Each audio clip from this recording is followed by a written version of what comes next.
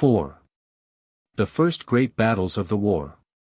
Concentration of Japanese troops to threaten Pyongyang, plan of attack, poor defenses in the rear of the Chinese position, night advance on the enemy, swift and effective victory, Chinese commander killed, thousands of prisoners taken, rejoicings in Japan, honors for the dead Chinese commander, second great conflict in a week, the naval battle of the Yalu River, another victory for the Japanese fleet, many war ships destroyed, hundreds of sailors drowned in sinking vessels, carnage and destruction, elation of the Japanese over 2 successive victories, depression in the Chinese capital and criticism of the Chinese viceroy. Li Hongchang. The first serious engagement between the Chinese and the Japanese forces in Korea resulted, as competent judges foresaw all along, in the complete victory of the latter. The great battle was fought and won. The Chinese were utterly routed. The strong position of Pyongyang lying just north of the Tatung River, on the road from Seoul to the frontier at the mouth of the Yalu River, was carried by assault in the small hours of Sunday morning, September 16. The Chinese troops who held it were utterly defeated, with a loss in killed, wounded, and prisoners, estimated at nearly 4/5 of their entire force. On Thursday morning, September 13, began the attacks which resulted 2 days later in the brilliant victory. 3 columns of Japanese troops had been centering for this attack for some weeks. The first of these came from Gensan, threatening a flank attack. The column marched from this port on the Sea of Japan almost directly west, approaching Pyongyang by way of the mountain passes. The center column came from Pongsan almost directly south of Pyongyang. The third column landed at Hwangju near the mouth of the Tatung River, and occupied a position to the westward of Pyongyang on the right flank of the Chinese troops. The infantry and artillery of the Japanese were in a high state of efficiency. The men themselves were hardy, active, brave and intelligent. Their drill and discipline had been carefully adapted from the best European models. Their arms were of the latest and most destructive patterns that science has been able to devise, and every detail in their equipment and accoutrements had been thoroughly thought out and carefully provided. The officers who had the skill and the energy to create such a force were of course worthy to lead it. All of them had made scientific study of their profession, and some of them had spent years in close investigation of the more famous European military systems, under the guidance of distinguished strategists. But while it was generally anticipated that such an army, so led, would have an easy task in defeating and dispersing any force which the Chinese were likely to assemble against it at short notice in Korea, it was by no means certain that the Japanese could force an engagement before the Korean winter made serious operations impracticable. The Japanese commander showed that he had mastered the great secret of modern warfare. He knew how to move his troops with rapidity and with decision, and doing so he succeeded in dealing a heavy blow to China with trifling loss to himself. The position held by the Chinese was one of great natural strength. Doubtless on this account it was protected by old works, which the Chinese had supplemented by new defenses. True, however, to the extraordinary practice so often adopted by the Chinese armies, they neglected to secure their rear to any adequate degree. The Japanese, who had fought the Chinese before, foresaw that this would be the case, and planned their measures accordingly. Thursday the Japanese column from Pongsan, the center, made a reconnaissance in force, drawing the fire from the Chinese fort, and ascertaining accurately the location of the defenses and the disposition of the troops. This having been accomplished, the Japanese forces fell back in good order and with very little loss, none of the other troops having entered the engagement. Friday was spent by the Japanese in taking up their final position, and by that evening all the Japanese forces were in position for the combined attack, the Pongsan column facing the Chinese center to bear the brunt. As in the preliminary fighting, and the others arranged as heretofore described. The Hwangju column had been reinforced the day before by Marines and blue jackets from the fleet at the mouth of the Tatung River. The battle opened Saturday morning at daybreak by a direct cannonade upon the Chinese works. This continued without cessation until the afternoon, the Chinese fighting their guns well and making good execution. At 2 o'clock in the afternoon a body of infantry was thrown forward, and these troops kept up a rifle fire upon the Chinese until dusk. The Japanese gained some advanced positions, but they mainly occupied the same ground as when the attack opened. Firing continued at intervals throughout the night. Neither of the flanking columns took any part in the heavy fighting during Saturday, and thus no opportunity was given to the Chinese of measuring the real number of the forces opposed to them or of ascertaining the real plans of the enemy. Throughout the day the Chinese held their own without much loss except to their defenses, and they retired to rest with the satisfied feeling of men who have not unsuccessfully opposed a formidable adversary. They had a rude awakening. During the night the two flanking columns drew a cordon around the Chinese forces, and at 3 o'clock on Sunday morning the attack was delivered simultaneously and with admirable precision. The Gensan and Huangju columns were the ones who devoted themselves to the rear of the Chinese position. And the entrenched troops suddenly found themselves exposed to attacks from the force they had fought during the day and from new forces of fresh troops of unknown numbers. The Chinese lines which were so strong in front, were found comparatively weak in the rear. The unsuspicious soldiers, taken completely by surprise, fell into panic and were cut down by hundreds. They were surrounded and at every point where they sought safety in flight they met the foe. It was of course a disgrace to the Chinese leaders to be completely outmaneuvered and surprised. But it was no disgrace to the Chinese soldiers to flee with but slight resistance when the surprise had been accomplished by an enemy outnumbering them nearly 3-1. The greatest Manchu general, and some of the troops disciplined under Li Hongchang's directions on the European system, fought stoutly, stood their ground to the last, and were cut down to a man. But their stand was useless. The Pongsan column, swarming over the damaged defenses in the front, completed the discomfiture of the Chinese. Half an hour after the night attack opened, the splendid position of Pingyang was in the possession of the Japanese. The Japanese victory was brilliant and complete. They captured the whole of the immense quantities of stores, provisions, arms and ammunition in the camp, besides hundreds of battle flags. The Chinese loss was about 2,700 killed and more than 14,000 wounded and prisoners. Less than a fourth of the Chinese army succeeded in escaping.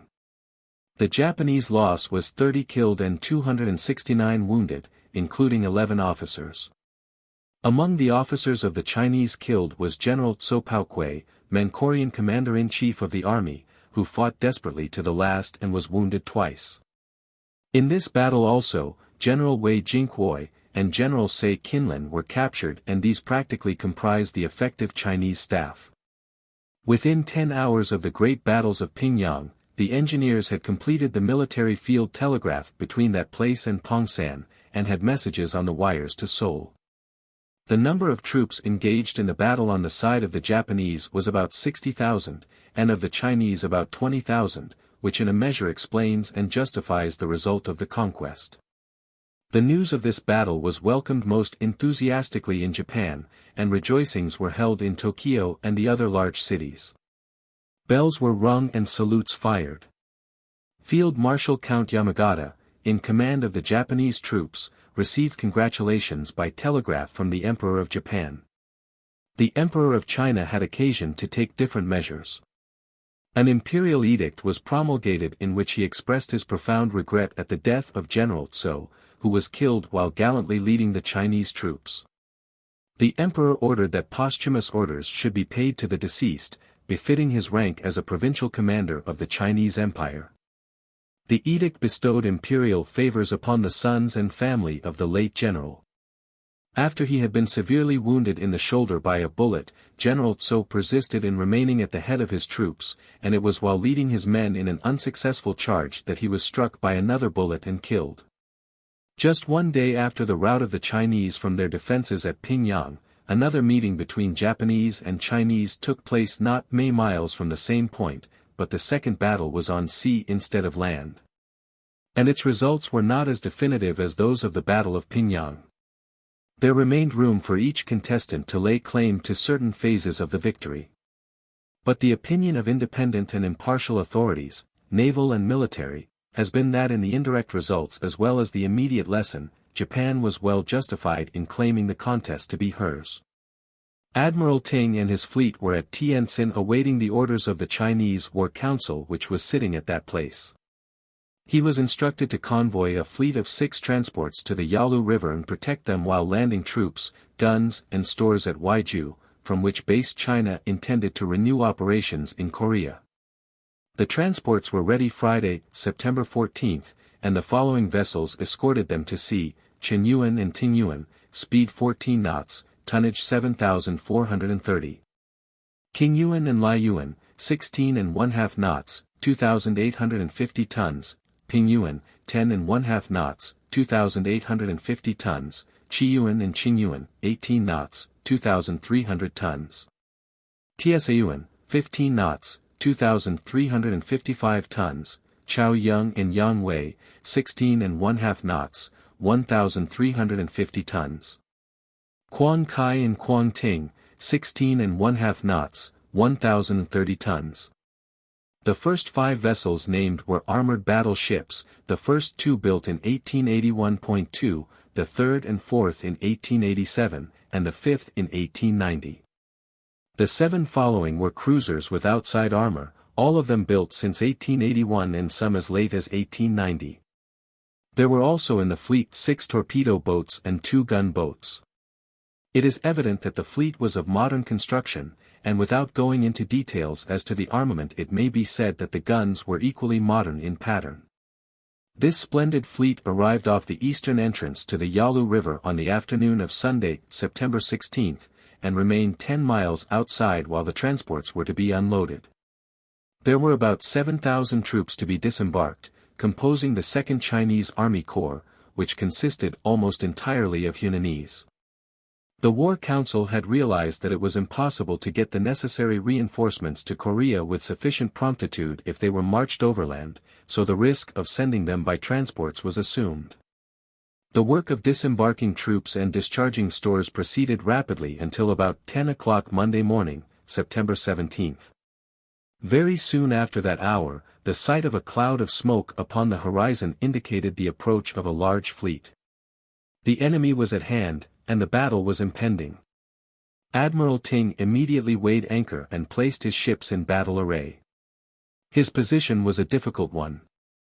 If he remained near the shore, his movements were cramped. If he steamed out for sea room, he ran the risk of a Japanese cruiser or torpedo boat running in amongst his transports. He chose the least of 2 evils and decided to remain near the shore. By noon it was possible to distinguish 12 ships in the approaching Japanese squadron. The Chinese fleet steamed in the direction of the enemy and at a distance of 5 miles was able to distinguish the ships according to their types.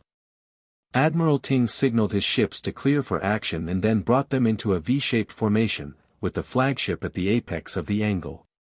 The Japanese had at first approached in double line, but when Admiral Ito saw the formation adopted by his opponent, he changed his fleet into single line and so went into action. The Tingyuan opened firing about 12:30 p.m. at a range of 5,700 yards. The concussion of the first discharge threw everyone off the bridge. As they came nearer, the Japanese appeared to form in quarter lines, to which the Chinese replied by turning 2 points to starboard, thus keeping their bows directed towards the enemy. Approaching within 4,400 yards, the whole Japanese fleet seemed to turn 8 points to port, thereby forming a single line ahead, and steaming across the Chinese line they turned its starboard wing. The Japanese maneuvered swiftly throughout the battle, and the Chinese scarcely had a chance for effective firing from beginning to end. When the Japanese were firing at the starboard section of the Chinese squadron, the ships of the port section were practically useless, and could not fire without risk of hitting their own ships. The Japanese cruisers attacked first one section and then the other. As soon as the Chinese on the port side had brought their guns to bear and had attained the range accurately, the Japanese would work around and attack the starboard side. At times as many as 5 Japanese vessels would bring the whole weight of their armament to bear upon one Chinese ship, their consorts keeping the attention of the other vessels of that line fully engaged. While the ships of the diverging line lay looking on almost as useless as hulks in the water. As compared with that of the Japanese, the fire of the Chinese was very feeble and ineffective. The men fought bravely, however, and there appeared to be no thought of surrendering on either side, but a constant intention to fight to the end. While the fleet was getting into its formation, the Chaoyang and Yangwei, which were slow in taking up stations, were disastrously exposed to the Japanese fire, and one of them in consequence began to burn. On the port wing, the Tsaiyuan and Quang Kai occupied a similar position behind the Chinese line. The Japanese steamed around by the stern at a distance of 5,000 yards and cut off the Tsaiyuan.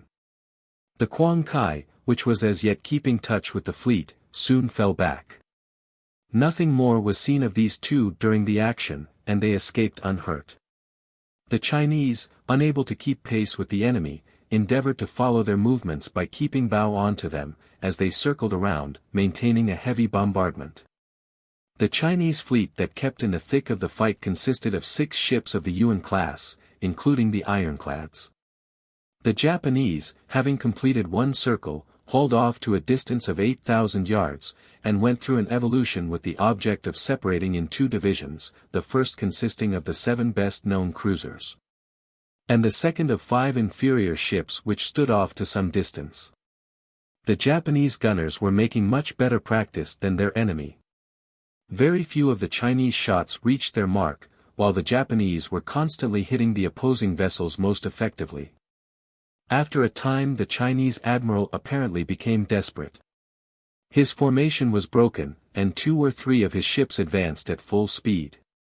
The fighting became furious, but the weight of metal told, and one of his ships, the Liuan, was crippled in this venture. Then, for some unknown reason, the Japanese ceased firing and cleared off, while the Chinese retired nearer the shore.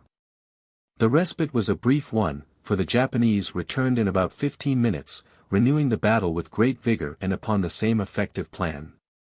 Late in the afternoon, the Chinese cruiser Chiyuan, the captain of which had several times shown a disposition to disregard the admiral's signals, deliberately steamed out of line and, although again ordered to remain in the place assigned to her, went full speed at a Japanese cruiser. The latter received a slanting blow which ripped her up below the water line, and it was believed she would founder. She succeeded, however, in pouring several broadsides into her enemy at close quarters, and the Chiyuan was so injured by her fire and by the effects of the collision that she herself sank. When the Chinese resumed their line formation, the Japanese guns were directed upon the disabled ships, particularly the Liuan. She had been riddled by shot and shell, and it was evident that she was sinking. The Chinese gunners worked their weapons to the last. Finally she went down slowly, stern first. Her bows rose clear out of the water, and she remained in this position for a minute and a half before she disappeared in one last plunge. The Japanese had used no torpedoes upon her, but sunk her by fair shot and shell fire. It spurred all the men to additional effort, and the officers were naturally exultant.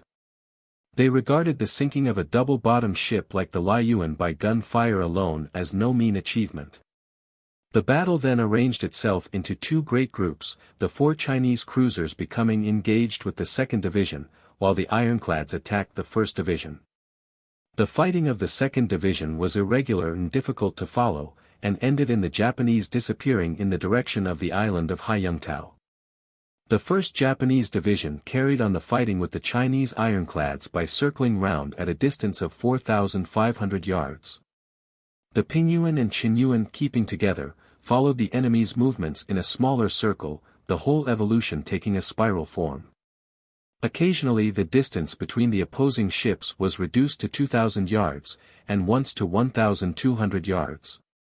The Japanese aimed at keeping a long distance away, so as to avail themselves of their superior speed, and make the most of their quick-firing guns, in which armament they vastly excelled the Chinese. The object of the Chinese was to come into close quarters, so as to use their slow-firing guns of large caliber with full effect.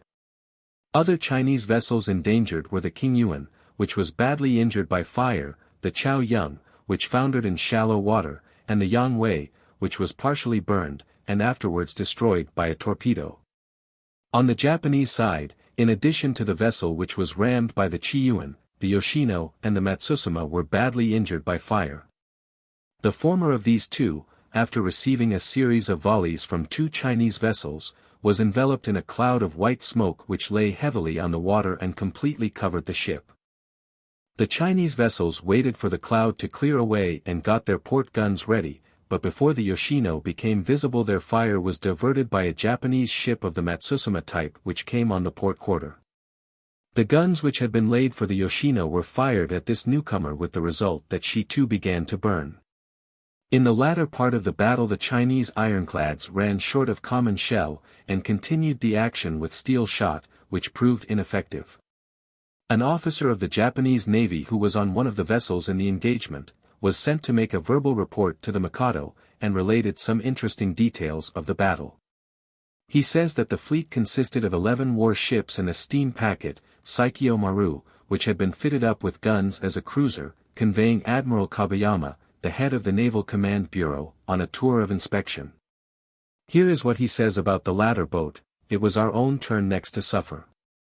The Saikyo Maru had worked her deck guns to the best of her ability, but she was scarcely adapted for fighting in line against ironclads. Frequently she was in imminent danger, the Chinese quickly perceiving that she was a weak ship. A well-placed shell from the Tingyuan pierced her side, and exploding made a complete wreck of the steering gear as well as doing other damage. She was put out of action, and pointed the best course she could by means of her screws. But this was a poor makeshift, and in trying to get away, she ran to within 80 meters distance of the Tingyuan and Chinyuan, both these ships having started in pursuit of her at full speed. The two Chinese commanders evidently thought that the Saikyo Maru intended to ram them, for they sheered off and thus left her room to escape. She went away southward at her best speed. The Chinese discharged 2 fish torpedoes after her, but the projectiles either passed underneath the ship's keel or missed their direction. The fire which had slackened during this incident, recommenced with redoubled energy, but we still made better practice with our guns. The Chow Yung was partially disabled, though she still fought on against 2 of our cruisers who were closing upon her. The doomed vessel went astern and settled down in shallow water. She was covered, but 2/3 of her masts were visible, and the rigging was soon crowded with scores of Chinese crying loudly to be saved. It was a pitiful sight, but the fighting was too hot to allow us to help them. At the same moment the Yang Wei was reported disabled. She retired slowly from the fighting line, rolling heavily, masses of dense smoke emerging from her. We had suffered on our side, but not nearly to such an extent. A shell had burst upon the flagship Matsusuma, dismounting the forward quick-firing gun, and killing a number of men. The gun too was flung violently against the ship, doing considerable damage. The Matsusuma had received a great part of the Chinese fire throughout, and this last disaster had rendered her useless for further fighting. Her commander and first lieutenant had been killed. 120 of her men had been killed or wounded, but the ship still floated. Admiral Ito and his staff were transferred to the Hasadate, and in a few minutes they were again in the thick of the fight. The Hai-ai in the meantime had been receiving the fire of 2 powerful Chinese vessels.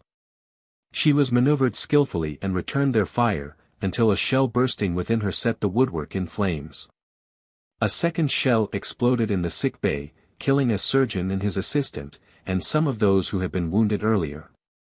The captain was compelled to run her out of action, to extinguish the flames, and this having been accomplished his wounded men were transferred to another ship, and he steamed once more into line. The Yoshino had been fought throughout in a magnificent manner.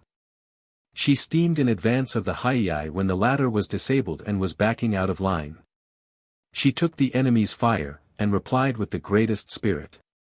She was hit frequently, and her forward barbette was damaged, but her injuries can soon be repaired. The Chinese used their torpedo boats at times, and incessant care was necessary to avoid their projectiles. On our war ship, the Akagi, the captain was aloft in the tops watching especially for torpedo movements and signaling by flags directly they were detected. He was in this position when the mast was shot away, and the top hamper fell with a crash upon the deck. The captain and 2 lookout men were killed. The first lieutenant took command and fought the ship till darkness stopped the action. Towards the close of the day dense smoke was seen issuing from the warships Tingyuan, Kingyuan, and Pingyuan, and it was believed by us that all were on fire. Great confusion prevailed on board them, but they did not retire from action. Firing was still kept up intermittently on the Chinese side, though the guns of many of their ships were silenced. At sundown the Chinese squadron was in full retreat. We took a parallel course intending to renew the battle in the morning. The night was dark, the speed was only equal to that of our slowest damaged ship, and we were compelled to keep at some distance from their course on account of their torpedo flotilla, which might have attempted a night attack. We lost sight of the enemy during the night. At dawn we endeavored to discover their position, but failed. The Chinese squadron must have reached protected shelter. Then we returned to the scene of the action, and found that the warship Yang, which had been disabled when the battle was half over, had been run ashore. Her crew had abandoned her. We fired one fish torpedo and completed her destruction. This was the only torpedo fired by the Japanese either in the action or after it. From a consensus of the opinions of eyewitnesses, it appears that the Chinese were at least as anxious to continue the fight as were the Japanese. Before 5 o'clock the Japanese ceased firing. It was observed that the distance between the fleets was rapidly increasing and the Chinese failed to diminish it. The Chinese then saw the Japanese change course in a westerly direction towards the islands of Yangtao and Haiyangtao. The Celestials followed them for an hour, and saw the course changed again to a southerly direction, while some of the ships of the 2nd Japanese Division that had vanished earlier in the fight now joined those of the 1st. By this time nothing but the smoke of the withdrawing fleet was visible and the Chinese returned. They were joined by the ships which had been partially disabled but were still in condition to proceed, and altogether withdrew towards Port Arthur. A message was sent to the transports from which the troops had disembarked on the banks of the Yalu River, ordering them to weigh anchor and follow the fleet. It is evident that there remained room for each side to claim the victory in this naval battle. The Chinese succeeded in disembarking the troops, which was the avowed object of their expedition. They fought brilliantly, inflicting considerable damage upon their opponents, and assert that the battle was terminated against their will by the withdrawal of the Japanese vessels. The Mikado's men on the other hand, destroyed several of the best battleships in the Chinese navy with great loss of life to the crews, and plead that the Chinese withdrew from them. The truth probably is that each fleet was so damaged and the men so exhausted with the long contest that they were mutually willing to quit. Inasmuch as casual spectators of impartial mind are not in a position to observe the details of a battle royal of this sort, it seems that the decision must be left unsettled except as the destruction of so many Chinese vessels may be certainly credited as a victory for the Japanese. The withdrawal of the Chinese fleet towards Port Arthur, and its previous inactivity seem to be partially responsible for the handing over of Korea to the Japanese, giving them first the advantage of possession in the invaded country. The peculiar constitution of the Chinese navy is partially an explanation of the discipline prevailing. The navy is not properly an imperial or even a national force. The 4 fleets are provincial squadrons raised, equipped, and maintained by the viceroys or governors of the maritime provinces to which they are attached. No arrangement could possibly be more unsuited for the purpose of naval war, and to it may be partially attributed the previous inaction of the Chinese fleet while their numerically inferior antagonists were using the sea at will. Stirred up at length, doubtless by peremptory orders from Peking, the Chinese admiral, in place of throwing his whole strength into a decisive operation, seems to have committed himself to a subsidiary objective. Naval history teems with examples of the drawbacks that inevitably result from being thus led away. To have attacked the Japanese when convoying troops to Kamolpo, or to have fought a naval battle at Kamolpo or Pingyang Inlet might have led to important results. In place of adopting such a course, the Chinese utilized their fleet for the first time in convoying troops to the mouth of the Yalu River in the northeast corner of the Bay of Corea. The great difficulty experienced in advancing overland from Manchuria doubtless suggested this plan, but the object at best was purely secondary. And with the fleet scattered and partially destroyed it would seem that the troops, both artillery and infantry, with their stores landed at the mouth of the Yalu River, would be practically helpless so far from support or a base of supplies. The Japanese fleet which met that of China in the Battle of the Yalu River was composed as follows: the Matsusuma, Itsukusuma, and the Hasadate, each of 4,277 tons displacement and 17½ knots. The Takachiho and the Naniwa, each of 3,650 tons, and 18�7 knots. The Akatsushima, of 3,150 tons, and Chiyoda, of 2,450 tons, and each 19 knots, the Yoshino, of 4,150 tons and 23 knots. The Fuso, 3,718 tons, and the Haiei, 2,200 tons, each 13 knots, the Akagi 615 tons, and 12 knots. Beside the Saikyo Maru, a steam packet fitted as a cruiser and 4 torpedo boats. It will be seen that in numbers the fleets were about equal. But in tonnage the Chinese fleet was superior, having several vessels larger than any of the Japanese, while on the other hand the speed of the Japanese vessels averaged very much above that of the Chinese. The armament too of the Japanese fleet was superior to that of the Chinese, being composed more largely of quick-firing guns. In type the vessels of the opposing squadrons differed considerably. While 6 of the Chinese ships had side armor, only 1 Japanese vessel was thus protected, and while 10 Chinese ships had protection of some form, only 8 Japanese carried any armor. The Japanese had the advantage of their opponents in speed, but to a less extent than might be expected. The number of knots shown for each ship in the lists was of course the best possible, and is equally delusive for both sides. Notwithstanding, the Japanese had so much the greater speed that they were able to steam around their opponents to some extent.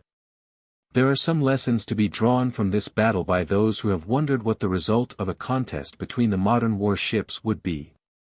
The Chinese made 1 attempt to ram, and discharged 1 torpedo from a ship and 3 from a boat. The attempt to ram resulted in desperate damage, though not in destruction to the ship attacked. The rammer herself was afterwards sunk, it was believed by gunfire. All the torpedoes discharged were ineffective. The Japanese tried to use neither the ram nor the torpedo. Beside the Chiyuan, the Liuyuan and Chaoyang were sunk by shot and the Yangwei was run aground to avoid foundering in deep water. The Japanese flag ship Matsusuma was so severely injured that Admiral Ito had to shift his flag to the Hasadate. The Haiei was forced out of action for a time, and the armed packet steamer Saikyo Maru had to go out of action altogether. The mast of the Akagi was shot away, and by the fall killed the captain and 2 men, all of whom were on the top. Such being the variety of the ships engaged, important lessons are forthcoming from this first great modern naval battle. Many theories fondly beloved and eagerly proclaimed have had to be abandoned for their holders to fall back upon the old and well-tested principles of naval war. The gun has maintained its position as a weapon to which all others are merely accessories. The best protection, as Farragut pointed out, is a powerful and well-directed fire. Stupendous losses, unimaginable destruction, have been confidently predicted as a necessary result of a naval battle fought with modern weapons. This did not prove to be the case, and the damage inflicted in the 5 or 6 hours fighting at the mouth of the Yalu might have occurred in the days of the T-74s. Allowance must be made for the probable defects in the Chinese gunnery practice, but their seamen fought like heroes, and greater endurance than was shown on either side can never be expected. The accuracy of naval fire is always overestimated in time of peace. The disablement of the heavy guns of the Qinyuan and her continued fighting with her light armament are a useful object lesson. This vessel like many others was built solely with a view to carry her 4 37-ton guns. The remaining armament was doubtless distributed promiscuously as space offered. Both barbettes were quickly disabled, and machinery gave place to manpower. On board ship, as on land, it is the man who ultimately counts, even though in time of peace he is often forgotten. From this survey of the characteristics of the 2 fleets, it may be perceived that each fairly represented a different principle. The principle represented by the Chinese was that advocated by the school which puts matter above mind, for their fleet contained the biggest ships, the less numerous but heaviest guns, and the most extensive torpedo armament. The principle of which the Japanese may be taken as the representative is that of a school which appeals to history and experience, and not to theories evolved out of the inner consciousness of people without practical knowledge of the sea. And which maintains that the human factor is both the most important and the unchanging factor in war, which must in its broader features remain much what it has always been. Whatever the claims of victory made by the opposing forces, the fact remains that Admiral Ito stayed at sea with the Japanese fleet and that the damages were repaired as fast as possible on board the ships. While the Chinese went into port, where their repairs could be made in safety and at leisure. Japan unquestionably had command of the sea. The menace which operated successfully in the early stages of the war was changed for the prestige of a great moral and material victory. 5. Japan's forward movement in Korea. Effects of the battles of Pinggang and the Yalu River, how the two nations received the news, withdrawal of the Chinese fleet, armies moving north to the boundary, Li Hung-chang losing his rank and influence, possible destination of the new Japanese army, Prince Kung, Chinese driven out of several positions in the north of Korea, abandoning the peninsula, danger to foreigners in China, Captain von Hanneken, the Japanese advance into Manchuria. The effects of the battles of Pinggang and the Yalu River upon the governments and peoples of the two belligerent nations were characteristic. Japan was the scene of rejoicings most hearty in every city and village of the empire. Congratulations were sent from the emperor to the commanders of the military and naval forces, and memorials complimentary to them were voted by the Japanese parliament. Additional levies of troops were made and hurried into Korea, with the intention that the war should be prosecuted with renewed vigor. In China, on the other hand, the dazed government was scarcely able to realize what had happened. Reports were made to the emperor which caused him to declare that the defeat was merely the result of the cowardice of his commanders, and that they must be punished for the losses. The emperor at once began to contemplate a change of counselors, and the dismissal of all mandarins and others who had been concerned in the conduct of the war. Li Hung-chang's position in imperial favor began to waver. The captain of the cruiser Quang Kai was beheaded for cowardice. At the Battle of the Yalu River he saw one of the enemy's ships approaching to attack him, and immediately turned and fled with his vessel as rapidly as possible. He intended to escape to Port Arthur, but as he was endeavoring to shape a course thither which would keep him out of range of the enemy's guns, he ran the vessel ashore and she became a total wreck. The Koreans, except those under the immediate influence of the home government, were not yet willing to accept the Japanese influence for that of China, which had been so strong throughout their lives. A body of 2,000 Japanese left Fusan just before the Battle of Pinggang, to march to Seoul. Their advance was, however, opposed by the Koreans, who harassed them continually by a guerrilla warfare. The Japanese lost heavily, and were compelled to return to Fusan, having lost nearly half of their number. 2,000 fresh troops were immediately sent to that port from Japan to guard the neighboring settlements, where some 3,000 Japanese permanently resided. Another uprising of the armed Tonghaks, whose rebellion had been one of the first features of the war, was apprehended. The remnant of the Chinese fleet sought refuge after the Battle of the Yalu River under the protection of the Port Arthur forts, where they were soon locked up by Japanese ships which patrolled the neighboring waters, preventing the exit of Chinese vessels. The Chinese army defeated at Pinggang fled to Waiju, at the apex of the most northerly angle of the Bay of Korea, on the Korean side of the mouth of the Yalu River. About 7,000 Chinese troops had been landed there from the transports which were escorted by the Chinese squadron engaged in the battle at the mouth of the river. The governor of Manchuria began to concentrate all the troops raised in that province upon Mukden and the route between that city and Waiju, and extensive earthworks were thrown up along the road. It was believed by the Chinese that Mukden would be the scene of the next great battle of the war. This famous Manchu city possessed a political and dynastic importance, which might easily render its downfall decisive for the war, irrespective of all strategic considerations.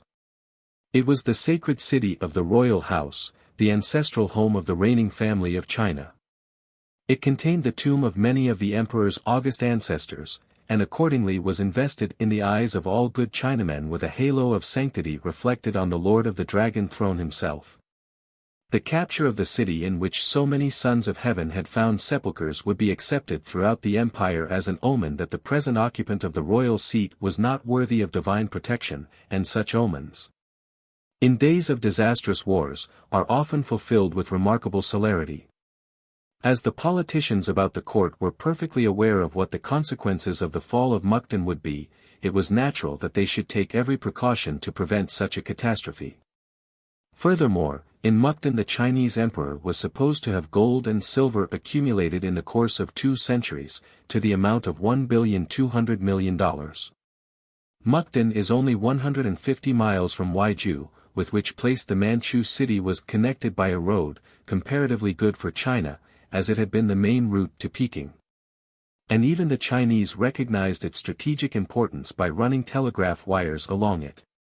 It is easy to see why the Chinese began to increase the fortifications of the sacred city, and why they made a stand at Waiju in the hope of interrupting the Japanese advance. The levies of troops concentrating upon Waiju, Mukden, and the intervening territory were hardy men from the north, of excellent material to be worked into soldiers, but they were badly armed. Only about 4,000 had good rifles, but further supplies were being hurried up from the southern arsenals. The Chinese force entrenched upon the Yalu River was about 38,000, including the troops that had escaped from the Pingyang defeat to fall back upon Waiju. Many of the forces which they found there were also raw levies, badly armed. The loss of field guns, rifles, and ammunition at Pingyang greatly embarrassed the Chinese War Department. It was recognized that a battle must be fought at the river, and it was earnestly desired to retrieve the disaster of Pingyang. It was immediately after the series of defeats in Korea that the effort began to be made by the enemies of Li Hung-chang to find a means for his degradation. Even 2 weeks before the Battle of Pingyang, the government at Peking appointed 2 officers to act as censors of his proceedings, and especially of his conduct of the war. One of these officials was a notorious enemy of the viceroy. The censors at first contented themselves with taking note of Li Hung-chang's actions and movements. Immediately after the news of the disaster at Pingyang reached Peking, the emperor was persuaded that the defeat of his army was due to the mismanagement of the viceroy. The intrigue was completely successful, and on the morning of September 18, an imperial edict was issued depriving Li Hung-chang of his 3-eyed peacock feather. The reason assigned for the disgrace being incapacity and negligence in making preparations for the war. Much sympathy was expressed for the viceroy, who was thus made the scapegoat for the disasters. The real responsibility rested with the Tsung-Li Yamen, which had been making war with an inadequate force inefficiently organized and hampered by tradition. Li was not a member of the Grand Council, but it was sought to make him responsible for its blunders. Within a few days after the Korean engagements, another Japanese army was mobilized at Hiroshima for service in the field. The destination of this fresh expeditionary force of 30,000 men was kept a secret, nothing being known except that another effective blow was contemplated by General Kawakami, the von Moltke of Japan. The seagoing fleet of China was practically paralyzed for the time, and the Japanese were free to transport a force in any direction. The island of Haiyangtao, in Korea Bay, had been made a coaling station for the Japanese fleet, thus enabling the Japanese torpedo boats to keep a constant watch at the mouth of the Gulf of Petchouli and secure advance warning of offensive or defensive operations. It was believed that Count Yamagata favored an attack upon Nyechuang from the sea. This city in the possession of the Japanese would form a base for a movement upon Mukden or upon Peking itself, and the forces landed there could cooperate with the army advancing from Korea. A second possible destination for the new force was Peking itself. It was believed that an army of that size could reach the capital by disembarking at a point on the coast about halfway between Taku, the city at the mouth of the Peiho River, on which Peking is situated, and Nyechuang. The third alternative was an expedition to Formosa. The island had hitherto remained outside the sphere of operations, and Chinese troops from the southern provinces had been transported there in considerable number. This movement of forces had been interrupted only by the wreck of one steamer, and the necessary caution required to avoid a collision with Japanese cruisers, which at times patrolled that portion of the China Sea. There were probably 15,000 men in the island, drawn in part from the black flags, and excellent in quality, but lacking in military training and even arms and equipment. The natural wealth of Formosa was known to be considerable, and its geographical position from a commercial point of view immensely important, so that there were good reasons to believe this a possible destination for the forces. It is interesting to note the general order issued by the Japanese Minister of War September 22, to the troops which were about to take the field, and to the others which were already in active service. It went far to prove to the civilized world, whose eyes were upon the operations of the war, that it was the desire of the Japanese authorities to conduct their hostilities with as much consideration for the humanities as is ever possible in war. The order was as follows. Belligerent operations being properly confined to the military and naval forces actually engaged, and there being no reason whatever for enmity between individuals because their countries are at war.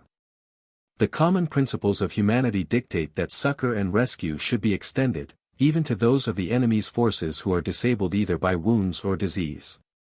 In obedience to these principles, civilized nations in time of peace enter into conventions to mutually assist disabled persons in time of war, without distinction of friend or foe. This human union is called the Geneva Convention, or more commonly the Red Cross Association. Japan became a party to it in June, 1886, and her soldiers have already been instructed that they are bound to treat with kindness and helpfulness such of their enemies as may be disabled by wounds or disease. China not having joined any such convention, it is possible that her soldiers, ignorant of these enlightened principles, may subject diseased or wounded Japanese to merciless treatment. Against such contingencies, the Japanese troops must be on their guard. But at the same time they must never forget that however cruel and vindictive the foe may show himself, he must nevertheless be treated in accordance with the acknowledged rules of civilization, his disabled succored, his captured kindly and considerately protected. It is not alone to those disabled by wounds or sickness that merciful and gentle treatment should be extended. Similar treatment is also due to those who offer no resistance to our arms. Even the body of a dead enemy should be treated with respect. We cannot too much admire the course pursued by a certain Western nation which in handing over the body of an enemy's general, complied with all the rites and ceremonies suitable to the rank of the dead man. Japanese soldiers should always bear in mind the gracious benevolence of their august sovereign, and should not be more anxious to display courage than to exercise charity.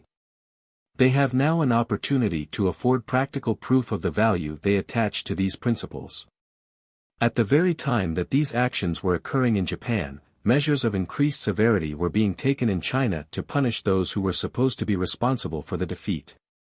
The emperor and his counselors were in a state of alternate terror and indignation, at the breakdown of the war arrangements and the possibility of a Japanese invasion. The emperor declared that the recent defeats could only have been caused by incompetence, or corruption, or both, among those charged with the conduct of the war, and the enemies of Li Hongchang sedulously encouraged this mood. The viceroy himself remained to all appearances entirely unmoved. He made no preparation to proceed to the headquarters of the army in the field as it had been reported he would do, and it was believed that he would not leave Tientsin as long as his enemy had the ear of the emperor.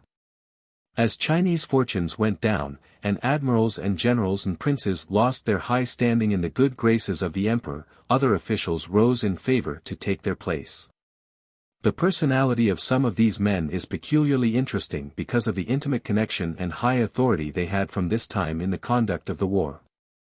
On the 30th of September an imperial decree was issued, appointing Prince Kung, the emperor's uncle, and the presidents of the Tsunli Yamen and the Admiralty, as a special committee to conduct the war operations in cooperation with Li Hongchang.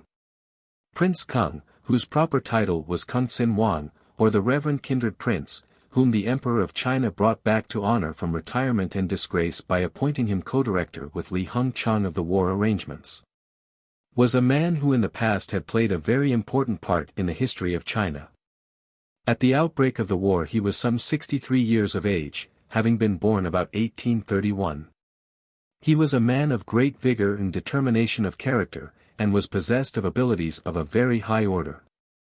Prince Kung was the sixth son of Emperor Tangguang, who died in 1850. His personal name, which was used only by his family, was Yehu, while the people called him Wuekeo, or the fifth elder brother. Prince Kung came to the front first in 1860, when Emperor Hien Fong the son of Tenghuang fled from Peking, on the advance of the allied armies of Great Britain and France. At this critical moment the former returned to the capital, assumed the reins of government, and entered into negotiations with the Allies. Having accepted their ultimatum, he surrendered the northeast gate, which commanded the city, on October 13, and 11 days later the Treaty of Peking was signed by him and Lord Elgin. The following year Emperor Hien Fong died, leaving a son as heir, whose age was only 5 years. 4 of Prince Kung's elder brothers were already dead, and the fifth had lost his position in Emperor Tenghuang's household by being adopted into the family of another emperor. There was thus no one to claim precedence of him as the first prince of blood royal, during the minority of Tongqi, the new emperor. A conspiracy had, however, been formed against him, with which he found it necessary to grapple immediately. The late emperor had left the administration of affairs practically in the hands of a council of 8, of whom Prince I was at the head. This council had decided upon a plan of action for seizing the reins of power. They proposed to obtain possession of the emperor's person, to put the empress regents out of the way, and to kill Prince Kung and his 2 surviving brothers. Prince Kung, however, was not to be found napping. Having received news of the plot, he at once took measures to prevent its successful accomplishment, by carrying off the young emperor to Peking. The conspirators were then arrested and brought to trial. The princes I and Qin, being of the blood royal, were permitted to take the happy dispatch. The rest of the conspirators were either beheaded or banished. Thus did Prince Kung save from destruction the reigning dynasty of China. For his great services he was at once proclaimed regent prince, and in conjunction with the 2 empress regents assumed the government of China. He immediately adopted a vigorous policy in dealing with the Taiping rebels, which was crowned with success. After Colonel Gordon's capture of Sucho, at the head of his ever-victorious army, Prince Kung bestowed upon him a medal and 10,000 taels, which were refused. Prince Kung also successfully put down the Mohammedan rising in Yunnan and Kanpiu, and opened up diplomatic intercourse with European powers. Prince Kung's determination not to accept the gunboats purchased in 1861 nearly led to serious results, and cost England $5 million. This crucial period was followed by another in 1870 when the Tientsin massacre occurred. In all these events Prince Kung showed that he possessed the gifts of a great statesman. When Emperor Tongqi died childless in 1875, the choice of a successor to the Dragon Throne lay between Sai Qing, the son of Prince Kung, and Sai Tian, the son of Prince Chun, his younger brother. As the election of the former would have compelled the retirement of Prince Kung from active participation in the government of China, and as a continuance of his services was a matter of absolute necessity for his country, Sai Qing was passed over in favor of Sai Tian, a child of only 4 years of age, who adopted the name of Guangxu, or illustrious successor. Prince Kung, however, continued to act as regent of the country. The present emperor assumed the reins of power in 1887, and subsequently he dismissed with disgrace the man whom he was afterwards pleased to honor, and who had rendered to China and the reigning dynasty such services as ought never to be forgotten. When the Chinese fled from Pingyang towards Waiju they left behind them nearly $1 million in treasure, 36 guns, 2,000 tents, 1,300 horses, and a considerable quantity of rice and other stores. Hard pressed by the pursuing Japanese, they abandoned their remaining 4 guns at Anju, a town some 75 miles north of Pingyang. 30 miles farther on, at Chongju, an important provincial town, they made a temporary halt, having received orders to hold the place pending the arrival of large reinforcements from the north. But the pursuit was too hot, and Chongju was evacuated without fighting. The next stand attempted to be made was at Nan, where the troops were reinforced by orders from Shinking, the province in which Mukden is situated. For a few days it was prophesied that the decisive battle of the war would be fought there, but the Chinese again abandoned their position and fell back upon Kaichon. The Japanese army, while pushing forward towards Corea, showed the greatest consideration in their dealings with the Koreans, and any attempt at robbery or outrage on the part of the soldiery was most severely punished. The private soldiers were under the strictest orders to pay cash for everything that they obtained from the natives, and pains were taken to see that they should carry out their instructions. The result was that the Koreans began to appreciate that the Japanese were better friends to them than were the Chinese. The latter had been very severe in their exactions of supplies from the populace, and even though the Korean sympathies had been with the Chinese, the common people objected to the expense of quartering the army without recompense. On the 4th of October the main portion of the advanced Japanese column reached Yongchan, a little to the south of Waiju, after the difficult march from Pyongyang, retarded by an extensive commissariat department and many guns. No sign of the enemy was reported at this place. 4 days later, scouts reported that a small Chinese force still occupied Waiju, and a detachment of Japanese infantry and cavalry was thrown forward, supported by light artillery, to dislodge them. The Chinese offered but a slight resistance and fled precipitately before the smart attack, finally succeeding in getting across the Yalu. The larger body of Chinese troops had withdrawn across the river before this time, so that the forces remaining in Korea numbered not more than 2,000. Their loss in killed and wounded probably did not exceed 100. Waiju was occupied by the Japanese on the same day, and on the day after they began a reconnaissance which revealed the fact that the Chinese were still in force in the northern bank of the river. 8 entrenched batteries were discovered, and the enemy were rapidly throwing up fresh earthworks and building new batteries. Obviously the next fight was to be expected at this place, and if the Chinese held their grounds it would be a sanguinary one. Marshal Yamagata still maintained his base at Pyongyang, as being more convenient for securing his supplies by sea, while General Nadzu remained in advance with the forces. The Japanese line of communication was now complete throughout Korea, a sufficient number of troops being scattered through the peninsula at Fusan, Asan, Kamolpo, Seoul, Gensan, and Pyongyang to guard against any hostilities on the part of the natives, and to make reinforcement by land safe. The government of Waiju was placed in the hands of a Japanese officer acting as special commissioner. The field telegraph was established in working order within 2 days after the capture of the place, and a regular courier service to the rear was inaugurated at once. At the same time 2 or 3 detached revolts were in progress, the most important one being that of the Tagakudo rebels in the province of Gyeongsang. These rebels were still in arms and in the mountain fastnesses it was hard to get near them. They had with them 50 Chinese soldiers who escaped when the Chinese were defeated at Asan and then joined the rebels. Those who had taken up arms against the corrupt Korean officials in the province of Chungcheong had been dispersed, however, and the more formidable ones were now being gradually hemmed in. When the middle of October came, the two armies were still facing each other on the banks of the Yalu. The Chinese had not yet fired a shot but kept at work night and day improving the natural advantages of their position. On the Japanese side there was no desire unduly to hurry the fighting, Marshal Yamagata choosing to wait for his heavier artillery and supplies before attacking. Spies kept him admirably informed as to the movements of the enemy, their defenses, and their artillery. They estimated the total strength of the Chinese massed along the north bank of the Yalu as between 25 and 30,000. While the two armies are thus facing one another across the Yalu River, the Chinese having been driven from their last foothold in Korea, let us turn to the condition of affairs in the capitals of the two nations. The enemies of Li Hung-chang in Peking were busy in their efforts to cast disgrace upon him. Sheng, the Taotai or chief magistrate of Tientsin, fell into disgrace and it was immediately alleged that he was a nephew of Li Hung-chang's and that the latter was probably a sharer in the results of his dishonesty. Just before the war broke out, Sheng was commissioned to purchase arms and ammunition for the imperial troops, to be distributed to them as they arrived from the interior on the way to Korea. Rifles and cartridges were duly purchased, and nearly all were served out to the troops. As soon as they were put to the test of actual service they were found to be almost worthless, and strong complaints were sent to Peking and Tientsin.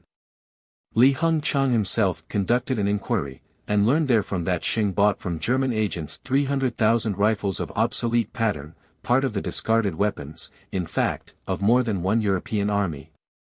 The contract price of these rifles as between Sheng and the German sellers was 2 taels each, but the price charged by Sheng to the imperial treasury was 9 taels each.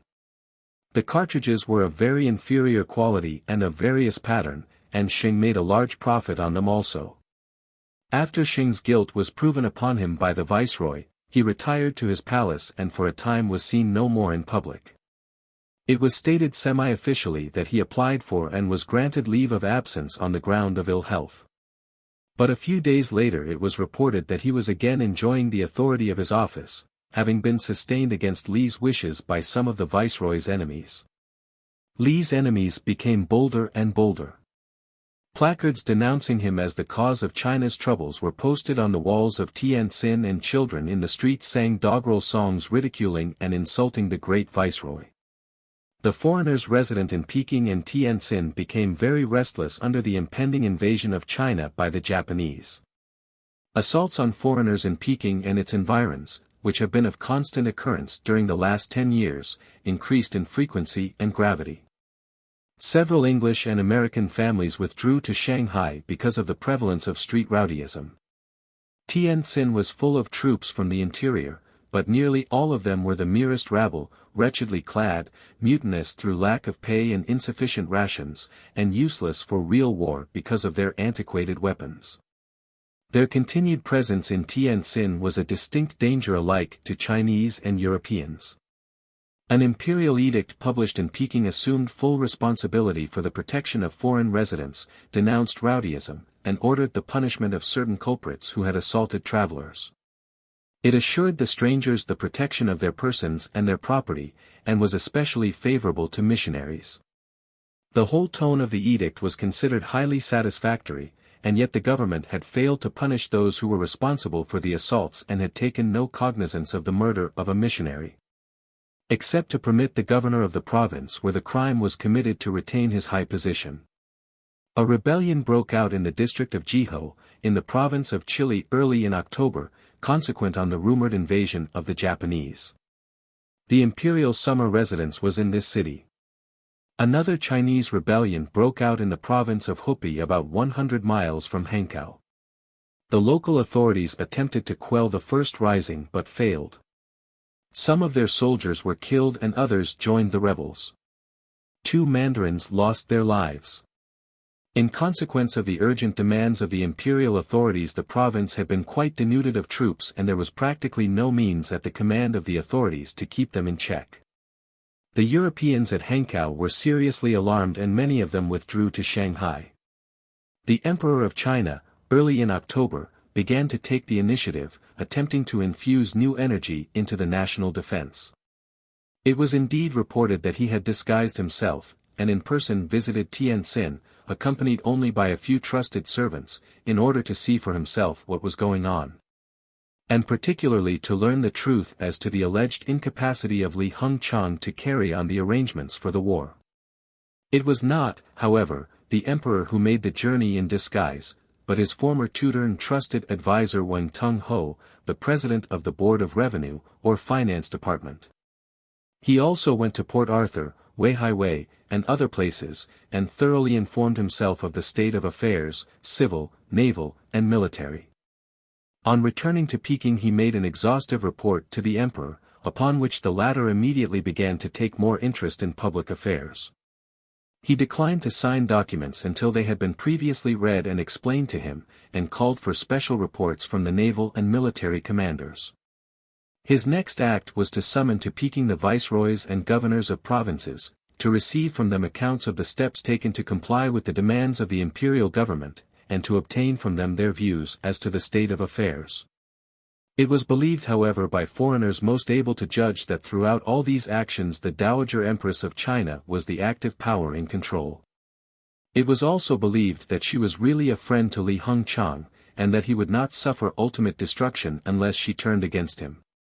Another important action taken by the emperor was to confer the highest grade of the Order of the Double Dragon upon Captain von Hanneken for his services at the naval battle of the Yalu River and to place him under practically sole control of the naval forces of China. Constantine von Hanneken, the German officer who was put in supreme control of what was left of the Chinese Navy, had already seen a great deal of service in the war with Japan before his promotion to that post. He was on board the Kaohsiung when she was overhauled and sunk by the Japanese cruiser Naniwakan, with a loss of more than 1,000 Chinese soldiers. Von Hanneken was left struggling in the water when the Kaohsiung sank, but had the rare good fortune to be picked up by a boat. Still more recently he was high in command of the Chinese fleet at the disastrous Battle of the Yalu River. He was slightly wounded but was soon ready for action again. This brave man was born in Wiesbaden, Germany, in 1854, and was a son of the late Lieutenant General von Hanneken. He served the usual term in the German army, and in 1879 went to China, where he was soon high in favor with Li Hungchang. He mastered the Chinese language in a single year. His technical military knowledge, amiability, and tact, gained for him the position of personal adjutant to Li Hungchang, with a large salary. He devoted much of his time to the construction of bridges and forts, and the fortifications at Port Arthur and Wei-hai-wei were built under his personal direction. He was rapidly promoted to the highest military places within the gift of Li Hungchang in the government, and received buttons, feathers, and jackets galore. About a year before the outbreak of the war, having grown rich in the service of the Dragon Throne, he resigned from the Chinese army and returned to his home in Germany. After a stay of a few months he sailed again for China with the intention of settling his affairs there and retiring to Germany. The war with Japan changed this plan, and he promptly re-entered the service of China. Admiral Ting and Captain von Hanneken visited Wei-hai-wei to examine its defenses, and satisfied themselves that the harbor was practically impregnable from the sea. Japanese war vessels continually patrolled all parts of the Gulf of Petchouli, and were frequently seen from Port Arthur, Chefoo and Wei-hai-wei. The Japanese fleet was also sighted several times 10 miles off Shanhaikwan, less than 200 miles from Peking. The main body of the Chinese army was now entrenched in a strong position protected by a line of rectangular forts newly constructed across the northeast border of the province of Chile. The Manchus were held in reserve nearer Tientsin than Peking.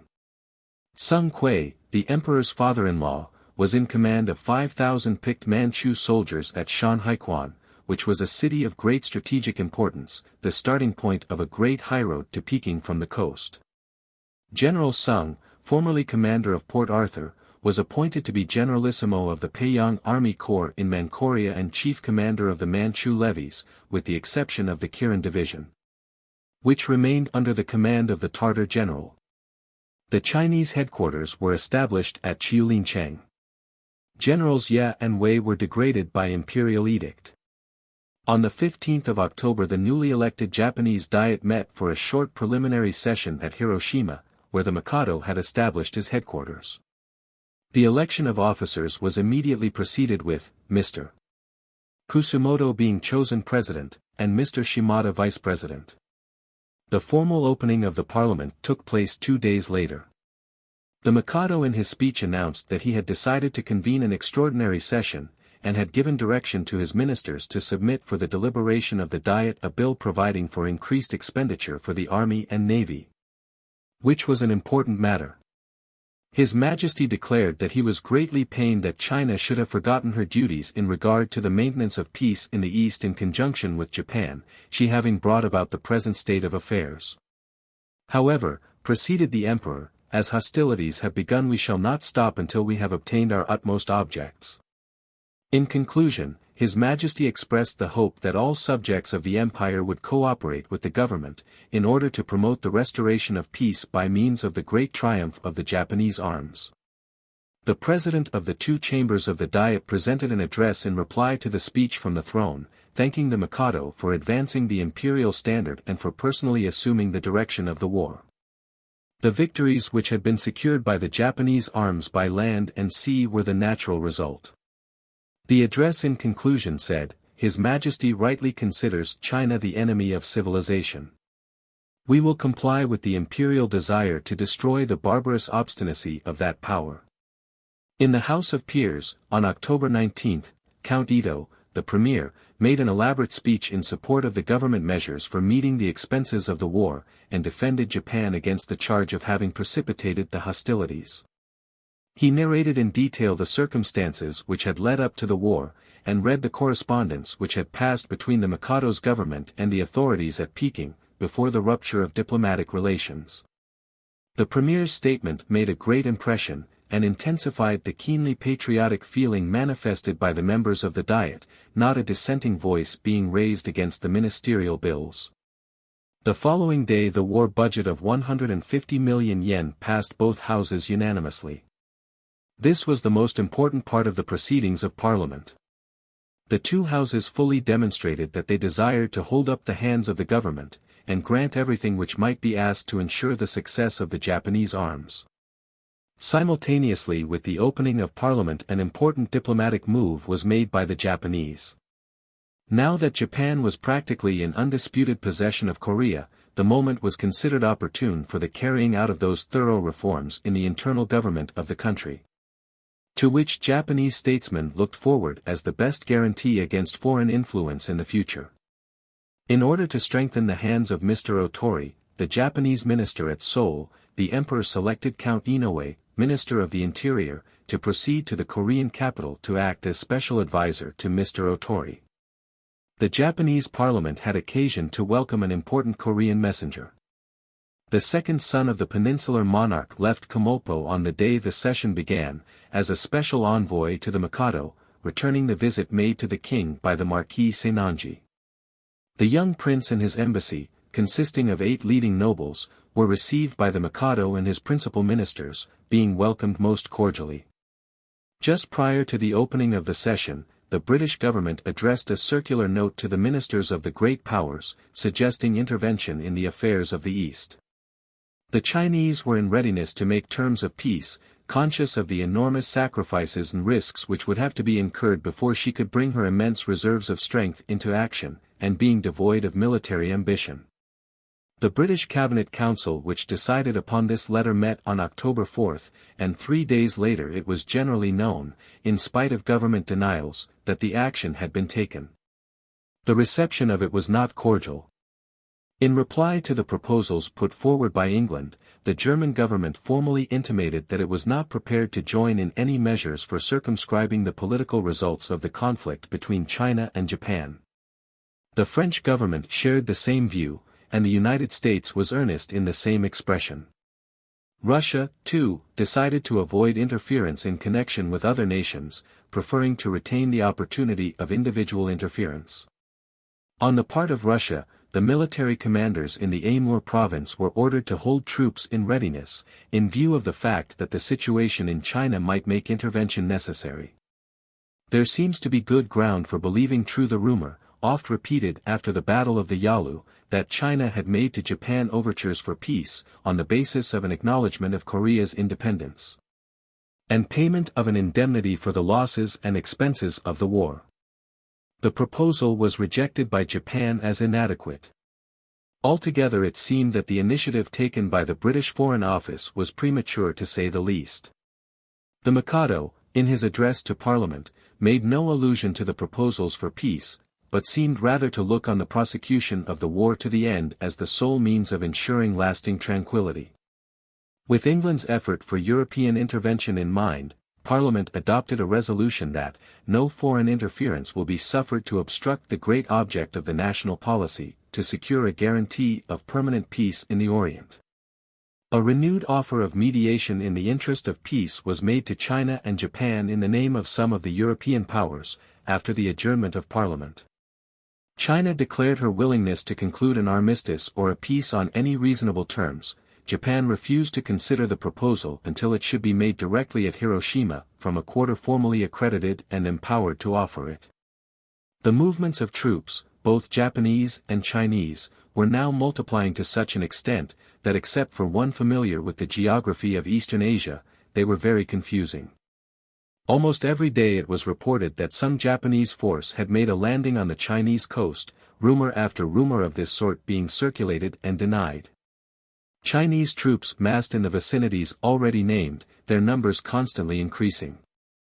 An army of 5,000 Japanese was taken by transports along the east coast of Korea to Pasiat harbor, near the boundary of Siberia, and 5,000 Russian troops were posted on the other side, facing them, to guard the Siberian frontier. Korea was being steadily cleared of Chinese stragglers, deserters from the late army and others, who if allowed to be at large might develop into bandits or spies. The restlessness of the natives in the province of Cholla was difficult to restrain, and a combined force of Japanese and Korean troops was dispatched to the district to quell the outbreak. Rumors of land battles in the north of Korea, on the lower Yalu, were circulated every day, but for a time were foundationless. Towards the end of October, troops began to pour into Tientsin in large numbers daily, and were disposed for the defense of the capital. Most of the new arrivals were infantry, the bulk of the cavalry being sent to the Manchurian provinces to the northeast. The fleets of the two nations were now again in fighting condition, although the loss of many vessels suffered by the Chinese at the Yalu had left them in strength far inferior to the Japanese. The Chinese fleet was concentrated at Port Arthur and Wei-hai-wei, where it was believed to be safe from attack or favorably situated for offensive operations. The Japanese squadron under Admiral Ito was concentrated at Pyongyang. On October 18 the last of the transports carrying the Second Japanese Army steamed out of the harbor of Ujina on their way to Hiroshima, where they were held in readiness for active operations. The extraordinary session of the Japanese Diet at Hiroshima was closed October 22, all the bills submitted by the government having passed unanimously. Before separating, the Diet voted a memorial urgently requesting the officers of the government to execute the desires of the Mikado, in order that Japan might achieve a complete victory over the Chinese, whereby peace would be restored in the East and the glory of the Japanese nation increased. A resolution was passed unanimously, placing upon record the thanks of the nation to the Army and Navy, for the gallantry and patriotism displayed by all ranks, and for the splendid success which had attended the Japanese arms. On October 24 Count Yamagata, Commander-in-Chief of the Japanese forces in Korea, threw a small force across the Yalu, thus invading Chinese territory.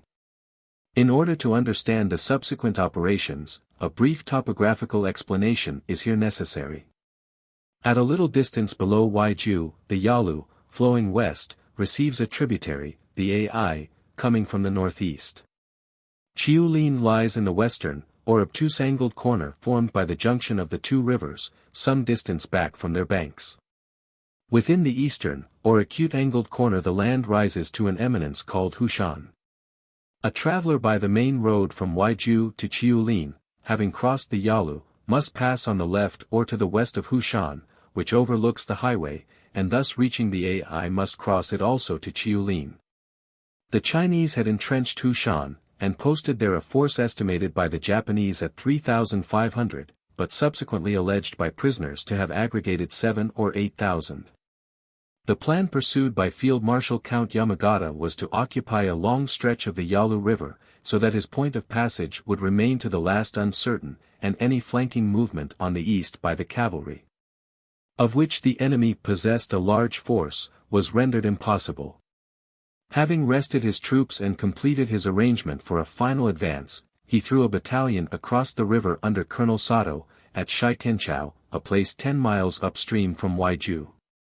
The passage was made by wading and was unopposed.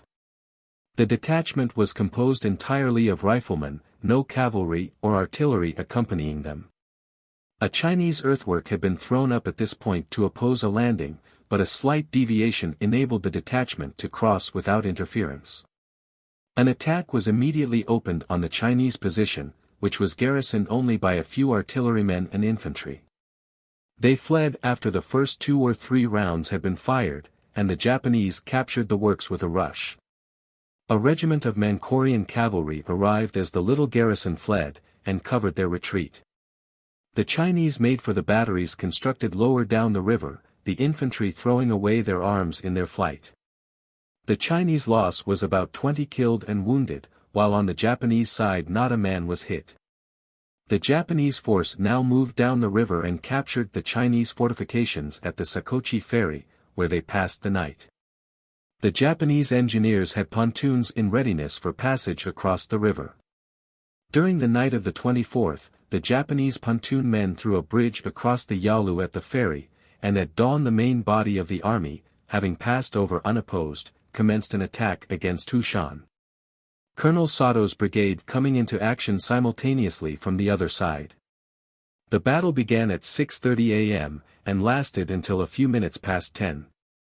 At first the Chinese held their ground with tolerable firmness, but presently, finding their position swept by rifle and artillery fire from a hill on their right flank, of which possession had been taken by a brigade under Major General Osako, they broke and fled across the Ai to Chiulin. The reserves, however, did not join the rout. Posted advantageously, they preserved their formation and maintained a resolute fire, until thrown into confusion by a flanking movement, which placed a large force under Major General Tachimai to the rear of their left. Then they too gave way, and retreated in confusion across the Ai, so hotly pursued that they had to abandon 10 pieces of artillery. The Japanese had lost 20 killed and 83 wounded. The Chinese 250 killed and a somewhat large number of wounded. 2 divisions of the army then crossed the Ai and encamped on the east of Chiulin, the brigades of Major General Tachimai and Colonel Sato posting themselves on the same side of the Ai, but further north, so as to menace the same road from Chiulin northward to Fenghuang. Field Marshal Yamagata and Lieutenant General Nadzu took up their quarters in a farmer's house to the northeast of Hushan. Thus, with all the advantages of elevated ground, a position fortified at leisure, and a force ample for defensive purposes, the feebleness and faulty strategy of the Chinese converted into a mere skirmish what ought to have been a sanguinary battle. The following morning, October 26, before dawn, a general advance was commenced against Chiulin. It was supposed that the enemy would make an obstinate stand there, since after Fenghuang the fortified town of Chiulin ranks as a position of eminent importance in the defense of southwestern Manchuria. Moreover, throughout the night a cannonade had been kept up from the town against the Japanese camp, and though the invading columns were posted so that the enemy's missiles passed harmlessly over them, this resolute service of guns seemed to promise stout fighting on the following day. But in truth the artillery was employed merely in the vain hope of intimidating the assailants, or in order to cover the flight of the garrison. The Japanese encountered no resistance whatever. At 8 o'clock in the morning they entered Chiulin. The enemy had decamped in the direction of Fenghuang before dawn, leaving behind him almost everything, 22 guns, 300 tents, large stores of ammunition and quantities of grain and forage. The series of defeats following the crossing of the Yalu River by the Japanese seemed to complete the Chinese demoralization in that vicinity. The defeated forces probably numbered more than 20,000 men, the victorious army was considerably inferior in numbers, the batteries were well built, and the position was a strong one. The continuous loss of artillery, and throwing away of muskets and rifles wherever the Chinese made retreat, was gradually depleting the stores of arms possessed by the forces in Manchuria, leaving them unable to fight even if they had desired to. A little fighting evidently went a long way with them. Did they carry away their artillery and stores, these precipitate retreats might possess some strategical character, but they simply saved their own lives, leaving all their material of war behind them. The troops at Chiulin were not ill-disciplined or badly armed from a Chinese point of view. Coming from Port Arthur, from Taku, and from Lutai, they ranked among the best soldiers China could put into the field. If such men proved themselves so conspicuously invertebrate, it was to be questioned whether or not the addition to their number of a few thousand Tartars would make them stand more stiffly in a subsequent conflict. It seemed even to the friends of China that her capacity for resisting the invasion of Manchuria in the face of well-organized and resolute attack, was simply contemptible. The second invasion of Chinese territory was made by the 2nd Japanese Army Corps, 22,000 strong, under the command of General Count Oyama. These forces sailed in transports from Hiroshima, and on October 24 commenced landing in a little cove northeast of Talienwan Bay and protected by the Elliott Islands from the open sea. Talienwan Bay was avoided because the Chinese were known to have made some preparations to resist a landing there. The peninsula which juts out southwestward between the Gulf of Liaotung and Corea Bay is known variously as the Liaotung Peninsula and the Kwangtung Peninsula. Every yard of it was familiar to the Japanese military staff, and had been included in their system of minute cartography, so that whatever point they selected was well chosen. Up to the last moment it had been supposed by the general public that Port Adams, on the west of the peninsula, would be the port of debarkation, but as that would have involved the passing of a great flotilla of transports into Petchley Gulf, it was considered too hazardous an operation. The last of the flotilla of 50 transports left Hiroshima October 18, and the fleet having assembled at Shimonoseki, steamed westward on the morning of the 19th. A distance of 800 miles had to be traversed, and in this case as in all previous operations everything worked with smoothness and success. On the evening of the 23rd the great flotilla reached its destination, and on the following morning the landing was commenced. There was no resistance. The Peiyang squadron did not show. Had there been any ordinary exercise of vigilance on the part of Admiral Ting's warships they must have sighted the Japanese flotilla in ample time to strike at it. That they would have effected nothing in the face of the convoying squadron may be taken for granted, but if the prospect of failure deterred them from making any effort to protect their own headquarters, China's only dockyard and really important naval station in the north, they certainly deserved the indifference with which the Japanese treated them. From the time of the naval battle of September 17, the Peiyang squadron played no part in the war. Many attempts were made to prove that it had not been vitally hurt in the encounter, and that a few days would suffice to put it in a thorough state of repair. But whether repaired or not it disappeared from the scene, and the Japanese cruisers thenceforth roamed at will along the Chinese coasts. With the move towards the investment of Port Arthur, and the crossing of the Yalu, the war entered upon a new phase. In selecting Port Arthur as an objective point, the Japanese were well advised. By such an attack a dockyard of the first importance was threatened, and full advantage of naval superiority could be taken. The Kwangtung Peninsula, or Regent's Sword, was peculiarly inaccessible by land, while a power in command of the sea could land men at pleasure at several points within a short distance of Port Arthur, and with a small force only could isolate it from the mainland. 2 days after the landing of troops on the peninsula, the collection of a third army at Hiroshima commenced. This force was to number 24,000, and be under the command of Lieutenant General Viscount Takashima. At the same time another revolt of some little magnitude arose in the south of Korea, and 2,000 rebels attacked the quarters of the Japanese commissary at Anpo. The malcontents were afterwards dispersed by a military force though not without difficulty. We have now reached the end of October. The first Japanese army is safely installed on the north bank of the Yalu River in Manchurian territory, threatening the road to Mukden, Nyechwang and the intervening cities. The second army is safe on shore on the Kwangtung Peninsula, threatening China's proudest naval station. The next month will see the fall of Port Arthur and the practical destruction of all Chinese hopes of ultimate success. 6. Review of the progress of the war to the 1st of November. Characteristics of the two nations in war: China's ignorance of the coasts of Korea, Japan's knowledge of Chinese topography and climate, patriotism in the two countries, bad judgment of China in methods of conducting the war, the governmental weather vane and its revolutions, no commander-in-chief for the Chinese army, official corruption in civil as well as military officials, the battles of Pingyang and the Yalu River, handling the forces of the enemies. At this period in the war, occurs a lull which makes it possible and wise to take a glance at the whole course of affairs during the hostilities, since the declaration 3 months earlier. The war has advanced far enough to prove the mettle of both combatants, and to furnish data for judging of the probable issue of the struggle, at least from a purely military point of view.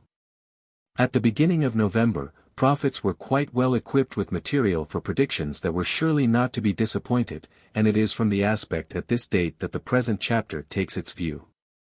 On the one side there is little but praise to be offered. The Japanese have proved themselves assiduous students of all modern armaments, and have in many points bettered their European instruction. They have made good their claim to be the rising power of the Orient. Of the Chinese a diametrically opposite account must be given. From a military standpoint nothing favorable can be said of them, and the only palliation of their failure is that they were wholly unprepared for an unexpected aggression.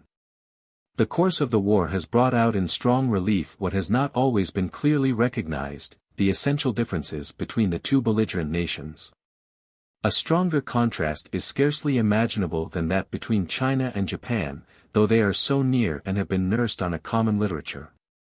With passionate effort the Japanese have ransacked the Western world for its treasures of knowledge, and have vigorously applied what they have learned.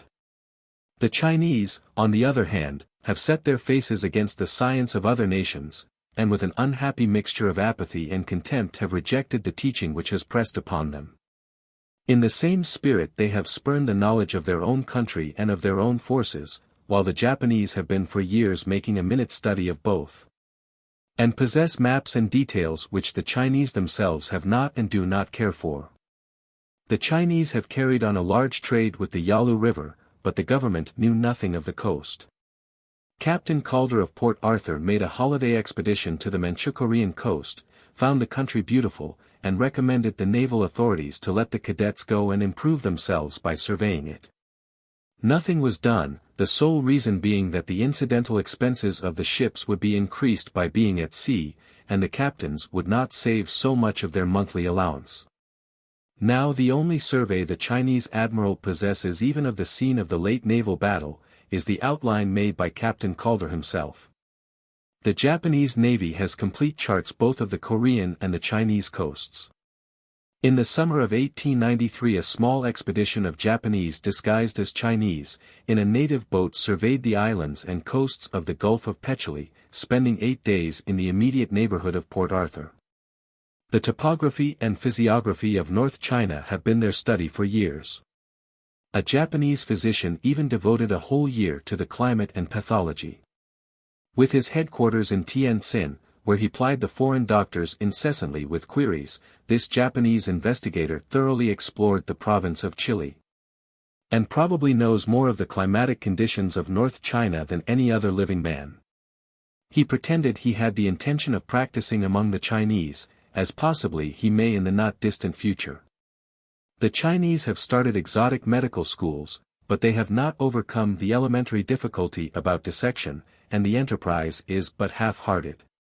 As for employing competent men to gather knowledge, the whole idea is foreign to the Chinese official mind, and they only accept ungraciously as a gift the results of the explorations of enthusiasts for science.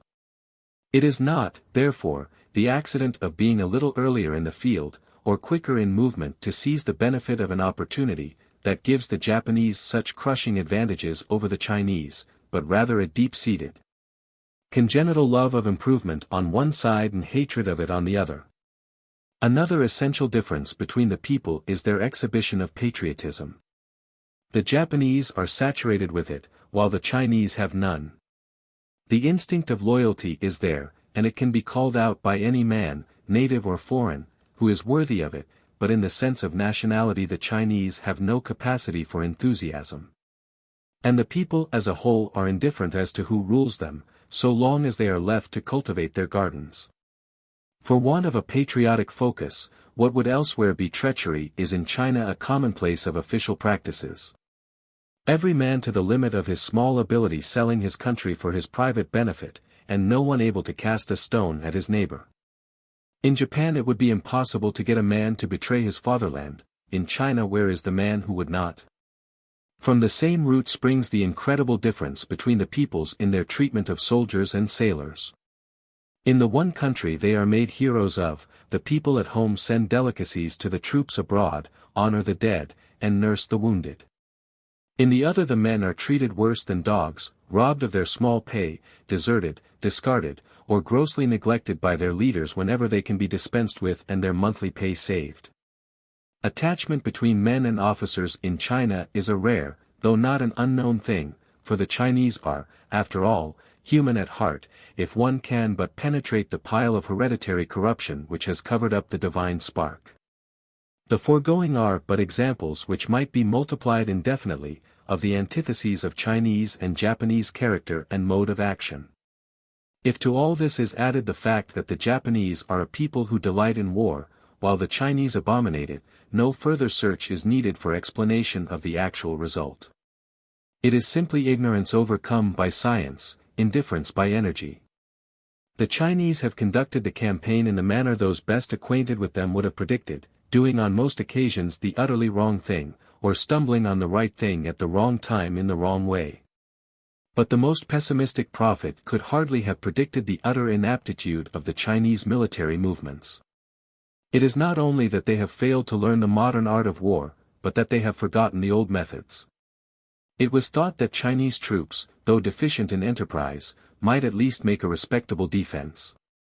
They were advised never to risk a pitched battle, but to retreat slowly, giving trouble to the enemy by night attacks on his baggage, and compelling him to use up an army corps to keep open his line of communication. They failed in every point, and allowed themselves to be chased and caught like sheep, losing stores, guns, and munitions. When all else failed, it was said that winter would come to their assistance, as the Japanese could never stand the cold, while the Chinese and Manchus were inured to it. But when the cold came, it was found that it was not the Japanese but the Chinese who suffered, having abandoned their warm clothing in precipitate flight. Their heart was never in the business, and nothing therefore could go right with the Chinese conduct of the war. While the war was incubating, China had to make up her mind how she was to meet the aggression of the Japanese in Korea. Candid friends, who knew well that her inchoate forces could never be a match for any organized army whatsoever, commended strictly defensive strategy. She was caught in the false position, in a military sense, though it was politically correct, of having a small force isolated in southern Korea, while the Japanese were occupying the capital in strength. The fighting value of the respective fleets was as yet an unknown quantity, but on the Japanese side there was confidence in their own superiority, and on the part of the Chinese a tacit acquiescence in that estimate. Under such circumstances an oversea campaign was an absurdity for China, and the commonest prudence dictated that the small garrison at Asen be withdrawn before the outbreak of war. This crisis in affairs was met, as crises usually are in China, by divided counsels. Moral cowardice on the part of those who knew, blind rage on the part of those who did not know, and the submission of the judgment of the informed to the arbitrary decrees and even the insidious advice of the uninformed. To speak plainly, Li Hangchang, on whom the burden of the war would in all cases rest, and who knew something, though very little, of the power of discipline and organization, and who from the first was strongly opposed to the intervention in Korea, which was forced on him by pressure applied from Peking, was for withdrawing the garrison from Asen. In answer to his memorials to the throne, he had obtained the imperial authority and had hired transports to bring the troops over into Chinese territory. But other councils supervened, and Li Hangchang refrained from giving effect to his own views. As the Japanese were by imperial fiat to be driven out of Korea, it followed that the garrison at Asen must be strengthened, and China committed herself to the conditions of war dictated by the enemy, an offensive war over sea, which was entirely beyond China's capacity. There were still discussions and hesitations up to the moment of dispatching troops by sea to Korea. When the expedition of troops was seen to be inevitable, the Chinese were advised to take at least the precaution of having the transports escorted by a strong naval squadron. This was decided to be done, and the ill-fated Kaohsiung left Taku on the clear understanding that an escort of warships would join her outside Wei-hai-wei, which was 220 miles distant, and roughly halfway to Asen. But before the transport had got so far on her voyage, the official weathercock had set in another direction. The diplomatic Yuan Saikai, former resident in Korea, where he had done so much to irritate the Japanese, now advised that the appearance of warships with the transports might give umbrage to the Japanese, and in deference to this opinion, before the pendulum had time to swing back, the Kaohsiung with 1,200 men on board, was sent unprotected to the Bay of Asen. The Japanese consular establishment, with its wonderfully organized intelligence department, was still in Tientsin, perfectly informed of everything that was being said and done in the most secret places, and making free use of the telegraph wires. With the tragic destruction of the Kaohsiung, the war was begun most disadvantageously to the Chinese. Being by one and the same stroke deprived of the expected reinforcements and cut off from the sea, the small force at Asen had either to fight to the death, surrender, or make good their retreat by a long and dangerous flank march. This last course was adopted, and after making sufficient stand to cover their retreat, not without inflicting loss on the enemy, they succeeded in joining the Chinese army which had entered Korea from the northwest. The numbers of the retreating force were given as 4,000, but they were certainly less. The simultaneous engagements by land and sea on the same day, July 25, proved that the Japanese had determined to begin the war in earnest. The naval action in which 2 Chinese ships were waylaid as they were leaving the Korean coast, served to prove that the Chinese ships could both fight and run away, and that the Japanese ships were very ably maneuvered. But the affair had little other significance. Enraged by the sinking of the transport in time of nominal peace, the Emperor of China ordered the fleet, over the head of Li Hung-chang, to pursue the enemy to destruction. In obedience to the imperial mandate, the Peiyang Squadron, in the early days of August, steamed for the Korean coast, but before sighting it steamed back again. The Viceroy Li then interested himself to obtain a modification of the decree, and the fleet was commanded to remain on the defensive for the special protection of the Gulf of Petchouli, which instruction held good until the middle of September, when the fleet was forced to accept battle off the Yalu River. August 1, troops were ordered to enter Korean territory from the Manchurian side, and in the course of the month a considerable force had filtered its way to the city of Pyongyang, the strongest strategical point in western Korea, and even to a considerable distance beyond. The massing of these troops was conducted in the old rough-and-tumble, half-hearted Chinese fashion. There was no head, but separate and rival commands, each general looking only to the viceroy, Li Hung-chang, for orders and supplies, and receiving more of the former than of the latter. These Chinese generals are an old-world curiosity, scarcely conceivable in our age. They might be described as army contractors rather than fighting agents, for like the civil mandarins they buy their posts as an investment. The battalion or camp is farmed, as regards its expenses, by the general, who draws from government a lump sum for the maintenance of the force, and makes his economies according to his conscience, by falsifying his muster roll and defrauding his men. At the battle or rout of Pyongyang there were soldiers who were 3, 4, and even 5 months in arrears of pay, some generals deliberately calculating on the casualties of war to reduce the number of eventual claimants on the pay fund. The most notorious offender, General Wei of Pyongyang notoriety, who had less than half the troops he drew pay for, and these mostly untrained coolies, hustled into the ranks to take the place of unpaid deserters, and in whose program fighting had no place, had paid certain influential persons liberally for his command. Desertion, it may be observed in passing, is not regarded as a calamity by an avaricious Chinese general. Chinese officers are however by no means all abandoned to money-making. Some are liberal with their funds, just as some are brave and loyal, and are backed by equally brave and loyal soldiers.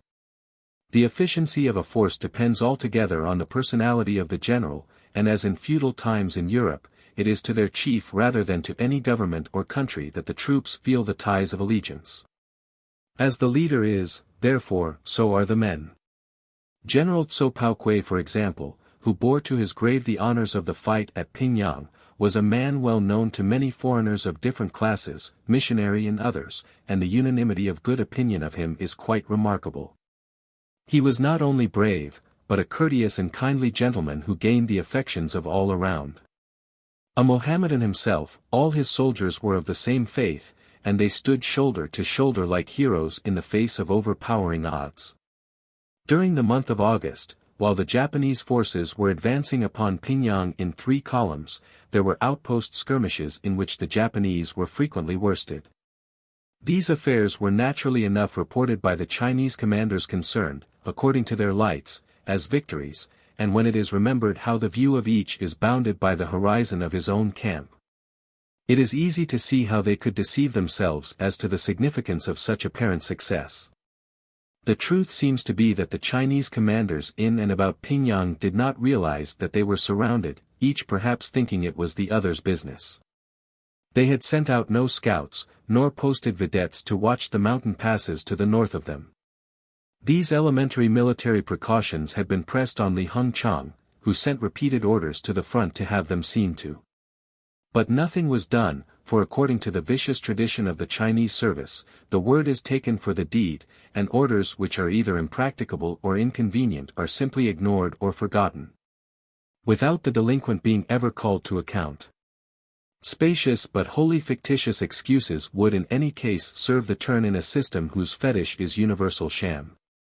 Perhaps, as there was no commander-in-chief, but a number of independent commands, duties which concerned the army at large fell within the sphere of no one in particular. But in whatever manner it came about, the result was that the Chinese remained in comatose ignorance of the intentions of the enemy, until the only thing left was precipitate retreat. The affair of Pingyang was observed by one military expert, a Russian, who speaks in high terms of the precision and completeness of the Japanese equipment and organization. But the opposition had been so contemptible throughout the war that the military qualities of the Japanese have not been seriously put to the proof. They remain a theoretical quantity. So far as the campaign had gone, to November 1st, the chief obstacles encountered had been bad roads, standing crops, and sickness. The second day after the flight from Pingyang, September 17, the naval battle off the Yalu River was fought. The collision of the fleets seems to have been somewhat unpremeditated. The Chinese were engaged in disembarking troops for the reinforcement of the army at Pingyang, and it is a characteristically haphazard proceeding that they should have been landing troops 120 miles from the front, to strengthen a position already abandoned. The battle which ensued, and which raged for 5 hours, has been described with as much fullness as the limits of this volume permit, but the ultimate truth about it will perhaps never be fully known except of course to the Japanese government. From the Chinese side it will be impossible to obtain a consistent account, not because of intentional concealment, but because of the simple reason that no one in the Chinese fleet was able to observe accurately what was going on, except near his own vessel. Nevertheless, the salient points of the battle stand out clear enough. The sea fight was but a repetition of the land fight, with two important differences. The first of these was that as the nature of the cause rendered it impossible to sail modern ships of war at all by 2,000-year-old tactics, the mere possession of a fleet required a European organization. But the organization was imperfect, and would have been unable to sustain itself in action, but for the presence of another element in which the Chinese land forces were entirely lacking, competent foreign direction. This factor also was most imperfect. The foreign officers had been extemporized hastily, the leader of them being not even a seaman. They were of various nationalities and were enlisted about the middle of August. 3 engineers, 2 German, 1 English, 2 gunnery officers, 1 English, 1 German, had been for some years in the fleet and volunteered for war service. 1 American engaged for many years in the Chinese Naval College also volunteered for active service during the war. Captain von Hanneken, bearing now the rank of Chinese general, commissioned as Inspector General of Fortifications, was entrusted with the anomalous office of advisor of the admiral, thus giving him the real command of the fleet. An English civilian with naval training also joined. On entering on their duties, these officers found the fleet honeycombed with abuses requiring patient reform, but they set themselves to make the best of things as they were, and to get the ships as quickly as possible into action, as the thing most needful in order to brace up officers and men. Von Hanneken urged unceasingly an offensive policy. He would seek out the Japanese and attack them wherever found, fall on their convoys, and generally assert the supremacy of China in Korean waters, from the Yalu eastward. In particular he urged the occupation of Pingyang Inlet, so important for the support of the army which held the city of that name, and, if necessary, to fight to the death for the possession of a harbor at once so valuable and so easily defended. His prescience was indicated in the sequel, but to all such suggestions Admiral Ting replied with the imperial edict which forbade him to move out of Chinese waters. The convoying service for which the fleet was eventually told off in the middle of September was a sort of compromise, which, without transgressing too flagrantly the imperial restrictions, yet committed the fleet to an engagement on conditions not of its own choosing. The handling of the respective fleets showed the great superiority of the Japanese professional training, and critics have commented on the weakness of the Chinese maneuvering, but the first consideration was to get the Chinese to fight at all. The government had satisfied itself that without foreigners to lead them, the Chinese commanders would rather lose their ships in trying to escape than stand up to the enemy. The only man available, who possessed the requisite qualities, personal and professional, including a competent knowledge of Chinese, happened to be a soldier, but he at least made the fleet fight. Not as a trained admiral would have done with a trained fleet, but in a manner to inspire the Chinese with some confidence in themselves, in which till then they were greatly lacking. That is perhaps the most important result of the baptism of fire of the Chinese Navy. As regards the technical bearings of the action off the Yalu, the Chinese admiral and captains adopted the formation which they said had been taught them by Captain Lang as the most advantageous for attack. But obviously a plan communicated 4 years ago by an officer whom these same men had intrigued out of their navy, when he had taken it through only half its course of training, could not be considered an infallible weapon with which to meet the thoroughly efficient navy of Japan. The fight brought out several of the weak points of the Chinese naval organization, and taught the officers many lessons. Most conspicuously was the fatuous economy of ammunition exposed. The most formidable ships for offense and defense were of course the two ironclads Tingyuan and Chinyuan, with their 12.5-inch guns. These guns throw a shell 3.5 calibers long, charged with 40 pounds of powder. It is a projectile of low initial velocity, but a most destructive explosive, as the Japanese have testified. There were but 4 of these shells in the fleet, all being on board the Chinyuan.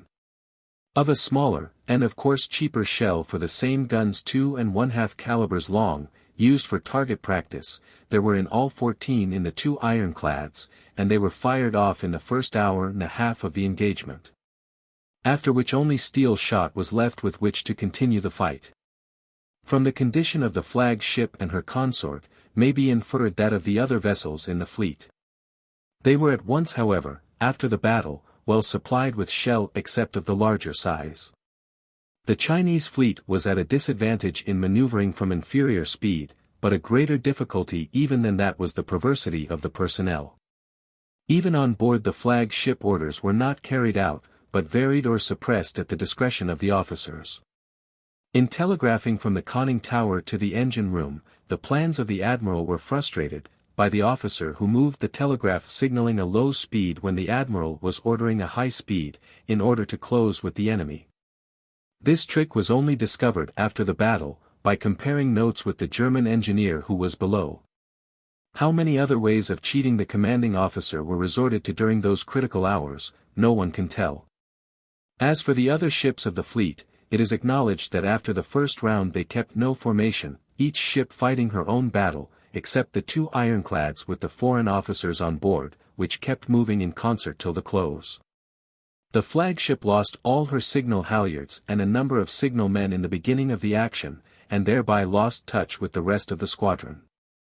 From the capture of Pyongyang, to the 1st of November, the progress of the war attested the circumspection of the Japanese, who from first to last resolved to risk nothing by land or sea. There was practically no resistance, and the Chinese government was tolerably aware that there would be none either at the Yalu or at Fenghuangcheng.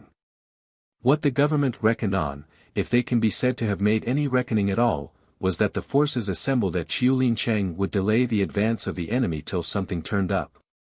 Or till the winter should come to the aid of the invaded. Well, winter came, and lo, it was the Chinese and not the Japanese who were its first victims. Poor General Sung, driven out of Chiulincheng, and falling back on Fenghuangcheng, was followed up so sharp that, with the remnant of his force, he had to retreat to the mountains, without extra clothing or baggage. The cold set in, and snow was falling on these shivering wretches, while the enemy was enjoying the comparative luxury of the towns and villages. By this time in the history of the war, it seemed certain that in such a conflict as was to be anticipated, China would not entrust the ultimate defense of the empire to such loose levies as had been in the field. From the time of their organization, these troops under arms have constituted a danger to the peace of China, whether in victory or defeat, and perhaps there was a certain cynical calculation in the release by the Japanese of prisoners, that they might swell the ranks of brigands. It was believed by many friends of China that the dispersion of these troops would make room for an army built up on a different system, should the government be at last aroused to a sense of the necessity for military reform. Until this time, the government of China properly so called, had not been able to bring its intelligence to bear on the question of imperial defense. That had been left in the hands of the imperial viceroy Li Hengchang, who has for many years conducted the foreign as well as the naval and military affairs of the empire. But during the fall the Peking government was gradually gathering the reins into its own hands. The return of Prince Kung to the councils of the emperor was a marked expression of the new resolution. The summoning of von Hanneken by imperial edict to Peking was another indication of the suspension of Li Hengchang's function of general middleman between the empire and the world.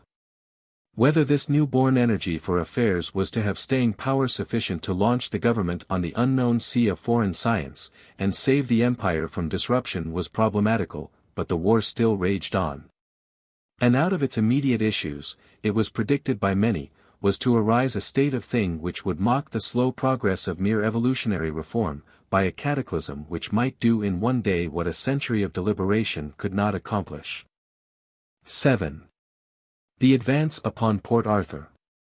Landing of the Second Japanese Army at Huayuan-ken, capture of Kinchao, taking of Talienwan, flight of the Chinese to Port Arthur, General Nadzu's force and its action, Pekin authorities despondent, Prince Kung asks. Foreign intervention, propositions for peace fail, contractors want to destroy Japanese fleet, foreigners in Chinese service, the emperor receives visitors, drawing near to Port Arthur, people of the peninsula, skirmishes on the way, the night before the battle.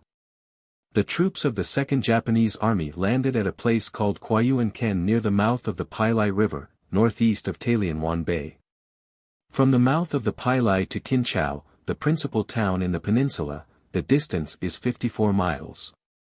The debarkation was completed without interruption, and the march southwestward began. The capture of Kinchao, at the narrowest point in the Adams Isthmus, was made without difficulty, and the victorious forces continued on their way. November 7 the Japanese occupied Talienwan. The more the captured Chinese position here was examined, the greater became the astonishment at the poor defense made. The defensive works were excellent in design. 6 large and strongly constructed forts commanded Talienwan Bay, mounting altogether 80 guns of various sizes and patterns. Many of them were comparatively modern and excellent of their kind. All of these guns, as well as large stores of ammunition, fell into the hands of the Japanese. Beside the forts on the bay, the Chinese had constructed across the narrow neck of the peninsula, which was here about 7 miles wide, a series of earthworks of an elaborate kind. The whole system had evidently been planned by an engineer of high skill. It was completely fitted with telephones and other modern appliances for communication. The works had been designed to facilitate a concentration of troops at any threatened point in the shortest possible time. The batteries were powerfully constructed and well armed. The greatest strength of the forts on the bay was on the side facing the sea. Some successful reconnoitering revealed weakness upon the land side. An intimation was conveyed to Count Ito that the seaward forts were of such strength that a bombardment from the Japanese fleet would assuredly result in serious damage to some of the ships. Marshal Oyama informed his colleague that he believed a land attack would be attended with success, and that idea was therefore put into effect. The Japanese fleet took a station off the bay, and opened a tremendous bombardment of the forts on the 6th of November. For many hours the firing scarcely ceased, and on the following day it was resumed. On the 7th, covered by the bombardment, the land force attacked Talienwan at daybreak by a general assault, and the success was complete. The Chinese, taken by surprise, fled panic-stricken towards Port Arthur. The losses in the capture of these two fortifications, Kinchao and Talienwan, were not great on either side. The Chinese garrison at the former place consisted of 1,000 infantry and 100 cavalry. They fled to Talienwan, which was defended by 3,000 infantry and 180 cavalry, and altogether retreated thence towards Port Arthur. On the Japanese side the losses were only 10 killed and wounded, and the losses of the Chinese, who offered practically no resistance, were not much greater. As in previous retreats, the Chinese threw away their arms in their flight, and reached Port Arthur with nothing but the clothes they wore. During these days of action by the force under Oyama, General Nadzu's troops had not been idle. Immediately after the capture of Chiulin, the Japanese headquarters staff moved there from Waiju. 2 columns were sent after the fleeing Chinese. Colonel Sato moved upon Antung, which was taken without fighting. General Tachimai, with the 1st Division, moved upon Fenghuang on October 27, and on the 31st the town surrendered. No prisoners were taken by the Japanese. The orders were to disarm and scatter the enemy wherever found, and this was done with vigor. By Marshal Yamagata's orders, the peaceable inhabitants were treated with the utmost consideration. All food purchased was paid for and laborers were paid for any extra help required. As a result the Japanese camp was thronged with Chinese peasants offering produce, and more Chinese laborers asked for work than could be engaged. The enemy divided in flight from Fenghuang, some going to Mukden, others to Haicheng, and others to Takushan. Most of the generals fled to Mukden. As the last fugitives left Fenghuang it was set on fire, and the flames wrecked the village before the Japanese could extinguish them. Cold had set in among the Mancorian hills by this time and some snow had fallen. The victorious army therefore took pains to make itself as comfortable as possible, advancing slowly, living off the country, and driving all enemies before it. In Peking at this time the authorities were busy attempting to devise means of safety for their armies, and to provide for their own escape from threatening danger. Li Hung-chang was deprived of all his decorative honors. Lu Kunyi, Viceroy of Nanking, was made Viceroy of Tientsin. Chang Chi-stung, Viceroy of Wuchang, was appointed Viceroy of Nanking. Hu Yuf, a judge of Guangxi, and Captain von Hanneken were ordered to enlist and equip a force of troops after the German model, as the nucleus of a new Grand Army of China.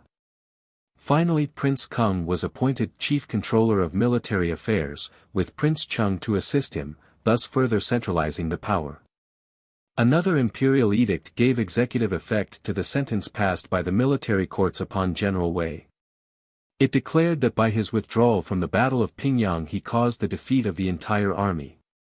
Furthermore, he was adjudged guilty of embezzling public funds entrusted to him for the specific purpose of paying his soldiers, and of gross incompetence and violation of duty in that he permitted the troops with whom he retreated to maltreat and rob the people along the line of route, thereby lowering the national character. For these offenses General Wei was degraded from military rank and deprived of all his honors. It was also announced that Admiral Ting kept from the knowledge of the throne many important matters connected with the naval battle of the Yalu, and that while losing some ships and getting others crippled he inflicted scarcely any damage upon the enemy. The admiral was therefore deprived of all the honors recently bestowed upon him under a misapprehension of the facts. How despondent was the view of the situation held by the Chinese authorities may be judged by the first action taken by Prince Kung after his promotion. On Sunday, November 4, before the news of the Japanese success at Tailianwan had reached the Chinese, owing to the cutting of the telegraph wires, he invited the representatives all the powers to assemble at the Tsungli Yamen to hear what the Chinese government had to say respecting the critical situation. At this audience Prince Kung calmly avowed the complete impotence of his country to withstand the Japanese attack, and appealed to the powers to intervene. He made an appeal for their assistance in bringing about some agreement for the termination of the war, indicating as a basis of negotiation a willingness of China to abandon her claim to the suzerainty of Korea, and to pay a war indemnity to Japan. This appeal was made formally and officially, and marked for the first time the fact that China recognized her utter defeat. Having concluded his speech, Prince Kung handed to each minister a note embodying his remarks. The ministers were favorably impressed, and they applauded the frankness of China's confession. They promised to support her appeal to their respective governments, with a view to the restoration of peace, and in order to avert the dangers threatening all interested. Simultaneously with this action of Prince Kung, the Chinese minister to Great Britain and France endeavored to enlist the assistance of the foreign offices of those countries. But again the effort to secure peace for China by the intervention of Western nations met with little encouragement. A diplomatic complication arose between Japan and France early in November which had an element of comedy in it and is of interest here. Two American citizens, John Brown and George Howe, of British extraction, offered their services to the Chinese government in the capacity of torpedo experts. They claimed to be in possession of an invention capable of most destructive effects in naval warfare, and having succeeded in convincing a Chinese agent of the validity of their claim. They were engaged to employ the invention against the Japanese Navy, in consideration of a payment of $100,000 down, $1 million for each naval squadron destroyed, and a proportion of the value of each merchantman sent to the bottom. With their contract in their pocket, they sailed from San Francisco, and at Yokohama transferred themselves to the French steamer Sydney. Meanwhile the Japanese authorities, having obtained intelligence of the two men's proceedings, telegraphed instructions to Kobe, and in that port the alleged inventors were taken off the ship, together with their Chinese companions. The French minister inclined to push the case in their favor, but diplomacy and international law was so clearly on the side of the Japanese that he withdrew his efforts. After their arrest however, the two men signed a stringent guarantee binding themselves not to assist the Chinese during the present war, and this with the representation of the American minister secured their release. The Japanese forces occupying Talienwan used their time to advantage in strengthening their positions, completing the telegraph line along the north shore of Corea Bay, to a junction with the line which had already been built across the Yalu River from Korea, and in preparing for their investment of Port Arthur. Admiral Ito's sailors and marines destroyed all the torpedoes placed by the enemy in the bay and its approaches. They also captured several torpedo boats and apparatus. The fleet and the transports all entered the bay, and there remained to act in harmony with the land forces. A few days after the occupation of Talienwan, the advance column of the First Japanese Army, pursuing from Fenghuang that portion of the divided fugitive Chinese who were seeking Port Arthur, met the outposts of the Second Invading Army. And communication was thereby established, both by telegraph and by messenger service, through Japanese garrisons, in a chain extending the full length of the Korean peninsula and around Corea Bay to Talienwan. Consternation was caused in Peking by the discovery, which one would have supposed not difficult, that the Peiyang squadron was caught in a trap at Port Arthur. Li Hung-chang had made efforts to bring all the damaged war ships out of that harbor, ordering the squadron to keep within range of the guns of Wei-hai-wei. But on account of somebody's violation of orders, a dozen Chinese vessels of war were now within the Port Arthur harbor, hemmed in by the neighboring Japanese fleet. The responsible Chinese officials appeared to be callous to the fate of the empire, giving their chief attention to matters of personal interest and gain. Port Arthur was now effectively invested and threatened, and to provide for their personal safety, Kung, the Taotai of the place, together with several military leaders, abandoned Port Arthur as hastily as possible. The effort made by one Englishman, anxious to preserve some Chinese dignity, to save Port Arthur, was received with considerable surprise and not by any means appreciated. The position of foreigners in the employ of the Chinese government has always been anomalous, but the exigencies of the war have shown up the relationship between Chinese and foreigners in a vivid and highly instructive light. Their rooted aversion to foreigners, which springs from fear, does not withhold the Chinese from flying to seek foreign aid in their extremity. On these occasions they betray a superstitious feeling towards the foreigners, regarding him as a sort of medicine man who can see through a millstone or work any other miracle. Their idea is to hire him by the job, and when the job is done cast him off as any other laborer. When war came upon them, the Chinese fleet was in a quandary, scuttling about from one snug harbor to another, the officers knowing nothing of their enemy, his movements or his capacities. Though they were told they had the strongest fleet, they would have preferred not to put its presumed superiority to too severe a test, yet they had the imperial order to destroy the enemy unconditionally.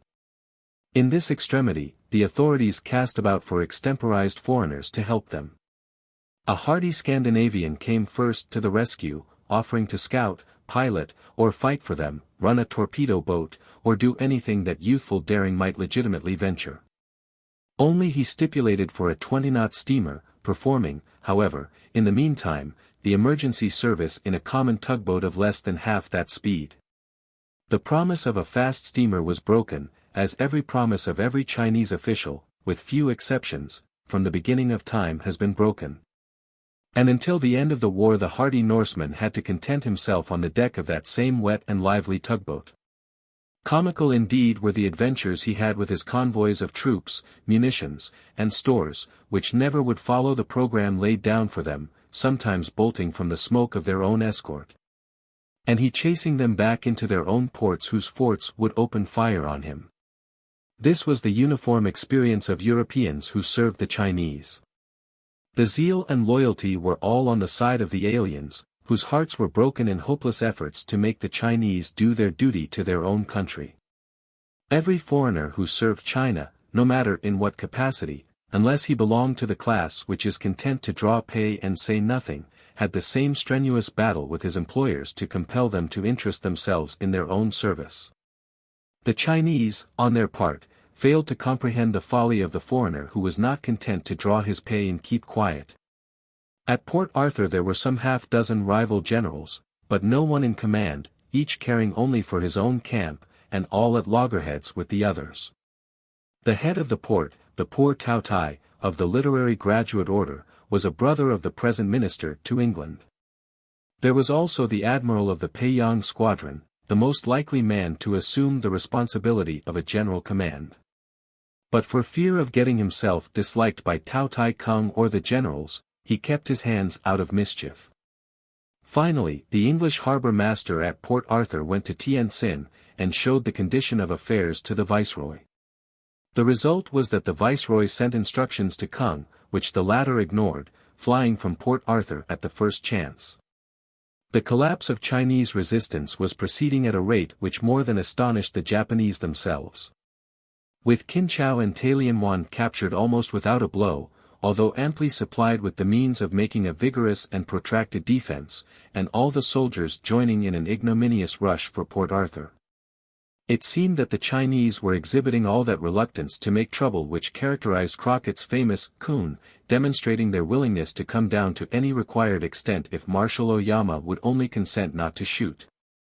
The force under Yamagata, advancing from Fenghuang in 2 divisions, one towards Port Arthur and one on the road to Mukden, met no resistance that was strong enough to intercept their advance. Although there was some fighting at 2 or 3 stands. The right division advanced northwestward and entered the Manchurian highlands by the Amotianling Pass where a force was gathered to oppose it. The left division marched towards Shuyen where another Chinese force was encamped. It was the outpost of this division, pursuing the Chinese fugitives through Takushan, which made junction with the Second Army and completed the chain of communication. On the 9th of November the Japanese advanced and attacked Namquan Pass, a strongly fortified neck between Society Bay and Talienwan. There was no concerted defense, and each Chinese detachment was separately routed. Some thousands of refugees from Kinchau, who were flying towards villages in the vicinity, were mistaken for the enemy and were fired upon from the rear of the defenses, many being killed.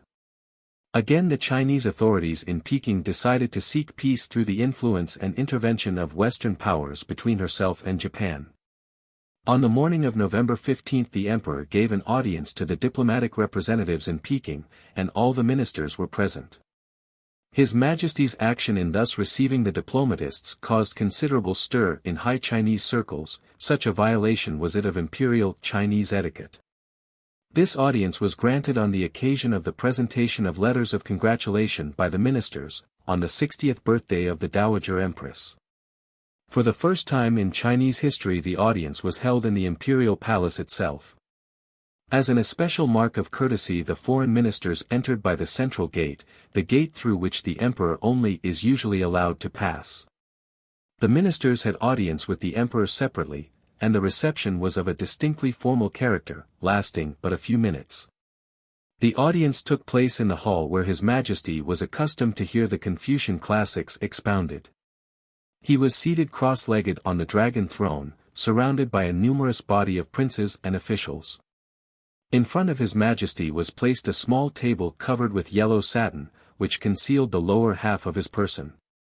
In the short interviews with each minister, who stood some 10 feet from His Majesty, Prince Kung and Prince Qing acted alternately as masters of the ceremonies, and interpreted the speeches. The emperor spoke entirely in the Manchu tongue. He appeared small and delicate, possessing a fine forehead, with expressive brown eyes, and an intellectual countenance. The emperor's position, surrounded as he was by the dignitaries of his court, gave him an imposing appearance, although to a close observer he looked and spoke like a lad of 16 or 17 years. His Majesty did not indulge in any social conversation with the visitors, but spoke formally to all. The interview was granted in the hope that Western sympathy would be secured for the threatened Orientals. Now that the approach to Port Arthur has brought the Japanese army almost to the walls, let us take a brief retrospect of the operations of the month. On the 24th of October the debarkation of the Second Army on the Liaotung Peninsula began, to the northwest of the Elliot Islands, at Kuayuan. No opposition of any kind was encountered, but natural difficulties such as shallow beaches and great range of tides impeded the operation, so that all the stores were not landed until the evening of the 30th. The troops however were put in motion at once, and on October 28 the advance guard reached Pitswo, a place of some importance at the junction of the Nyechuang, Port Arthur, and Takushan Road. This place was 25 miles from the port of debarkation. 45 miles farther southwest, the troops came upon Kinchao, at the point where the two post roads of the peninsula met. On November 6 the Japanese captured this town without difficulty, and the next day Field Marshal Oyama's troops, pressing close on the heels of the flying enemy, reached the formidable isthmus a couple of hours after them. And to the accompaniment of a thunderous bombardment from the fleet, seized the defenses without a struggle. After such a singular display of blundering and cowardice on the part of the Chinese, what followed was not astonishing. The troops passing the isthmus, found themselves on the shore of Tailianwan Bay, one of the best harbors in North China. Ample preparations for defense had indeed been made, but they were not utilized by the cowardly soldiers. The Japanese themselves were taken by surprise. They had not contemplated such a fiasco. Meanwhile the army had continued its march towards Port Arthur.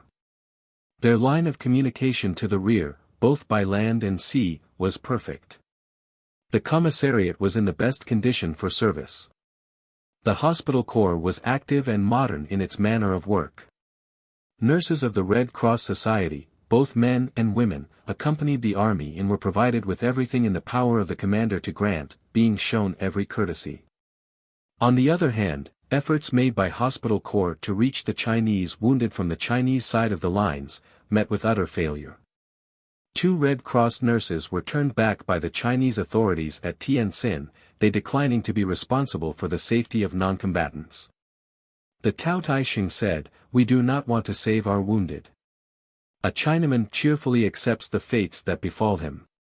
More than a fortnight had Marshal Oyama's army been marching in 2 divisions, eastern and western, down the peninsula to Port Arthur. The distance was less than 50 miles, but the country was a difficult one, there being practically no roads available except in the cultivated valleys. As the army approached the objective point, there were occasional brushes with the enemy. At Yizhou on November 18, the army was more than halfway from Kinchao to Port Arthur, and almost within sight of the goal. The next day's march was expected to bring the forces to camp on the safe side of the hills, within an hour's ride of Port Arthur, unless the Chinese should prevent. The next day was to be devoted to rest and to making sure that everything was properly arranged and ready for the fray. And it was confidently asserted that on the evening of the day after, November 21, the Japanese army would sleep peacefully in Port Arthur with dragon flags for bed quilts. On the morning of the 18th the Chinese made a reconnaissance in force, but retired without discovering much except a Japanese scouting party, which had a narrow escape. The army was moving along steadily with General Nishi leading the vanguard, General Yamaji, his staff, and the war correspondents all with the main body, and General Nogi bringing up the rear. The field marshal and his staff were also behind, and General Hasegawa was on the left wing, with his forces practically covering the country down to the south coast. In front and on the right as far as the not very distant north coast, small bodies of cavalry and infantry were thrown out along the valleys. The country was magnificent for defensive purposes, studded with moderately steep hills, ranging from low undulations up to huge crags 2,000 feet high, with hundreds of rocky ravines and gullies. Broad fertile valleys never very level, intersected by winding water courses, like a labyrinth, almost dry at this season. Every 2 or 3 miles there were small villages roughly built of stone, nestling in hollows, with a few trees here and there. In and about the villages scores of natives crowded, curious to see the foreigners they feared. On the hilltops were the more timorous ones, watching a while and then hurrying away perhaps to tell the Chinese army what they had seen, but no attempt was ever made to stop them, except occasionally to ask a question or two. The road was the military road connecting Port Arthur with Kinchau, Nyechuang and Peking. There was not the least sign of anything having been done to keep it in repair since it was first cut a quarter of a century ago. The soft parts were deep rutted, and would be well nigh impassable after heavy rain, while the rocky parts were jagged and strewn with stones of all sizes and shapes. Over the plains dust drove in black clouds which enveloped the column, suggesting the great dust storms of North China. There was bright sunny weather, but the nights were cold during the march down the peninsula. The day's march, which had begun at 7 in the morning, was to end at Yizhou, a big village near the sea, about 10 miles northeast of Port Arthur. Before entering the village, General Yamaji was met by an aide-de-camp with news of fighting ahead, halfway to Port Arthur. After a little hesitation the general granted the request of 2 of the correspondents to permit them to go forward, and they galloped off to the left in a southwesterly direction. 5 miles away, among the hilltops, they caught a glimpse of a small, square, stone building, like a fort or watchtower, and all around it could be discerned figures moving amidst clouds of smoke. The road was lined many yards on either side with men and animals, all racing in the same direction, spurting to be first at a ford or a narrow defile, urging and helping each other, and only afraid the enemy might retire too soon. It was an hour after midday, and Nishi's force had just begun to pitch camp south of Yizhou, when a courier arrived and announced that the outer pickets were being forced and cut off. Firing had begun at 11 o'clock, but did not become serious until an hour later. Cavalry were rushed to the front, then infantry, then artillery and ammunition trains as they could be mustered and got away. The correspondents galloped hard where the land allowed, past soldiers looking to their rifles and pouches as they ran, past lumbering guns and kicking mules, past panting coolies and Red Cross men, threading their way through the throng, cheering the wounded as they were taken to the rear, smiling bravely in spite of pain. Progress was delayed in the narrow lanes of a picturesque village, in a little wooded hollow where the artillery stuck in a broad, shallow stream. But by eager efforts it was got clear, and went on scrambling up the bank, splashing and stumbling through half-dried ditches, plunging in the soft sand, and bumping over boulders, sparing neither man nor beast in the rush up the glen to the top of the hill. There stood Brigadier General Nishi, watching a strategic rearward movement of the Chinese in the plain beyond, and directing operations intended to cut them off if possible. 2 strong columns were pushed out right and left, like the horns of a crescent among the hills encircling the valley, towards the sea northwest and Port Arthur southwest. The artillery was already on the spot, but was not used yet. There was no need to let the Chinese know how much strength was massing before Port Arthur. The engagement originated simply in a surprise meeting of opposing scouts. The Chinese had been creeping all over the valley and surrounding hills, along the ravines and behind the ridges. Japanese had been striking out in 2s and 3s, reconnoitering many miles into the enemy's country. Suddenly shots were heard, and a general move was made on both sides for the main road in the center. The Japanese, seeing no great force in front, and knowing how quickly help could be brought from behind them, stood their ground at first. About noon however 3 strong columns of Chinese with cavalry and artillery, probably 3,000 in all, filed out through the hills from main roads and bypaths leading from Port Arthur. The Japanese were in great danger of being surrounded before the advance guard could arrive. Only a score of cavalry and about 200 infantry, they had to fight their way back at pretty close quarters, hand to hand at one point. The Chinese advanced with an immense display of banners almost to the foot of the hill where Nishi stood. But the small force of 300 Japanese cavalry sent out to draw them on, seemed to scare them off, for by 1:30 they were in full retreat, in good order, over the same paths by which they had come. Only just in time to escape the consummation of the Japanese flank movements.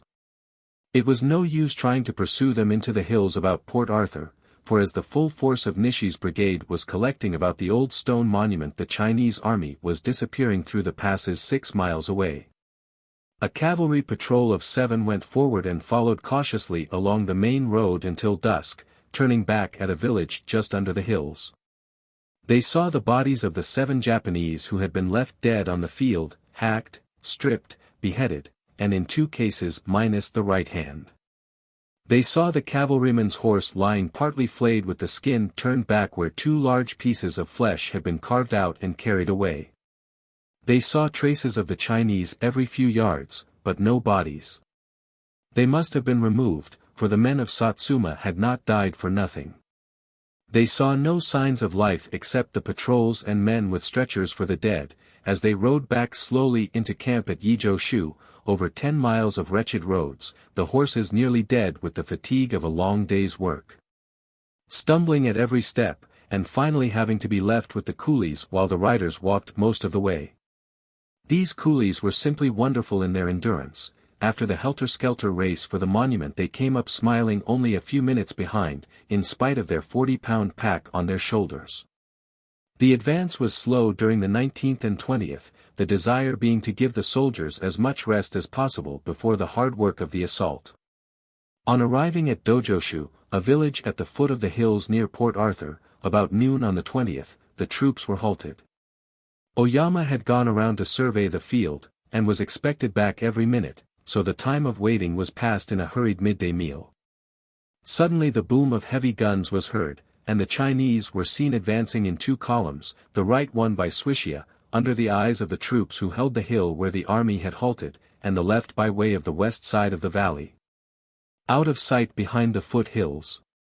They had at last learned that the invading armies had almost surrounded them, and must be dislodged if possible. But it was not possible now. It was too late. As soon as the advancing left column got within a mile, a portion of the Japanese artillery opened with shrapnel. The forts replied as soon as the positions were revealed. About 3 o'clock the Chinese column got within short range of the Japanese batteries, and was struck fairly in the center by the first 2 shells. The foolish banners dropped at once, and the column lay down. Bravely the line was reformed twice, but the shelling was too hot and too accurate.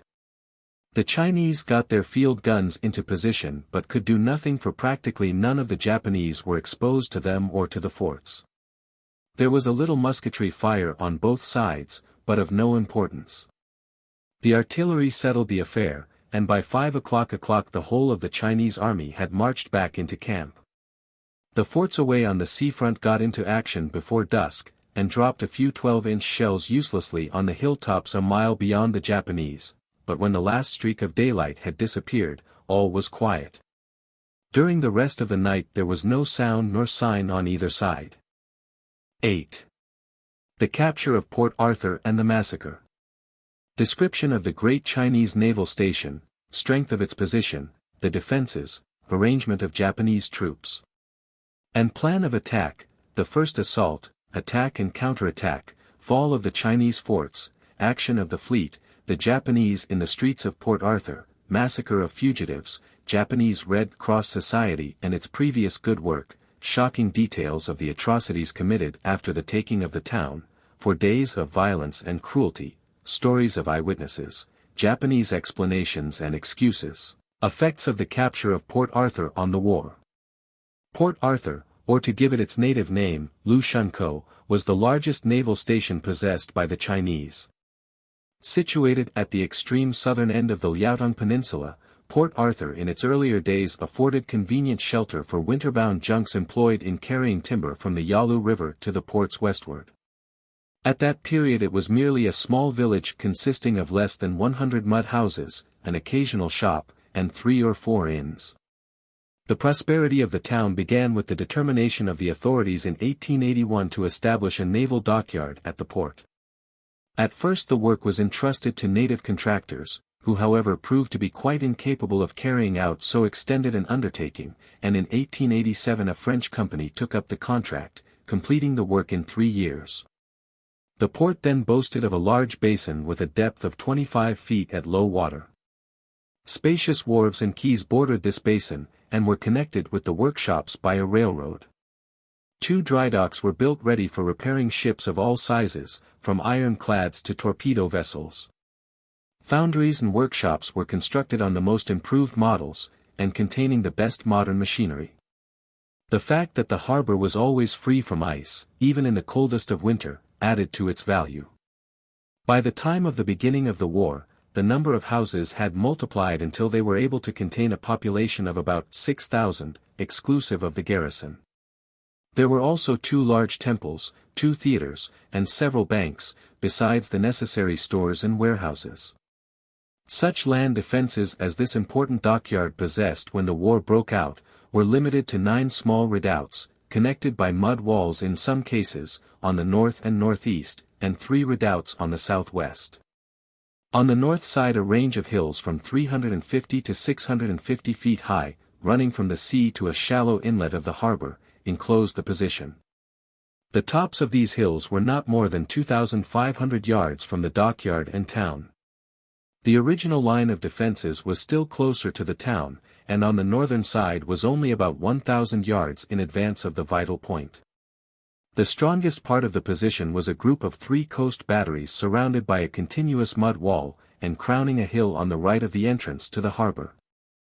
The works all appeared to be designed for the protection of the narrow harbor mouth, which at the entrance was only a few hundred yards wide. Upon the outbreak of the war, much additional fortification was carried out. The normal garrison of 4,000 was greatly increased, and the troops who were drilled on the European model garrisoned the fortifications, and were to be further assisted in the defense of the port by submarine mines and a fleet of torpedo boats. The forts were armed with heavy Krupp guns, and the artillery men were especially trained by a German officer. Within the defenses there were all of the most recent scientific appliances, electric searchlights, torpedo factories, etc. And the forts were connected by telephone. The Japanese army broke camp at Dojoshu village before Port Arthur at 1 a.m. On November 21st, and marching by circuitous and very difficult routes over the outlying hills, sometimes quite close to the sea at Pigeon Bay, got into line of battle before daylight. The moon was in the last quarter, and gave very little light. The sky was quite clear, and the weather dry and cool. The positions were as heretofore described. The key of the position was the northwest triple fort on Table Mountain, and there the whole weight of the opening attack was concentrated. The field marshal and his staff were mostly near the center of the line, and the heavy siege artillery was planted on the best position available near the center, and north to northeast of Port Arthur, 5 or 6 miles away, with Swiscia and the forts right opposite and well in range.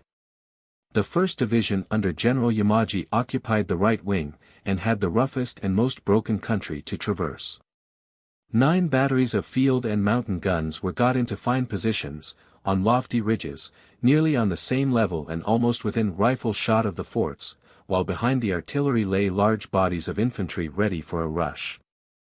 Brigadier General Nishi had charge of the extreme right, and Brigadier General Nogi the right center, near the field marshal. On the left, Brigadier General Hasegawa had his mixed brigade rather wider apart, as the hills were not near enough to aid greatly in an assault on the forts, nor were the hills very good as artillery positions.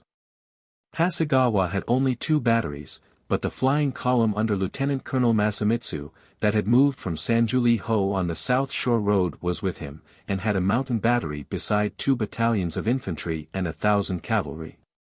The first shot was fired within 2 or 3 minutes of 7 o'clock, from a battery of 30 guns, just as the day was becoming light enough for gun practice.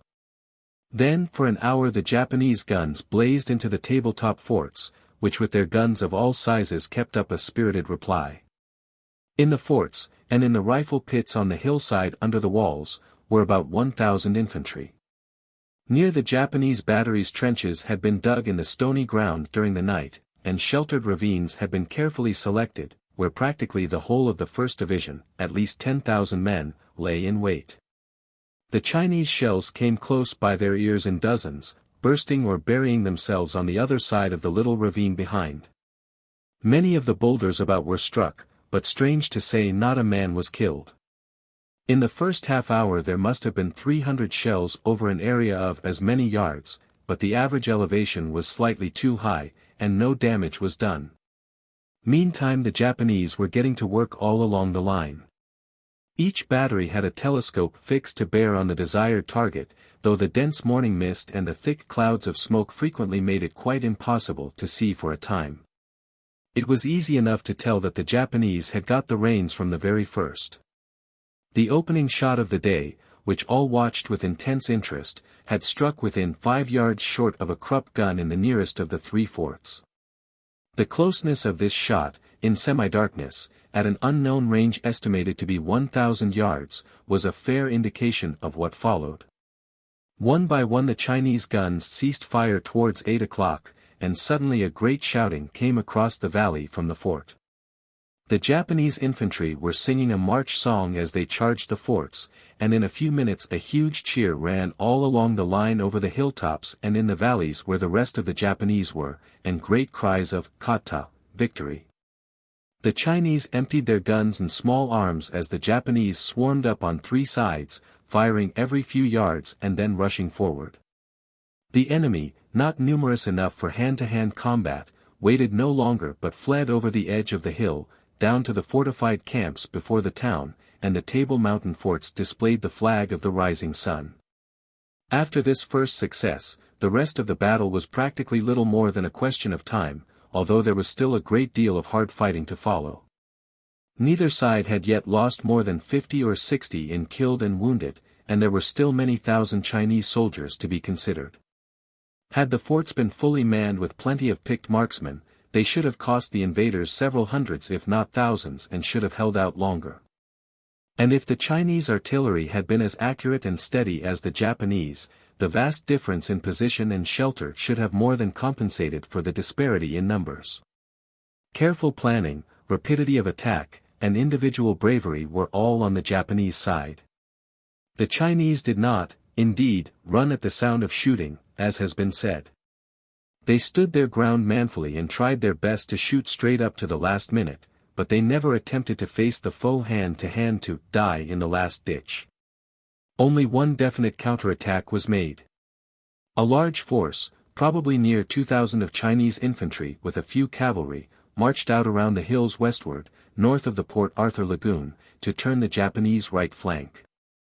General Yamaji, who never showed fatigue all day but kept near the front calmly and resolutely at every move, detected the attempt at once, and dispatched Brigadier General Nishi with the 3rd Regiment and the Mountain Battery to meet it. The extremely rough, broken country rendered movement slow, and this part of the battle dragged on until the afternoon. The 2nd Regiment had occupied the Isusun forts shortly after 8 o'clock, and the artillery was then ordered forward. The guns had come on late from Talienwan, by forced marches night and day, over a very difficult route, and only arrived at Dojoshu on the night of the 20th, after the enemy's attempt to dislodge the field and mountain guns. The same night 20 of these large guns had been taken into position for the fight north and west of Swishia, and from 1 to 3 kilometers from the nearest forts. They were supported by the whole of the 1st Division, 15,000 men less 2,400 men detailed to garrison Kinchau and Talienwan. Deducting also the regiment of 2,400 sent to head off the flank movement in the west, there were 10,000 left before the Table Mountain forts. Not more than a third actually took part in the storming. The rest were waiting ready for use if needed, all along the line from the advance guard under Nishi, near the lagoon, to the center under Nogi, about Pekashu village, where the skirmish was on the 19th. Here, midway between the camp at Dojoshu and the large village of Suishia, Field Marshal Oyama and his staff remained during the first part of the day, communicating his orders by aides de camp, never by flag, or flash signal, or bugle, to Yamaji and Hasegawa on the left. Pekashu was about a kilometer north of Suishia, and Suishia about 5 kilometers north of Port Arthur town, and 1 kilometer from Table Mountain Fort on the east and Pine Tree Fort on the west. About halfway between Pekashu and the sea, southeastward, was Sotaishu, where Hasegawa faced the line of 8 forts along a wall of 5 or 6 kilometers. Of course this brigade did not cover all the country. He had about 5,000 men near the center and 2,000 near the sea. The 5,000 were about equally divided between Shoju and Nirio, each one regiment of 2,400 with artillery. In attacking, 2 battalions of 800 each formed the front, and one was held behind until within range.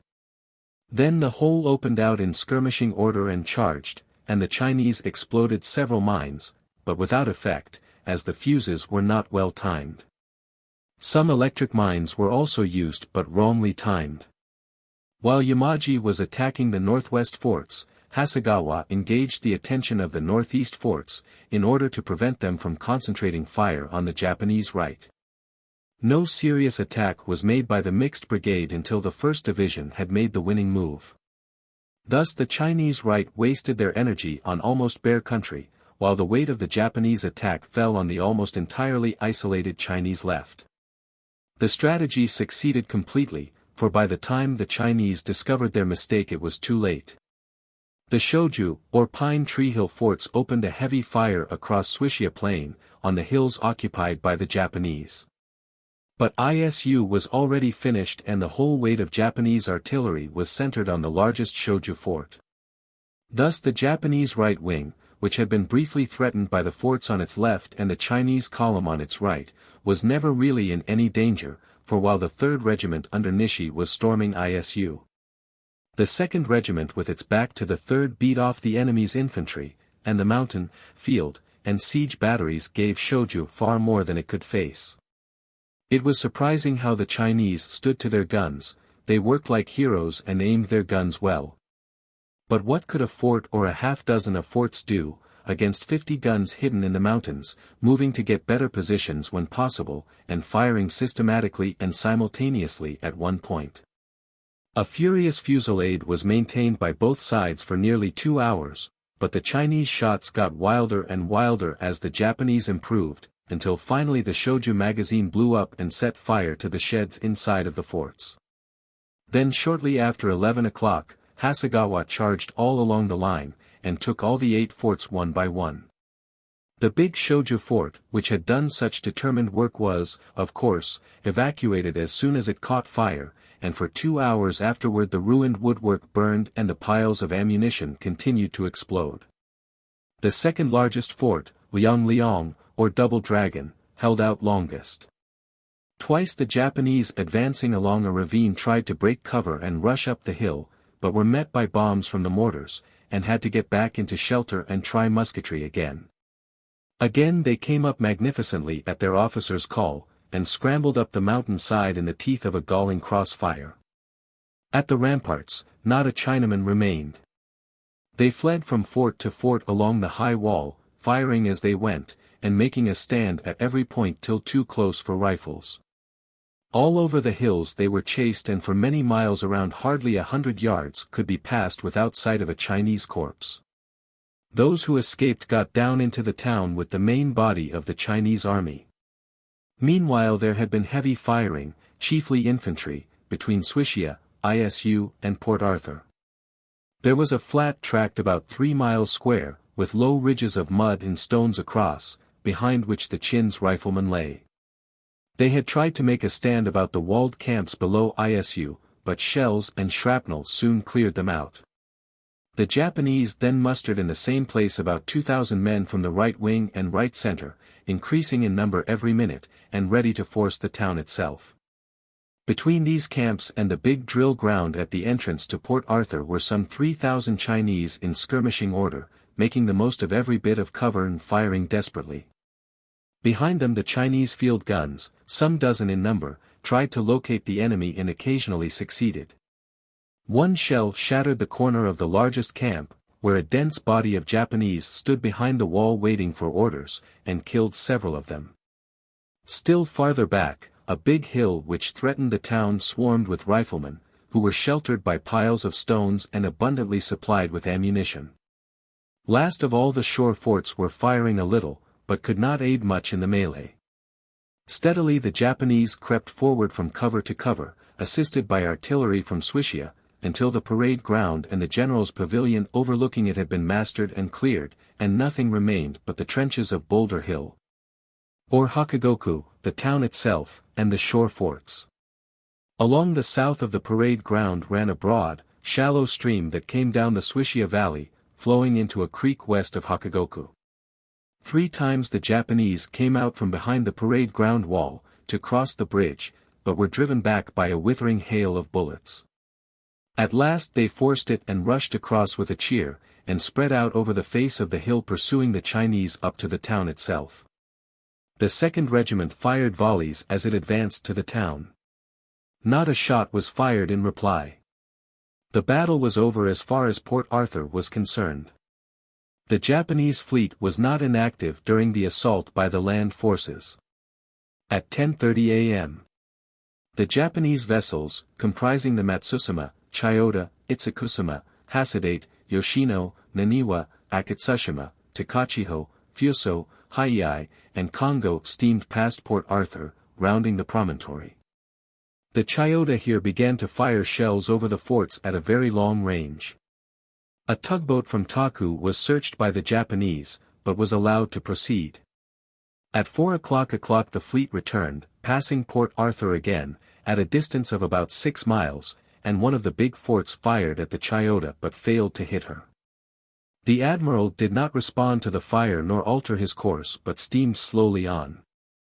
A few minutes later, as the Chinese troops were hurrying down to the harbor, 10 torpedo boats dashed from the fleet, separating in pairs and firing 3-pounder Hotchkiss guns at the exposed soldiers.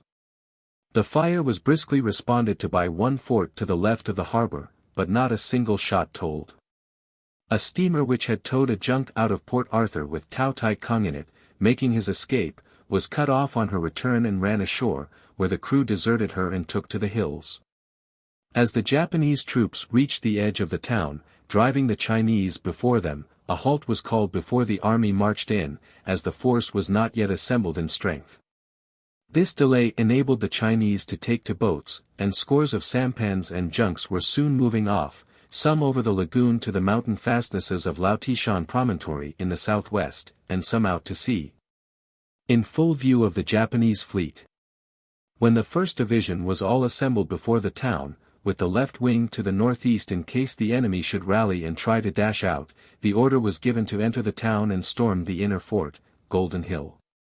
The 2nd Regiment led, firing volleys file by file through the streets, past the docks, and the burning army stores, up the hill, and into Ogunsan, which was practically abandoned without an effort at defense.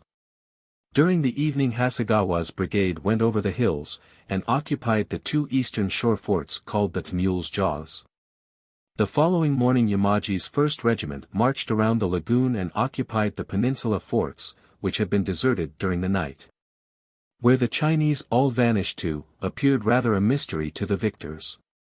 It was found that most of them got away along the beach past Hasegawa, and the rest westward in small parties under cover of darkness. In such a wide stretch of hilly country, it was easy for them to conceal themselves if they once escaped the vicinity of their foes. Port Arthur was in full possession of Marshal Oyama, with the fleet under Admiral Ito safe in the harbor. Now comes the most painful recital of the war. It is difficult to reconcile in anyone's mind the pretensions to enlightened civilization which the Japanese had claimed, with the horrible atrocities committed by the victorious army during the days following the capture of Port Arthur.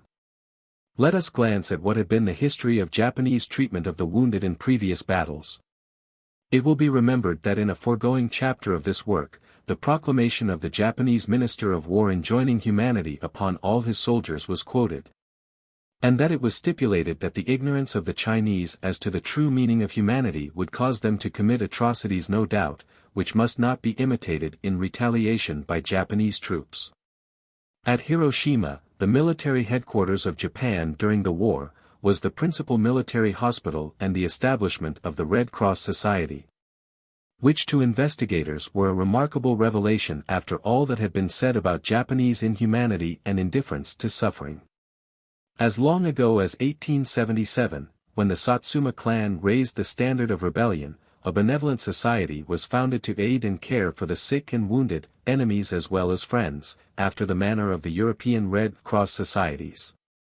Subscriptions at once began to pour in, the Emperor and Empress helping greatly, and throughout the Satsuma War the young organization distinguished itself admirably.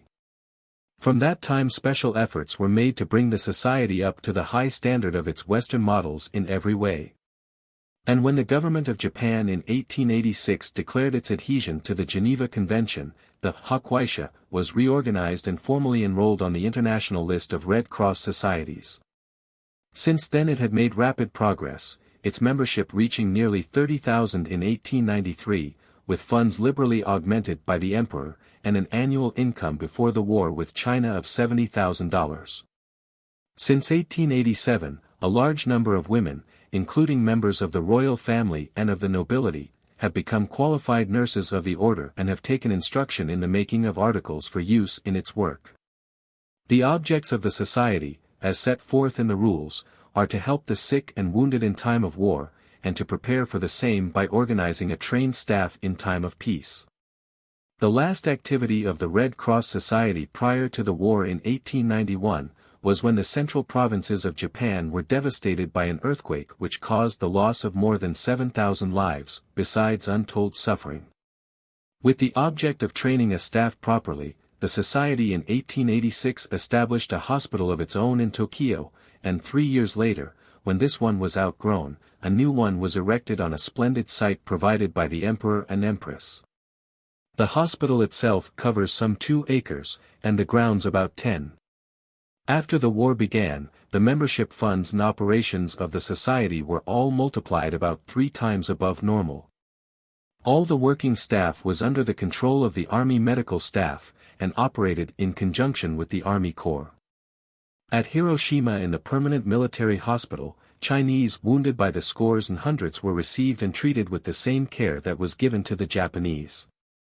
For order, cleanliness, and convenience these institutions would reflect credit on any country. Just prior to the Battle of Port Arthur, the female nurses of the Red Cross societies in Hiroshima numbered 88 and more were soon to come from Tokyo. Like the men they had uniforms of European pattern, and all wore the badge of membership. Many had other badges representing special qualifications or services. In Korea there were 2 hospitals managed by the Red Cross Society, one near Kamulpo and the other near Pyongyang. At the seat of war the society had a staff of 40, consisting of a chief manager, a secretary, a treasurer, 5 doctors, 2 pharmacists in charge of the drug supplies and 30 male nurses. To those who love contrasts, it will be startling to note the difference between the spirit of the Japanese Red Cross Society, which was doing everything that humanity and science could suggest for wounded Chinamen, and that of the victorious army at Port Arthur in its atrocious butchery of unarmed fugitives. The execrable deeds which followed the taking of the place pushed into the background the question of how many hundreds on one side or the other fell in the battle.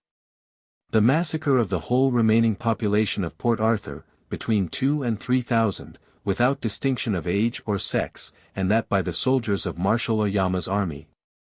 For a time passed practically without mention in the newspapers of England and the United States.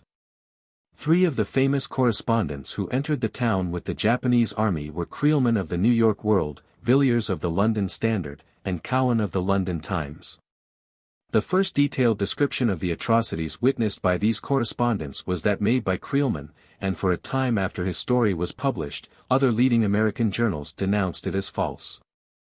1 month later it was found that Creelman's shocking story was true in every essential particular. No words except those from the lips of men who saw the acts of inhuman barbarity can justly describe the scenes.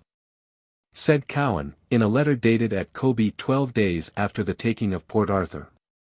What happened after Port Arthur fell into Japanese hands, it would have been impossible and even dangerous to report while on the spot. At the earliest possible moment, every foreign correspondent escaped from the horrifying scene to a place where freedom of speech would be safe. And as we sailed away from Port Arthur on the Nagoto Maru 8 days ago, almost astonished to find ourselves escaping alive from the awful epidemic of incredible brutality, the last sounds we heard were those of shooting, of wanton murder. Continued the 5th day after the Great Battle.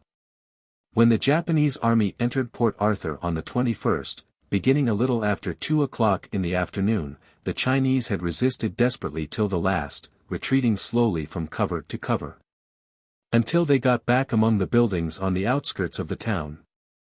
Then at last all resistance ceased, they were thoroughly defeated, and made a stampede through the streets trying to hide or to escape, east or west as best they might. I was on the brow of a steep hill called White Boulders, in Japanese Hakugoku, commanding a close view of the whole town at my feet. When I saw the Japanese march in, firing up the streets and into the houses, chasing and killing every live thing that crossed their path, I looked hard for the cause. I saw practically every shot fired, and I swear positively that not one came from any but Japanese. I saw scores of Chinese hunted out of cover, shot down, and hacked to pieces, and never a man made any attempt to fight. All were in plain clothes, but that meant nothing, for the soldiers flying from death got rid of their uniforms how they might. Many went down on their knees, supplicating with heads bent to the ground in kowtow, and in that attitude were butchered mercilessly by the conquering army. Those who fled were pursued and sooner or later were done to death. Never a shot came from a house as far as I could see, and I could hardly believe my eyes, for, as my letters have shown, the indisputable evidence of previous proceedings had filled me with admiration of the gentle Japanese. So I watched intensely for the slightest sign of cause, confident that there must be some, but I saw none whatever. If my eyes deceived me, others were in the same plight. The military attachés of England and America were also on Boulder Hill and were equally amazed and horrified. It was a gratuitous abolition of barbarism, they declared, a revolting repudiation of pretended humanity. Gunshots behind us turned our attention to the North Creek leading into the broad lagoon. Here swarms of boats were moving away to the west, loaded to twice their normal limit with panic-stricken fugitives, men, women, and children, who had stayed too late in the beleaguered town. A troop of Japanese cavalry with an officer was at the head of the creek, firing seaward, slaughtering all within range. An old man and 2 children of 10 and 12 years had started to wade across the creek. A horseman rode into the water and slashed them a dozen times with his sword. The sight was more than mortal man could stand. Another poor wretch rushed out at the back of a house as the invaders entered the front door, firing promiscuously. He got into a back lane, and a moment later found himself cornered between 2 fires. We could hear his cry for quarter as he bowed his head in the dust 3 times.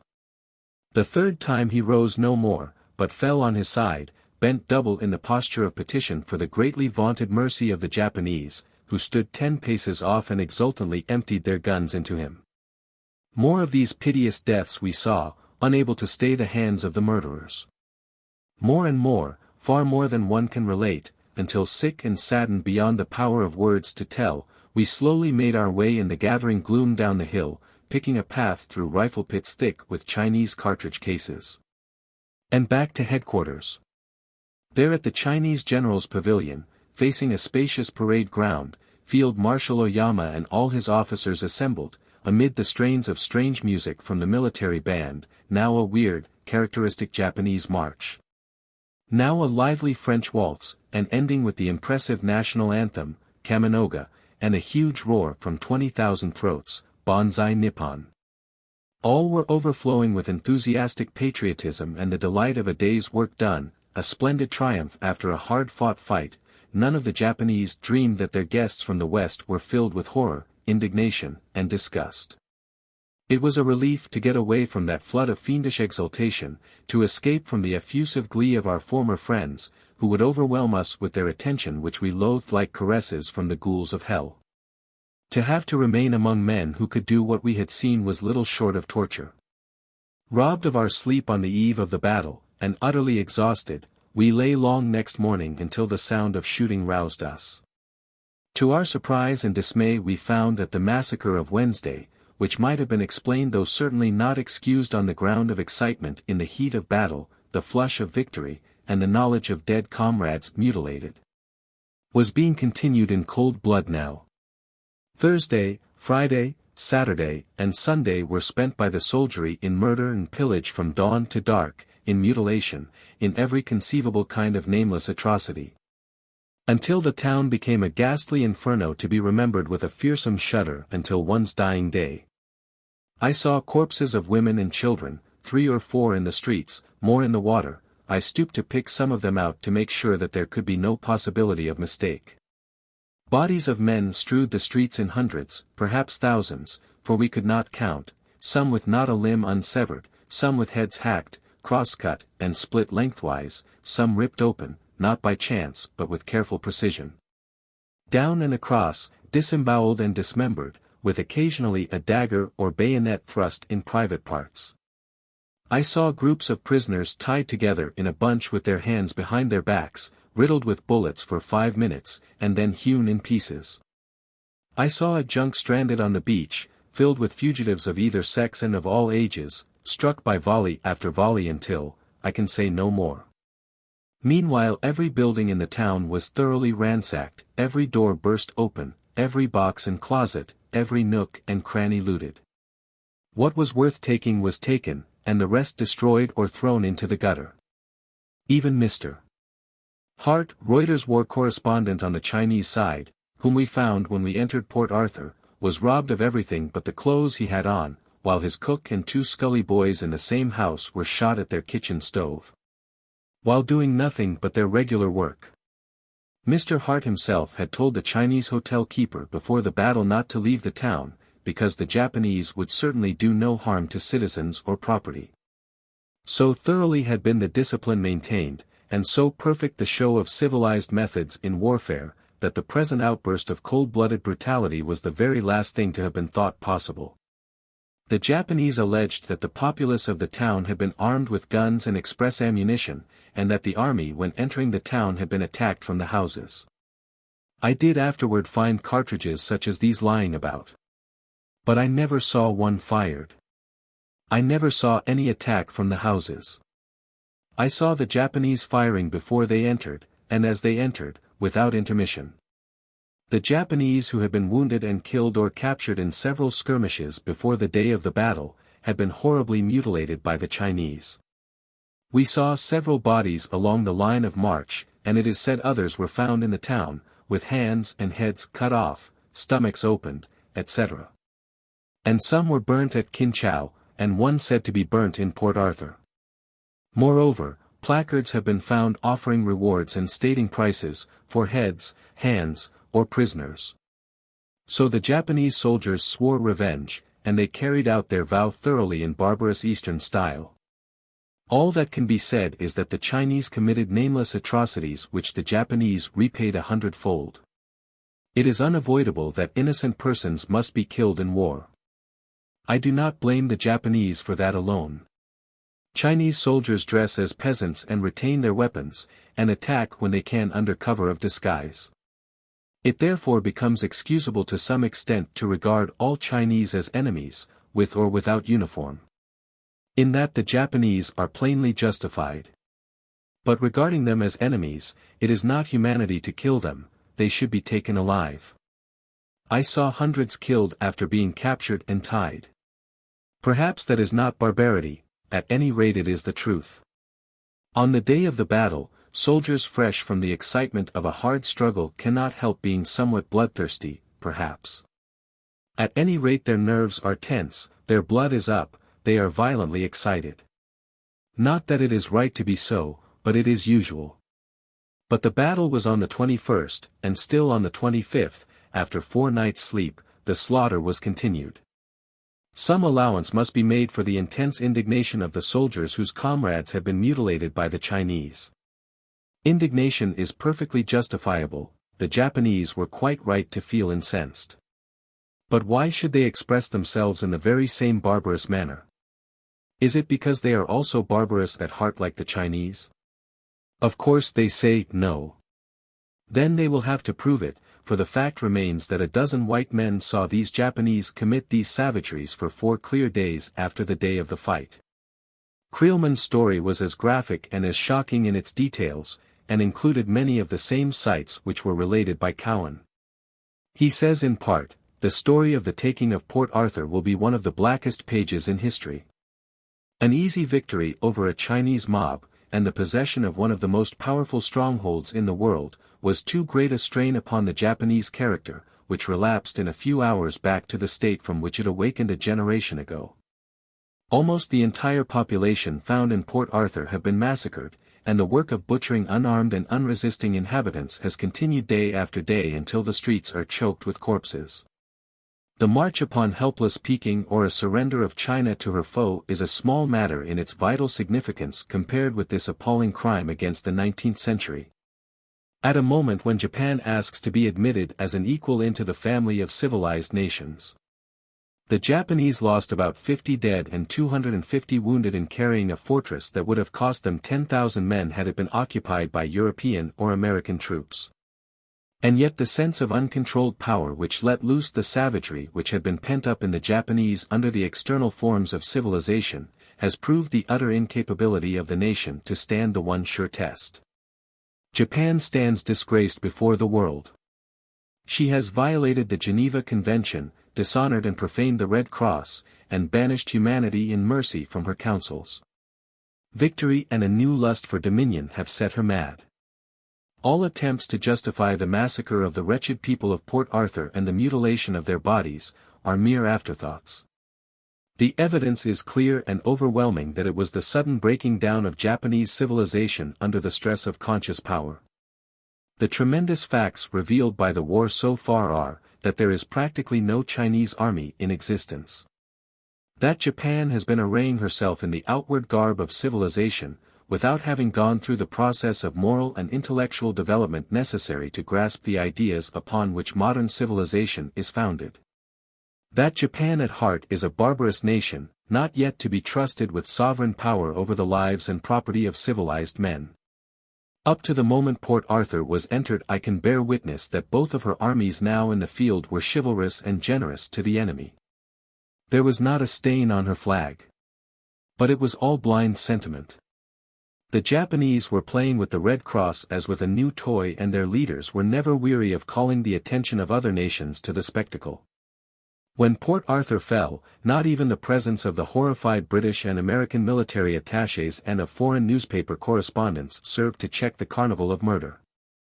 I have again and again tried to save helpless men from slaughter by protest and entreaty, but in vain. The sign of the Red Cross was jeered at, and in the midst of the orgies of blood and rapine, with troops tramping over the bodies of unarmed victims who lost their homes, the fat field marshal and his generals paced smiling, content at the sound of rifle shots mingling with the music of the national hymn and the clink of wine glasses. I am satisfied that not more than 100 Chinamen were killed in fair battle at Port Arthur and that at least 2,000 unarmed men were put to death. It may be called the natural result of the fury of troops who have seen the mutilated corpses of their comrades, or it may be called retaliation, but no civilized nation could be capable of the atrocities I have witnessed in Port Arthur. Every scene I have described I have looked upon myself, either in the presence of the American and British military attachés, or in the company of Mr. Cowan or Mr. Villiers.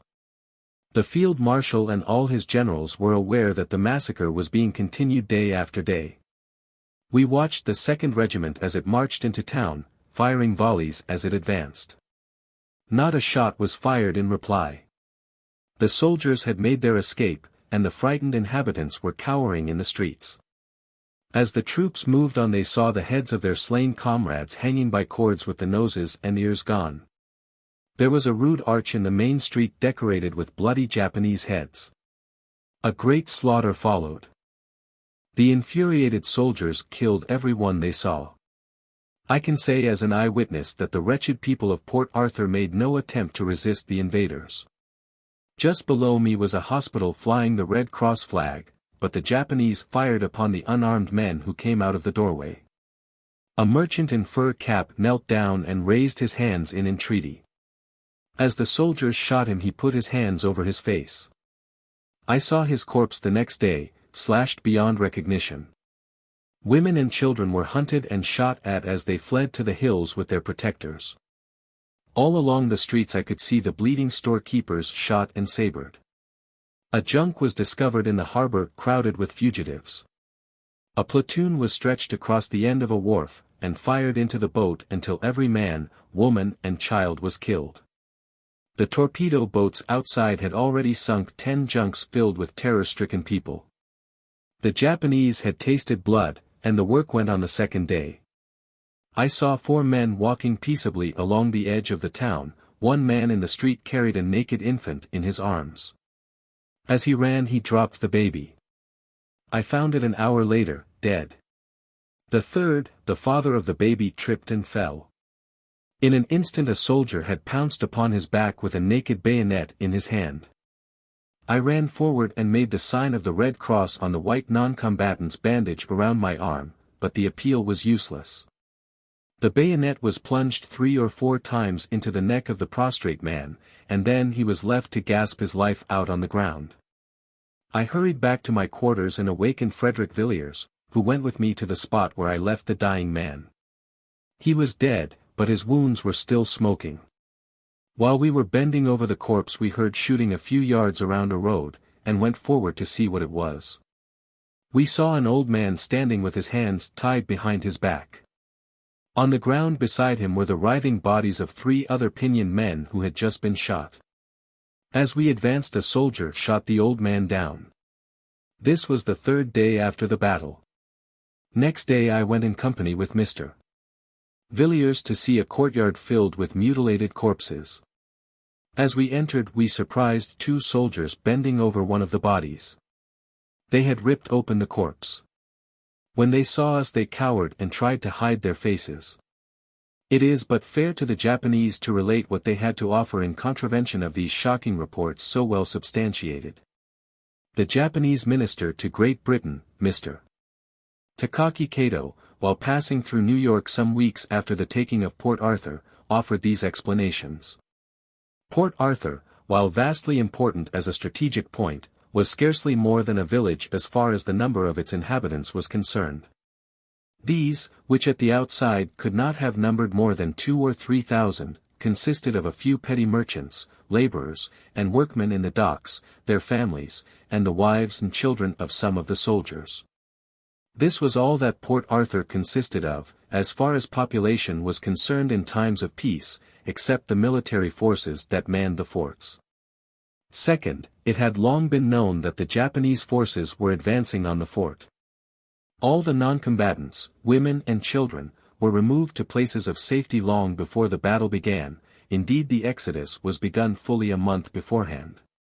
Third, in the face of these reports of wholesale slaughter, how do you account for the fact that between 300 and 400 Chinese soldiers were taken prisoners in and about the town of Port Arthur immediately after its occupation? The victorious army was compelled before entering the town to pass through a narrow defile which was strewn with the mutilated bodies of their advance troops. There lay their comrades in arms, not only dead, but with every evidence that they had been tortured to death by the most revolting and brutal methods. Picture such a scene of horror, and you will have a faint conception of the sight that greeted our victorious soldiers as they marched through that narrow pass. These were their comrades, their companions, that lay before them as ghastly evidences of inhuman brutality. Can you appreciate the low murmur of horror that passed along the line? Can you understand how each man then and there in his heart determined to avenge such fiendishness, and then can you blame our men for killing every Chinese soldier found hidden in the town when they first entered? Yes, there were excesses, regrettable but surely exonerable excesses, after the Battle of Port Arthur. But these wild tales of the wholesale slaughter of innocent women are fiction pure and simple. A few women may have been killed in the general melee that followed the first entrance into the town, but that was accident, not intention, if it occurred at all. With a very few exceptions, all the men killed proved to be Chinese soldiers who had discarded their arms and uniforms. What our troops saw of Chinese barbarity did not begin with Port Arthur, or did it end there. The most atrocious cruelties were the rule at Pingyang, Kinchao, and indeed every engagement. Before accepting this reported wantonness of our troops at Port Arthur, we must take into consideration what the Japanese troops did before and what they have done since. Nowhere has there been butchery or cruelty, but kindness, moderation and nobility. This in spite of all that our soldiers saw of the fate of their unhappy companions, this in the face of new barbarities that were revealed almost daily. Is this not a credit to our soldiers worthy of national pride and international appreciations? The variety of explanations offered to excuse the atrocities was considerable. It was reported from Port Arthur a few days after the charges had been made, that the capture of the place was indeed marked by regrettable excesses, but the offenders were not regular soldiers. It was said that the night after the capture of the stronghold, a number of coolies attached to the army as laborers came into the town from the camps. These men carried swords, in order to obviate the necessity of always having regular troops told off for their protection.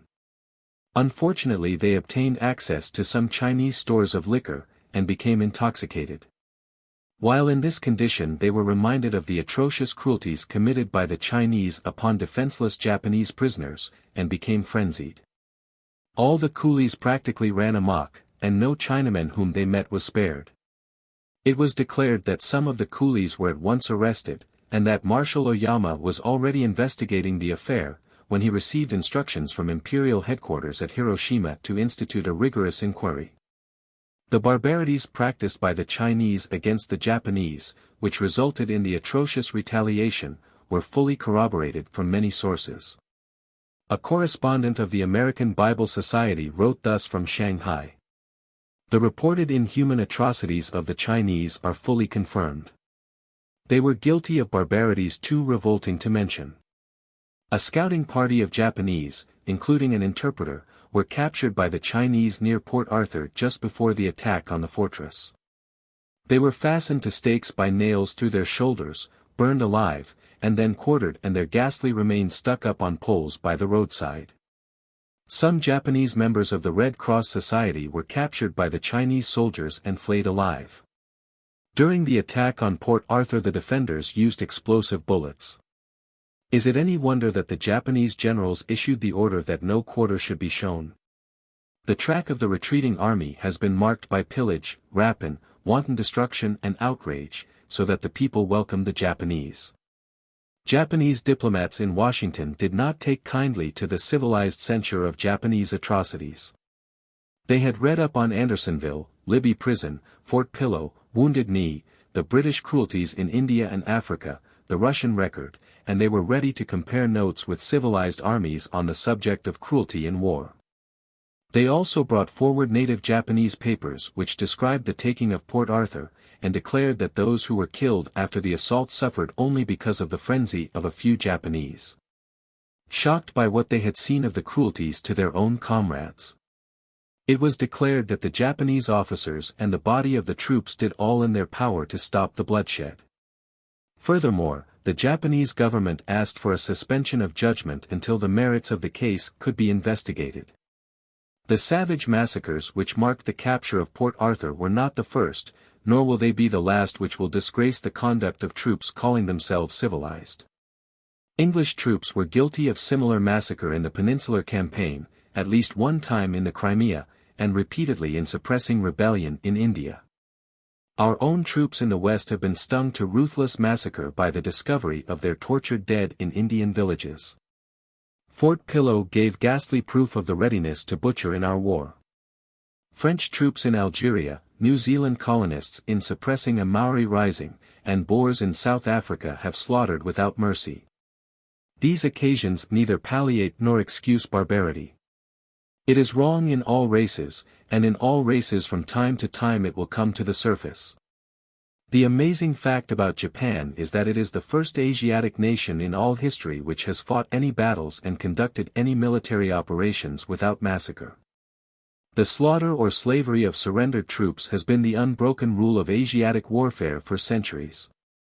Japan has actually been able to reverse the practice and habit of generations, to school its soldiers to mercy, and even in the present instance it has been followed, as Wellington's massacres in the peninsula never were, by investigation and an attempt at repressing like disorder in the future. As an indication of the trend of thought of Chinese newspapers, and of ignorance of the Chinese people concerning the truth of the war, it is amusing to note the report of one of the vernacular papers on the fall of Port Arthur. This paper editorially says, in allowing the Japanese to take Port Arthur, General Tso was actuated by motives of the deepest strategy, and the able manner in which he attained his end, without allowing his opponents to penetrate his designs, stamps him as one of the greatest military commanders China has ever seen.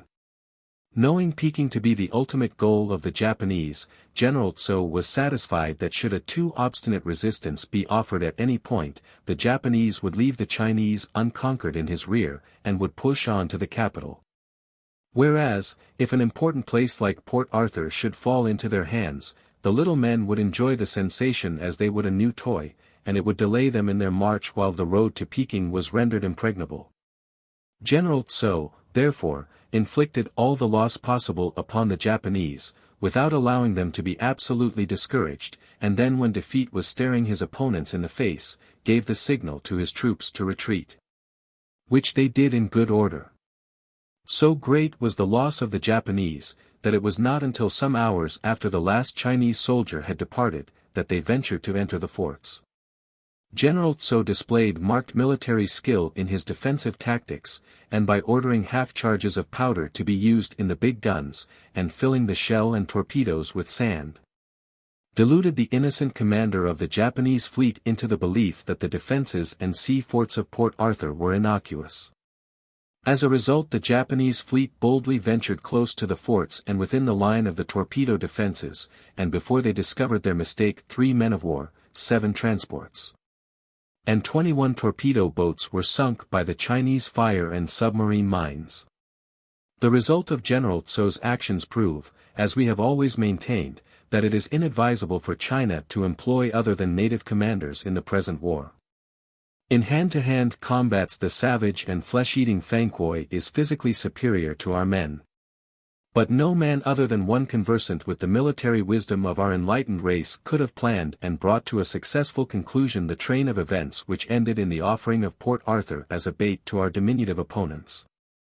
From a military point of view, the capture of Port Arthur by the Japanese was an event of the first importance, while its moral effect and its consequent influence upon the diplomatic situation was very great. It transferred from one side to the other all the advantages of a fully equipped arsenal and dockyard, occupying a commanding strategical position, and therefore modified all the conditions, naval as well as military, of the campaign. It made the defense more hopeless than ever, and extended the chain of Chinese disaster. 9. From Port Arthur to Wei-hai-wei. China makes another attempt towards peace. The envoy rejected because of lack of credentials and rank. President Cleveland offers to help create peace, Chinese and Manchus at war, Japanese victories immediately. After the taking of Port Arthur, more Korean politics, the Third Japanese Army, preparing for a descent on the Chinese mainland, Wei-hai-wei and its capture. Even before Port Arthur had fallen, China was making another attempt to secure peace through the intervention of foreign nations. As this seemed slow in coming, however, it was decided that an informal effort to stop hostilities would be made, one indeed of such a sort that it might be disavowed if criticism seemed to demand. Consequently, Mr. Gustav Detring, the Chinese Commissioner of Customs under Sir Robert Hart, was sent to Japan to feel the way in preliminary negotiations. In its perplexity and distress, the Chinese government took the step which only extremity could have driven it to take. It swallowed the pill which was of all things most bitter. The emperor, on the advice of his council and at the instigation of Prince Kung and Li Hung Chang, appointed a foreigner as envoy to Japan. The office was not one which timid Chinamen would envy, because none of them were ambitious to hand down their names to posterity in connection with the humiliation of their country. The wisest man in office was Prince Kung, but he was not the dictator which he was supposed to be. He was thwarted by other influences, among them the Grand Council, of which he was not but ought to have been a member. In this confusion, the grand imperial effort toward centralization of authority had partially at least failed, and the failure had the effect of rehabilitating for the moment the viceroy Li Hung-chang, who once more stood out as the only possible practical man. This aged statesman had many faults, which those who were nearest to him saw most clearly, but if we compare even his faults with the wisdom of his compeers, he was still the one-eyed man among the blind. The only man at the time in the empire who was capable of anything, and whose removal from the scene would have been regarded with grave apprehension by all who were interested in the maintenance of order against chaos. Mr. Detring, with his suite, left Tientsin November 22 by rail to Tunku, embarked there on a steamer, under the German flag, called the Liu, and steamed down the Gulf of Petchali past Chefoo and Wei-hai-wei. Not until the vessel reached Japan did they know of the fall of Port Arthur. The vessel proceeded to Kobe, where no one was permitted to land at first. The envoy at once sought communication with Count Ito, and applied to the local authorities to inform His Excellency thereof. The result was not an invitation to Mr. Detring to visit Hiroshima, but the dispatch of the Secretary-General of the Cabinet, Mr. Ito Moiji, to confer with him at Kobe. From this point there is a difference of statement as to what occurred. The Chinese declare that before the arrival of the secretary, Mr. Detring had been recalled by his government, and having taken leave of the governor he left at daylight on the 29th without waiting to see Mr. Ito, who had arrived the previous night. The Japanese, on the contrary, assert that they refused to entertain any proposals from Mr. Detring, as he was not properly accredited and had no authority whatever to make peace negotiations. However that may be, it is certain that he returned to China without having an audience with any Japanese officials, and that the peace negotiations were never even begun. The next surprise was that whereas the United States had declined to entertain England's proposal for a coalition of powers to restore peace to the Orient, President Cleveland subsequently tendered to Japan his good offices as mediator. He hoped that by his aid peace might be restored, and restored in such a manner as to secure to Japan the just fruits of her victories. A reply declining his proposal, couched in duly grateful terms, was conveyed to the President by Japan, and he having learned in the interval that the European powers would not agree to intervene conjointly, ceased his own activity. It was still hoped however that Minister Denby at Peking and Minister Dunn at Tokyo would be able to use their good offices in advancing peace. Japan was holding out the insistence that China must speak for herself if she wanted peace. Japan however did go so far as to say that if China had any propositions of peace to make, they might be transmitted in the beginning through the United States ministers in Japan and China. It was still evident however, that China would hold off as long as possible, in the hope that something would turn up to relieve her of the necessity of suing for peace. The Manchu princes feared and mistrusted the Chinese, who seemed to be indifferent to the issue of the war, and intent only on obtaining individual advantage. It was reiterated again and again, that the Chinese secret societies desired Japanese success in order that the Manchu dynasty be overthrown and the Chinese restored to power. Captain von Hanneken, at the request of the Tsung Li Yamen, submitted a comprehensive scheme of military reorganization. This was approved by the emperor and the Manchu statesmen, but was frustrated by the stratagem of certain wealthy Taotais, on the alleged ground of economy. The question was then referred from Peking to Tientsin. Thus the central and provincial governments reduced each other to impotence. Genuine reform in China appeared to be hopeless, owing to the invincible ignorance of the rulers. There was much popular discontent at the imbecility of the government. Let us now return to the other forces of Chinese and Japanese, whose movements, comparatively unimportant, have been neglected for the advance on Port Arthur. A considerable portion of the Chinese fleet was still in the harbor at Wei-hai-wei, sometimes cruising out for a little while, but usually safe at anchor. Several of the Chinese vessels had slipped out of Port Arthur harbor when Japanese backs were turned, and steamed across to supposed safety at Wei-hai-wei. On November 22 the Qinyuan, the largest and most formidable battleship remaining to the Chinese, ran ashore while entering Wei-hai-wei harbor, and trying to avoid the torpedoes placed in the channel. She was somewhat damaged by a torpedo, and was finally beached and rendered useless for the time. Commodore Liu Tate-san, who was in command of the vessel, anticipated official condemnation by committing suicide. The fall of Port Arthur was followed immediately by a succession of victories for the Japanese arms in Manchuria, the First Japanese Army continuing its success.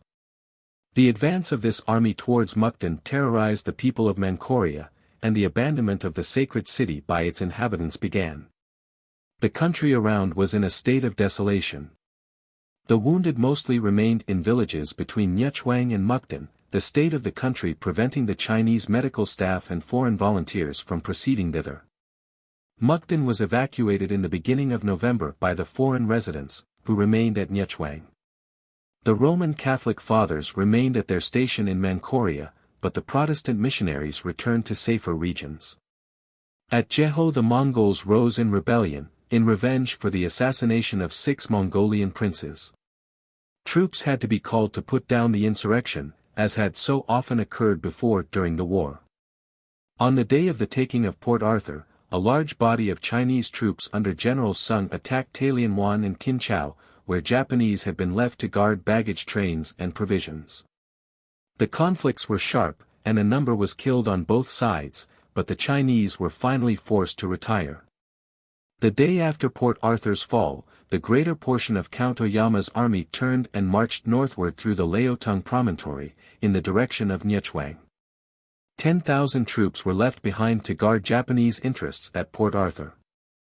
November 25, sharp fighting took place near the Emotienling Pass, between a portion of General Sung's army and the Japanese under Count Yamagata.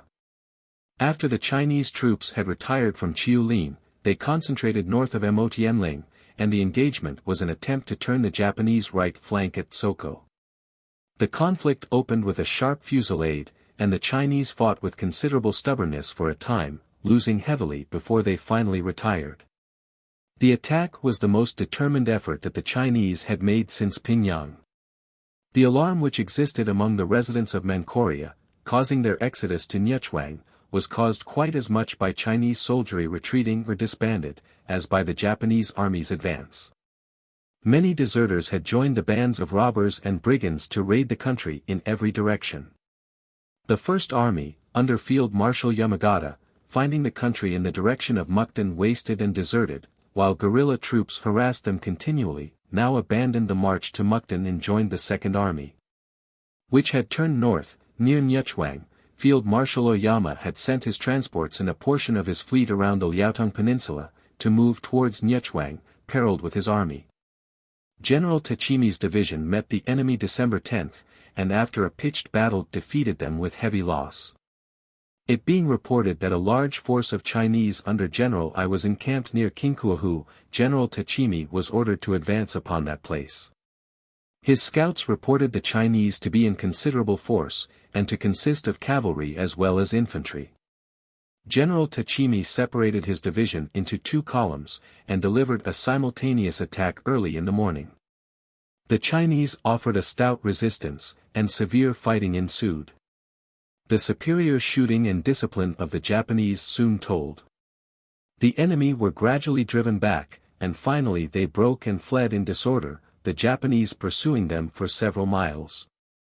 The majority of the Chinese escaped in the direction of Tsohunko. The Japanese lost about 40 killed and wounded, and their opponents 100. Field Marshal Yamagata, who had been in command of the First Army since its organization, at last broke down in health under the strain of his responsibility and labor, and was compelled to return home in the hope of restoring his health. He was succeeded by Lieutenant General Nadzu, his friend and advisor with the troops. The news of Yamagata's illness caused much distress in Japan, and he was welcomed with the highest honors, both from the government and the people. In China the position of the government seemed to be precarious. Dissatisfaction was rife in Peking and Tientsin over the conduct of the war, and everyone in turn was accused of responsibility in the matter. The Manchu and Chinese elements were bitterly opposed, and an anti-war which advocated peace at any price was increasing rapidly. The Court of Inquiry which sat at Peking to inquire into the circumstances connected with the loss of Kinchao and Talienwan, held that Kinchau was strong and well garrisoned and ought never to have been surrendered. The commandant was therefore sentenced to degradation from military ranks for allowing the Japanese to take the place. The foreign residents in Peking, Tientsin, and Chefoo were by this time getting nervous over their own prospects for safety owing to the disorder and rioting that prevailed, enhanced by the threatened invasion of the Japanese army. Marines were sent to Peking from the war ships of all Western nations in Japanese waters, and attached to the legation for the protection of their countrymen in China.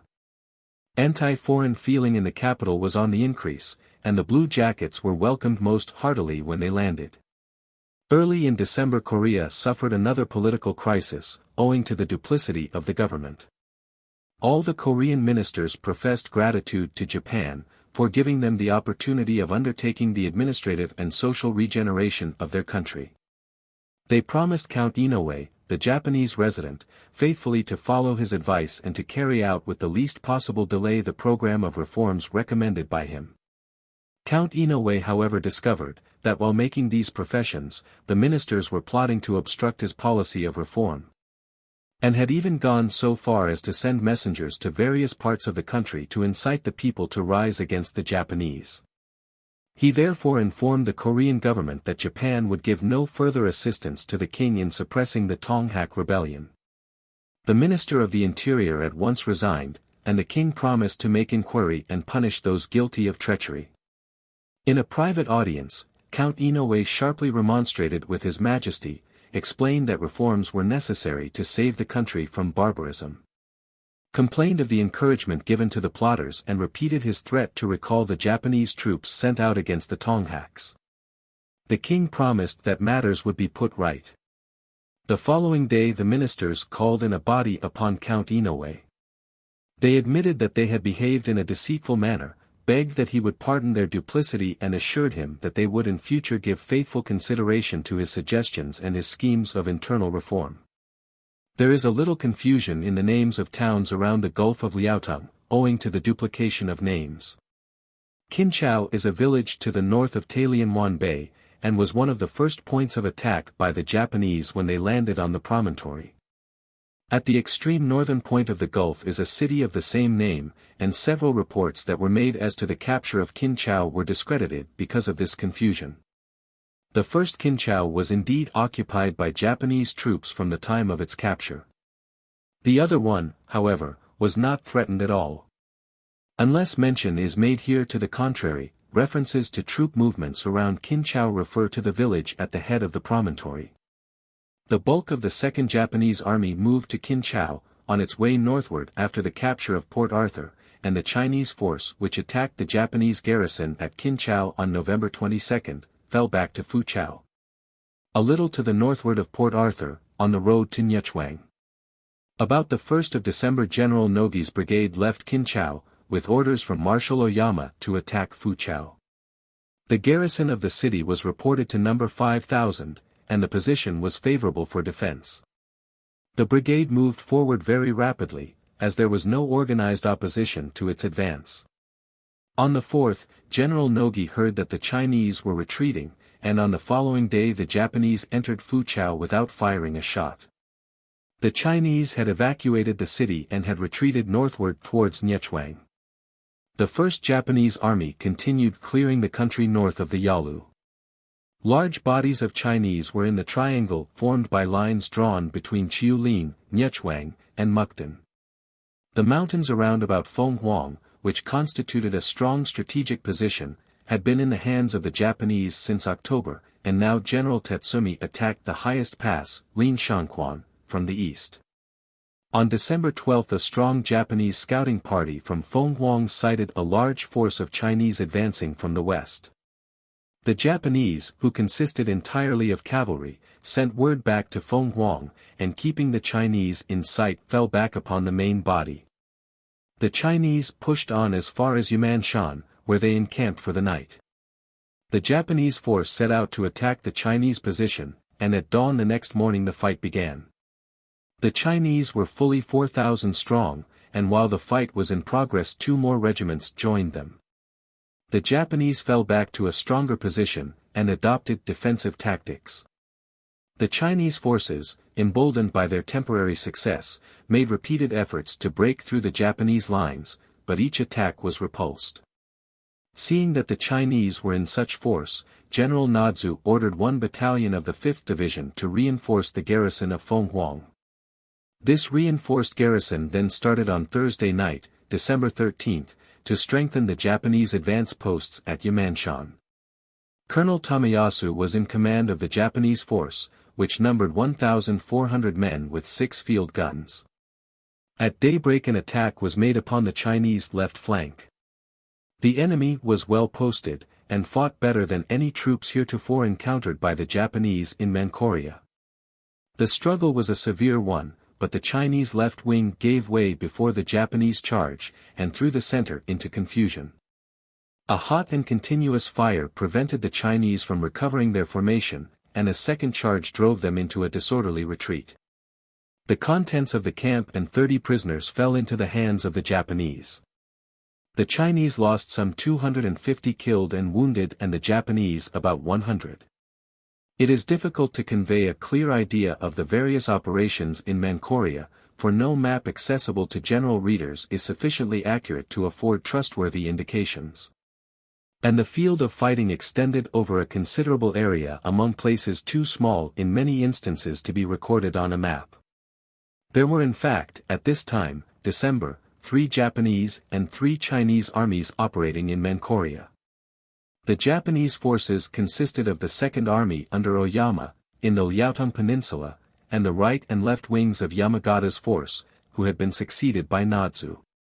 The First Army, Yamagata's, after passing the Yalu and capturing Chiulin, separated into 2 parts, the right wing nominally 12,500 strong, moving northward along the Mukden road under the command of Nadzu. And the left wing of equal strength, under the command of Katsura, moving westward down the Yalu, its object being ultimately to establish communication with Oyama's forces, 22,000 strong. When the capture of Port Arthur should have freed the latter to advance northeastward up the peninsula. The Chinese armies were also 3. One of these armies was massed at the north, defending the approaches to Mukden. It aggregated about 25,000 men so far as could be ascertained, but its fragmentary fashion of fighting rendered a total estimate difficult. The Second Army was grouped in the southwest, guarding the coast roads to China proper, in Yuchuang. This army, according to the accounts, aggregated about 30,000. Its headquarters were at Kaifeng, where a junction would naturally be effected between Oyama's forces and the left wing of Yamagata's army. The easiest method of obtaining a clear idea of the situation, is to follow in outline, the operations of the various armies. The southeastern Chinese army was composed of the Amur frontier forces, under General I. It was moved down under direct orders from the throne, the strategical idea being to strike swiftly and secretly at Marshal Yamagata's weak point, namely, his long line of communications between the Yalu River and his outposts. 50 miles north of Fenghuang. Thus General I's operations ultimately resolved themselves into an attempt to recover Fenghuang.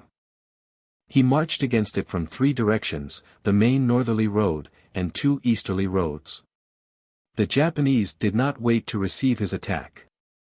On December 10, Major General Tachimi, who commanded the van of the Japanese right wing, launched his battalion at I's van of 3,000 men on the main road, and by consecutive onsets cut the enemy in 2. Driving a part of his force into the mountains eastward, and a part along the main road northward. 2 days later a reconnaissance sent eastward from Fenghuang found the main body of I's forces on the Yangpian road, and the following morning a battalion moved out to attack him. But it having been seen that he mustered fully 6,000, and that advancing along 2 roads his front extended over a distance of more than 3 miles, the Japanese plan was modified so as to deliver the chief assault against his left wing. Orders being also forwarded to Tachimi, then operating north of Fenghuang to move east and south with the object of taking I's right wing in the rear. December 14 saw the attack on the Tartar general's left wing.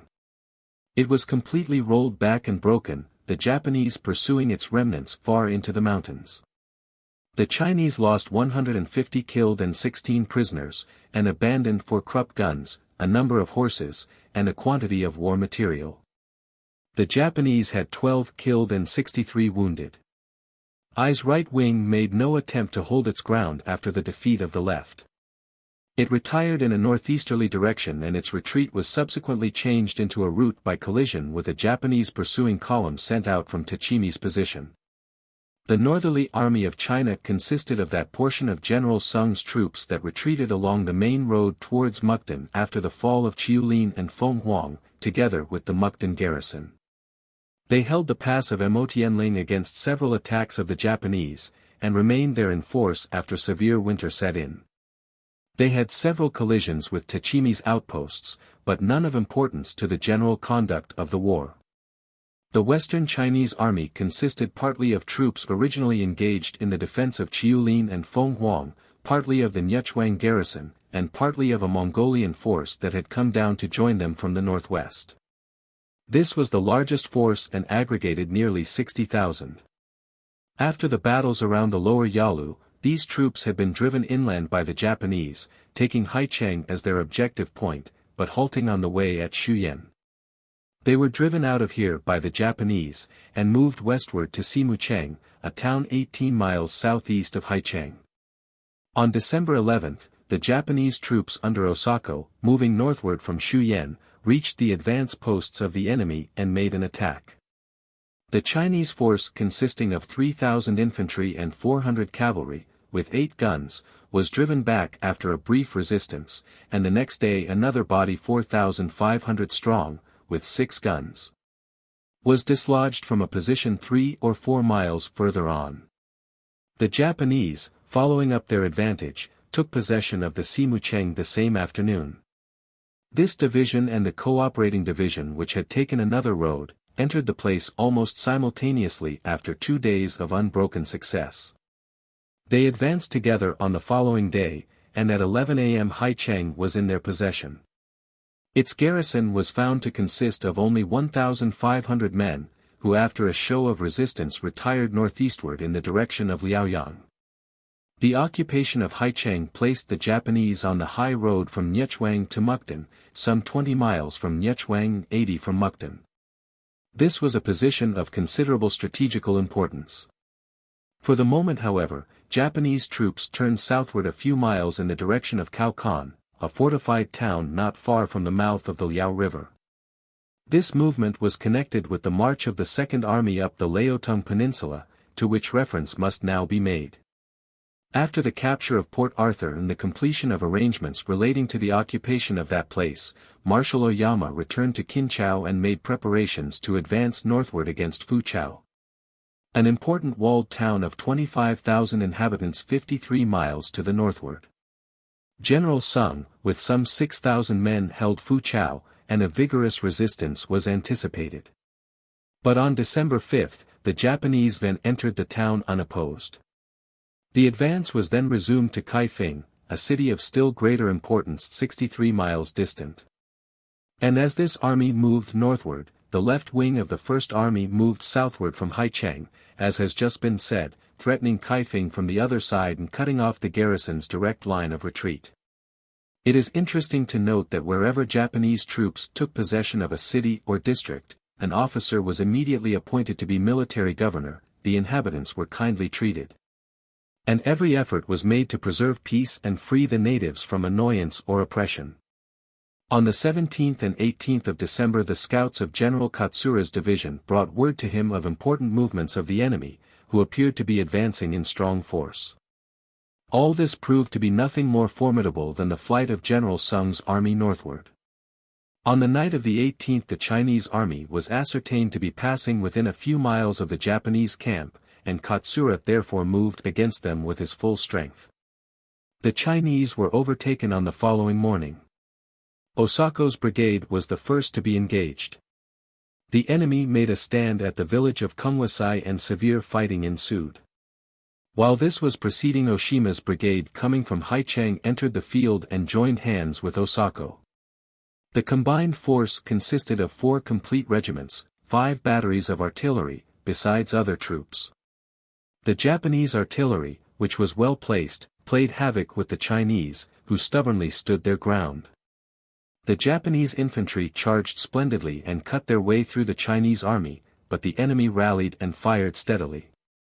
A desperate hand-to-hand struggle took place. After 5 hours fighting, the Chinese began to falter and soon they were in full and disorderly flight, some to the westward and others north.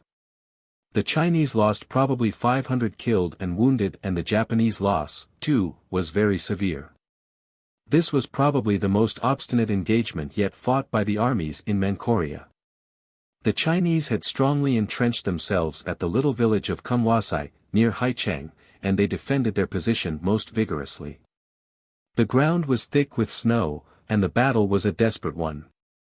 Charge after charge made by the Japanese was faced and the assaulting troops driven back. But with a fourth charge the battle ended, the Japanese rushing into the Chinese works and carrying everything before them. The constant succession of defeats of the Chinese forces made imperial circles in Peking a nest of nervous uncertainty. Factional fights existed among the officials, and no one knew when his position or his head was safe. The Empress Dowager remained firm in her confidence in Li Hungchang, and this fact served to retain him the title of viceroy. All of his decorative honors had however by this time been stripped from him, and only the Queen's favor and the fact that it was not wise to make of him an open enemy saved him from losing his last title. Early in December Prince Kung was appointed President of the Grand Council. He lost no time in moving toward severe punishment the military and naval officers who for being defeated were adjudged traitors. An imperial decree imperatively ordered the arrest of Tao Tai Kung the civil commandant and the 4 generals who commanded at Port Arthur in order that they should be sent to Peking to be tried and punished for the loss of the fortress. Admiral Ting was also arrested for failing to defend the dockyard. Generals Ya and Wei of Pingyang fame were handed over to the same board of punishment. The foreign officers serving in the Chinese fleet sent to Prince Kung a unanimous protest against the infliction of punishment upon Admiral Ting, declaring that the charges made against him were unjust and that they would resign if he was punished. In response to this protest therefore an edict was issued continuing the admiral in command of the fleet. The late viceroy of Nanking, Lu Kuan-yi, was now appointed to the chief command of all the Chinese forces in the field, thus superseding Li Hungchang and Prince Kung so far as military command was concerned. He had made an impression at the palace by his energy and by his plans for resisting invaders. Immediately upon his appointment Lu petitioned to be relieved from the office, pleading indisposition, but his request was refused at the palace. His desire was taken as an indication that he felt himself incapable of successfully carrying out the arduous task imposed upon him. In the face of the emperor's imperative orders Lu could not avoid accepting the command, and he therefore began making appointments to his staff and preparing for his immediate departure to the front. At last on December 21, it was given out to the world that peace negotiations with Japan were to be begun in earnest, in the hope that the crowning humiliation of a Japanese occupation of Peking might be averted. The emperor selected Chang Yen-hun, vice president of the Tsungli Yamen as his peace envoy and, it was said, invested him with the fullest powers to treat. It was announced that he would proceed immediately to Japan with an adequate suite and ample credentials. He was a man of great ability, and great confidence was expressed in the success of his mission. Mr. Dunn, United States Minister at Tokyo, learned that the Japanese government would receive the Chinese envoy with every consideration due to his rank, and with an honest desire to help him to bring his mission to a successful conclusion. But from the very beginning there was strong evidence to indicate that China was not acting in the best of faith, for no authoritative statement was made by the government at Peking of the appointment of such a plenipotentiary. This suspicion was only too well corroborated a few weeks later. The Chinese government, after deciding to send an envoy to Japan, addressed a formal request to President Cleveland for the assistance of a recognized statesman in connection with the forthcoming peace negotiations in Tokyo. The president lost no time in replying. It was officially announced in Washington December 27, that the Honorable John W. Foster, Secretary of State in the cabinet of President Harrison, after the death of Secretary Blaine, had been appointed legal advisor to the Chinese peace plenipotentiary who was about to be sent to the government of Japan. Before entering President Harrison's cabinet, Mr. Foster had represented the United States as minister at Madrid, and he acted as agent of the United States in the Court of Arbitration of the Bering Sea question at Paris. He was one of the foremost among international lawyers in the United States, with large experience in Chinese affairs. His selection by President Cleveland was not an official one, but was merely in response to a request from China for friendly assistance. Mr. Foster had no official standing from the United States, but acted simply as an advisor to the Chinese envoy. A curious incident comes well substantiated regarding Mr. Foster's preparations for his trip. Shortly before he sailed for China, it is said, a party of Wall Street men went to see him on the subject of the Chinese indemnity. This indemnity was destined to have an important bearing upon American politics. Should the indemnity be paid in gold, our own Treasury reserve would be drawn upon rather seriously. Should it be paid in silver, the demand for the white metal would undoubtedly create an enormous demand for the product of Western mines, to the great advantage of the silver-producing states. The Wall Street men visited Mr.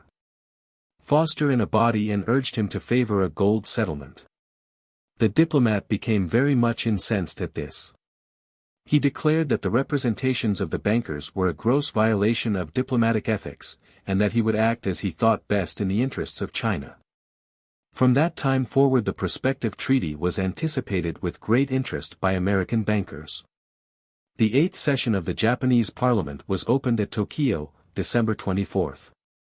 In the absence of the emperor at Hiroshima, his speech was read by one of the ministers. It took occasion to congratulate the country for the success of the Japanese arms and declared the need of further persistence towards the successful conclusion of the war. Political sentiment, so far as party spirit was concerned, did not run high in Japan, for nearly all parties were united in support of the war. The session of Parliament therefore awakened no marked interest.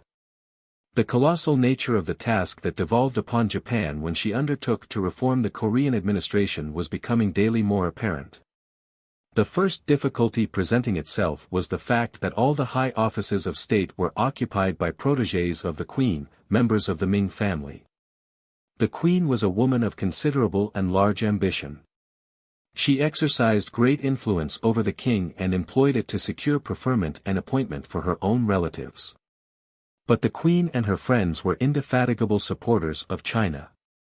The Chinese resident always worked in their interests. They firmly believed that Chinese supremacy would be re-established sooner or later, and they were wedded to Chinese systems as affording the widest scope for self-aggrandizement. Thus they stood in the very forefront of the opponents of reform.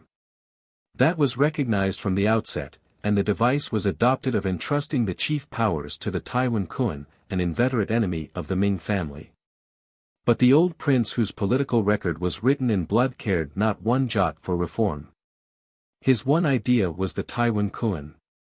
Moreover, he too believed in the restoration of Chinese influence, and wishing to enlist it in his own behalf, he opened secret correspondence with the Chinese generals, promising them that the appearance of their troops before Seoul should be the signal for a widespread insurrection of the Tonghaks to attack the Japanese simultaneously.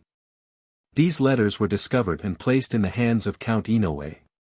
He invited the Taiwan Kun to the Japanese legation and quietly showed him the incriminating documents. Of course, there was no imperative reason why any Korean subject should prefer Japan to China. The Taiwan Kun had a right to choose between the two, but he had no right to hold the regency under pretext of furthering reforms which he was secretly working to defeat. It was not difficult to induce him to resign the regency. He saw that the game was lost and consented to efface himself from the political arena. At the demand of the Japanese minister, the Korean king formed a new cabinet more satisfactory to Japanese influence, and the crisis was past. The revolts of the Tonghaks, however, seemed to be almost continuous, and every day brought news of a riot engendered by them. The Japanese armies which we left in Manchuria near Kaifeng, were posted on a curve extending from that city near the sea, to Haicheng, which was strongly fortified, and posts also extended from there to the Amotianling hills. They thus occupied a strong position for defensive and offensive purposes. Very severe weather had set in early in January and hundreds of Japanese soldiers were suffering from frostbite. The Chinese forces had withdrawn to Kaokon near Nyechuang, although the force occupying Liaoyang had advanced some distance towards Haicheng, which the Japanese were occupying. Early on the morning of January 10, a brigade under General Nogi marched against a Chinese force encamped in the vicinity of Kaifeng.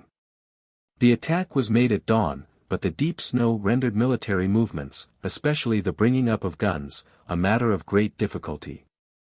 The Chinese had 12 field pieces and 2 Gatlings which were well handled. Their force numbered about 3,000. The fight lasted 4 hours, and consisted mainly of an exchange of shot and shell until the Japanese were in position on the Chinese flank, when an infantry charge was ordered and the Chinese fell back before the heavy fire. The final attack upon the center was splendidly made, and by 9 o'clock the Chinese were well beaten. There was some stiff fighting at the last, but by 10 o'clock the Japanese were in full possession of the town. 200 Chinese were found dead in the positions which they had held, and 150 were taken prisoners. The Chinese force was commanded by General Sei, who expected to be strongly reinforced before the Japanese attack could be made. On learning this, General Nogi sent out scouting parties towards Youchao. They reported that a Chinese army estimated to number 10,000 men had been marching upon Kaifeng, but having heard of the defeat of General Sei, this large force had immediately retired towards Yingsu, the port of Nyechuang. Either confidence or desperation of the Chinese was exemplified in the vicinity of Nyechuang a few days later, when 2 Chinese corps marched against the Japanese advanced lines, and opened an attack. One of these corps advanced from Liaoyang, whilst the other marched from the direction of Nyechuang. They were estimated at from 12 to 14,000 men, and they had with them several field pieces and Gatling guns. They came in sight of the Japanese lines before noon and continued their advance until within less than 2 miles. Then they halted and a consultation was held amongst their staff. They made no further advance, much to Japanese disappointment, but simply began a heavy fire from their artillery. At 2 o'clock in the afternoon, General Katsura ordered the Japanese to reply, and a concentrated fire was opened upon the Chinese ranks. The total Japanese force concentrated to receive the Chinese attack consisted of 4 battalions of infantry and 1 battalion of artillery with 12 guns. The artillery fire continued for an hour, when seeing that the Chinese were being thrown into confusion by the bursting shells, General Katsura ordered a charge upon the enemy's right wing. It proved to be entirely successful. 5 guns which protected the enemy's right were captured at once, and the whole force immediately retreated. Another charge upon the center scattered the Chinese. The majority fled to the north, whilst a portion retreated in the direction of Nyechuang. The Chinese losses were roughly estimated at 900, and the Japanese scarcely 1/10 of that number. The First Army, finding the country in the direction of Mukden wasted and deserted while guerrilla troops harassed them continually, now virtually abandoned the march to Mukden and formed a junction with the Second Army, drawing together at the acute angle to which they had been so long converging. Oyama and Nadzu met and from that time worked with their forces conjointly. The Chinese were becoming bolder in the vicinity of Haicheng, which made the necessity greater for a union of forces. At the same time Mukden itself was in a state of riotous disorder, the Manchu and Chinese troops continually at conflict with one another and therefore scarcely needing the attention of the Japanese to attack either side. Military operations in Manchuria were now exceedingly difficult owing to the depth of snow and the bitter cold weather. Both armies were suffering from the rigors of the season, and neither regretted the opportunity for a cessation of active hostilities. General Nogi moved forward his headquarters to Hunsai. Cavalry skirmishes between scouting parties between Nyechuang and Kaifeng, and between Nyechuang and Haicheng were of daily occurrence, and with them we will consider the season's campaign of the armies in Manchuria closed. The raising of Li Hongchang's enemy, Lu Kuan-yi, to the chief military command in China stirred up more and more trouble for military and naval officers as the time went by. Half of the generals of the army and the admirals and commanders of the navy were arrested, charged with various degrees of guilt, and many of them were sentenced to death. As a matter of fact, however, not many of these sentences were carried out, although General Wei was beheaded in Peking, January 16. The influence of Li Hongchang could not, however, be destroyed, even though he had been relieved of all his functions except that of Governor-General of his province. His connections with prominent officials in China had been too intimate and his strength too great that all could be taken away from him even by imperial edict. The old viceroy, the Bismarck of Asia, quietly bided his time and waited the results that he felt sure would come. The Chinese envoy and his suite of 56 lingered at Shanghai day after day, delaying their start to Japan with the avowed explanation that further instructions were expected. But with the understanding frankly held by every one except themselves that they were really detained in the hope that something would turn up. That some special providence would interfere to relieve them of the necessity of presenting China's suit for peace to her ancient enemy. And now the Third Japanese Army was ready for its descent upon the Chinese coasts and another invasion of the Celestial Empire was impending. 10. The expedition to capture Wei-hai-wei and its success. Plans for the Third Japanese Army, description of Wei-hai-wei and its defenses, arrival of the Japanese troops, landing of the forces at Yangcheng Bay, bombardment of Tengchao, capture of Ninghai, Wei-hai-wei forts taken, severity of the weather, action of the fleets, the torpedo boats, continuing the bombardment, a white flag from the Chinese, surrender, Admiral Ting's suicide, after the surrender. The command of the sea definitely gained by the Japanese at the Battle of the Yalu, now enabled another expeditionary force to be landed on the shores of China, this time on the Shantung Peninsula, which juts out between the Gulf of Petchuli and the Yellow Sea on the south, as the Liaotung Peninsula does between the Gulf of Liaotung and Corea Bay on the north.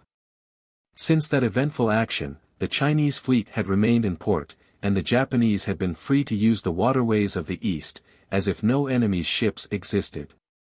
To undertake a new enterprise was merely a question of men and means. The transports employed at Port Arthur were available, and a Third Army 25,000 strong was mobilized at Hiroshima in December. These troops were embarked for an expeditionary force to threaten Wei-hai-wei. There were 50 Japanese transports in the squadron, convoyed by a few war ships, and the fleet sailed away from Japan just before the middle of January. Wei-hai-wei is about 25 miles west of the extreme northeastern point of the Shantung promontory, and 50 miles east of Chefoo, which was the nearest treaty port. Wei-hai-wei consists of an island some 2 miles long, and the adjacent mainland, running in a semicircle around the bay. Between the island and the shore is a large and safe harbor, with an entrance at either end. At both entrances, 2 rows of submarine torpedo mines furnished protection against invading squadrons, and on the island stood the Naval and Gunnery School of China, and the houses of the foreign instructors. The island was defended by 3 forts, one at the east end, one at the west, and the third on a little island connected with it.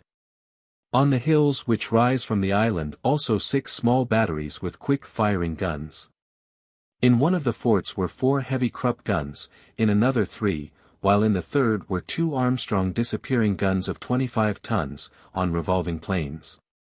On the mainland was a small village, while 3 forts commanded the eastern entrance to the harbor, and 3 the western, armed in the same way as the forts on the island. 7 men of war remaining to the Chinese fleet were at anchor in the harbor, and would be useful in defense of the place, though not enough for battle at sea against a fleet. The fortifications were built under the direction of Captain von Hanneken, and several foreigners in the Chinese service had remained there throughout the war as artillerists and in other capacities. The Chinese Admiral Ting was also there, against whom the Chinese censors had been speaking so bitterly. There were strongly equipped forts, a beautiful harbor, a good naval school, and all was ready to be captured by the Japanese. The Japanese transports touched at Tailianwan Bay on the way to the Shantung promontory, and took on board some of the officers who had been with the army around Port Arthur. Except for these, however, the troops moving on Wei-hai-wei were all new in the field. On the 18th of January a small reconnoitering party of Japanese naval officers landed from a boat in Yangcheng Bay, having left their ship out of sight around the eastern headland. They arrived in the night, cut the telegraph lines connecting Shantung Promontory Lighthouse with Wei-hai-wei, and afterward, being of course in disguise and familiar with the Chinese language, made inquiries of the peasantry. They discovered that the commander of Wei-hai-wei, having heard of warships off the promontory, had sent some 500 troops to defend Yangcheng. The Japanese then decided to land at dawn on the 20th. Yangcheng Bay is about 4 miles southwest of the northeast promontory lighthouse, and faces nearly due south. On the east is a bold headland connected by low hills with a chain of abrupt heights running west. The west headland, enclosing the bay, is not so high and ends in a spit of sand and rocks, beyond which are 2 smaller shallow bays, and Yangcheng town about 7 miles away due west. Nestling close under the west slope of the strip is a small village. Yangcheng Bay is about a mile wide, and hemispherical. The anchorage is good for large vessels to within 100 yards of the beach, and the large fleet assembled there for hostile purposes was well protected. The Japanese flotilla was led by 5 warships which were 2 or 3 hours ahead of the rest, 20 transports carrying 1 division of infantry, with an escort of 4 warships.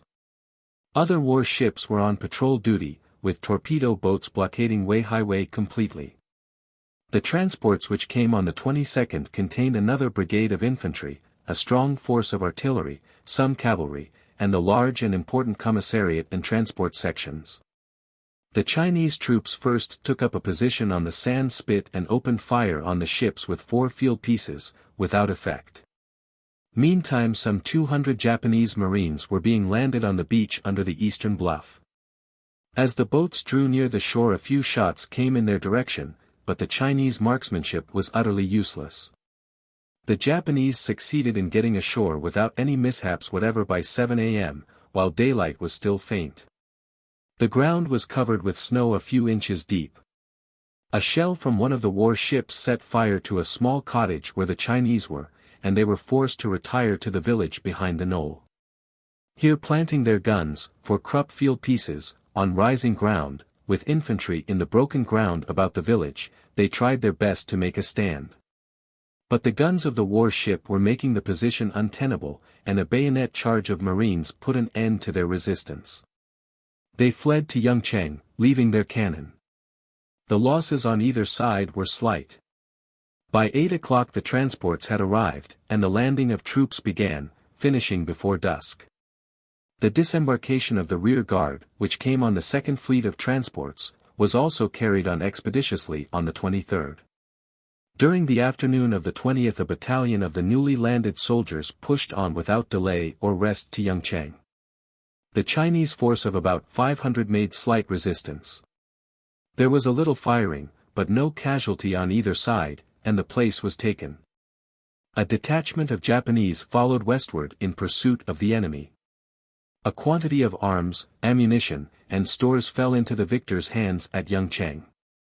The first thing done by the Japanese on landing was to make a small floating jetty of sampans and planks, from the sandy beach to water deep enough for launches. Rough sheds were also erected rapidly, so as to make the place a convenient depot as a subsidiary base of operations. Here the troops were sheltered as they landed, moving over to Yangcheng as rapidly as possible, so that within a few days they were almost all quartered in the town and surrounding villages. The inhabitants went about their business as usual, evincing only a little timid curiosity towards the invaders. Japanese strategy was to be credited, to considerable extent, with the easy landing granted to their troops in Yangcheng Bay. Warships had been cruising back and forth along the north shore of the promontory, keeping the commanders of various posts nervously expectant of an attack. Finally on Saturday, January 19, war vessels drew near to Tengchao, some 30 miles northwest of Chefoo, and began a bombardment which lasted throughout the day. The Chinese worked their guns well, but were not equal to the Japanese gunners either in rapidity or precision of fire. Many of the Chinese guns were dismounted by the Japanese fire, and others were rendered useless through absence of sufficient ammunition. By nightfall all the forts were silenced and the city was at the mercy of the invaders. 2,000 Japanese landed and kept up an incessant fire from field pieces upon the land side, while the ships were bombarding the water front. This demonstration was only for the purpose of creating a diversion, and attracting Chinese attention to Tengchao, while averting it from Yongcheng. On January 23, a Japanese force landed at Ninghai, midway between Wei-hai-wei and Chefoo, and the former city was therefore surrounded. The landing was covered by the guns of a dozen war ships, but there was no opposition. The troops at once marched upon the city of Ninghai, situated near the point of landing, and the place fell into their hands after a very feeble resistance. The occupation of Ninghai isolated Wei-hai-wei from Chefoo. The Chinese arsenal was almost exactly halfway between the two Japanese landing places, and the coast road being in occupation of the Japanese, news from the threatened garrison had to be carried over mountain paths with considerable difficulty. The strong Japanese fleet of war ships, transports, and torpedo boats was now assured of safety from any possible attack in Yongcheng Bay. And the war ships patrolled back and forth between the two landing places in constant threat of Wei-hai-wei, and forbidding the exit of the Chinese vessels which were penned in that harbor. The expeditionary force had landed all the necessary heavy guns and ammunition, beside forage, food, and other necessaries. The British and German flagships were in Yongcheng Bay, beside several American war vessels. The two land forces now moved upon Wei-hai-wei, one from the east and one from the west. The forts on the mainland at Wei-hai-wei were captured by the Japanese on January 30. The taking of the Chinese stronghold was due to skillful combined movements on the part of the Japanese land and naval forces, the main attack, however, being made by the troops on shore. The resistance, considering the strength of the place, was feeble.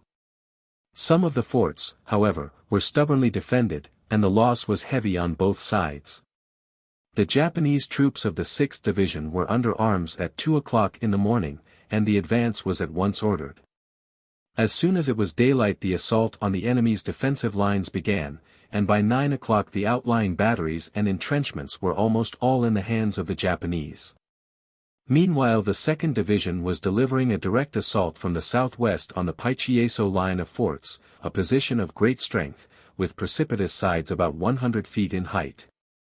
The attack was made under cover of a furious bombardment from the Japanese men of war. The main point of Chinese resistance was here. After the fighting on this side had been going on for some hours, the 6th Division, having driven in the enemy before it, made a detour, and advancing behind Mount Ku which concealed the movement, made a strong attack from that side on the Paichieso forts. By 12:30 these forts were in possession of the Japanese. By preconcerted arrangement the signal was at once given to the Japanese fleet, which proceeded without delay to take possession of the eastern entrance of the harbor. The Japanese fleet had been keeping well off the shore, throwing a few shots occasionally into the batteries upon Lukungtao Island, but the main attack was upon the eastern forts. The ironclads dropped their long-distance shots into the Chinese position with fair accuracy, but 8 of the smaller Japanese vessels steamed along the shore within easy range and worked their guns steadily and well. One well-placed shell caused a terrific explosion in Fort No. 1, pointing to the eastward, and that fort took no further part in the fighting. A few minutes later Japanese troops rushed in and their flag went up. At 12:30 another deafening roar proclaimed that an explosion had taken place in Fort No. 2. Whether this was due to Japanese fire, or whether the Chinese deliberately blew it up, was not known, but the fort was destroyed. The Chinese firing flagged after this. At last only one gun in Fort No. 3 could be worked, the Chinese fled, and the Japanese swarmed in. This action evidently discouraged the men in Fort No. 4, for the garrison abandoned the place and joined their retreating countrymen, while the fort fell into the hands of the Japanese intact. The Chinese fleet had been busy throughout the fight, but kept well under shelter of the island. Their shell fire was mainly directed upon the masses of Japanese infantry, advancing against the land forts, and the batteries upon the island were similarly employed. With the capture of No. 4 fort the Japanese were in a position to turn the guns upon their enemies, a fact of which they were not slow to take advantage. They opened fire upon the Chinese fleet and upon the land batteries, doing more damage in a short time than their fleet had been able to accomplish during the day. This was too much for the Chinamen, and abandoning their former tactics, the battleship Tingyuan steamed out from her island shelter, and coming in close to Fort No. 4, hammered away vigorously for a full half-hour. By that time every gun in the fort had been silenced, and the Japanese were fairly shelled out of it. The resumption of the fight on Thursday, January 31st, by the Japanese fleet was rendered impossible by a severe northerly gale accompanied by a blinding snowstorm. The decks of the ships, and also the guns, were covered with ice. Seeing that the position was becoming dangerous for his ships, Admiral Ito ran to Yongcheng Bay for shelter and safe anchorage, leaving a small squadron to keep watch at the entrance to Wei-hai-wei harbor.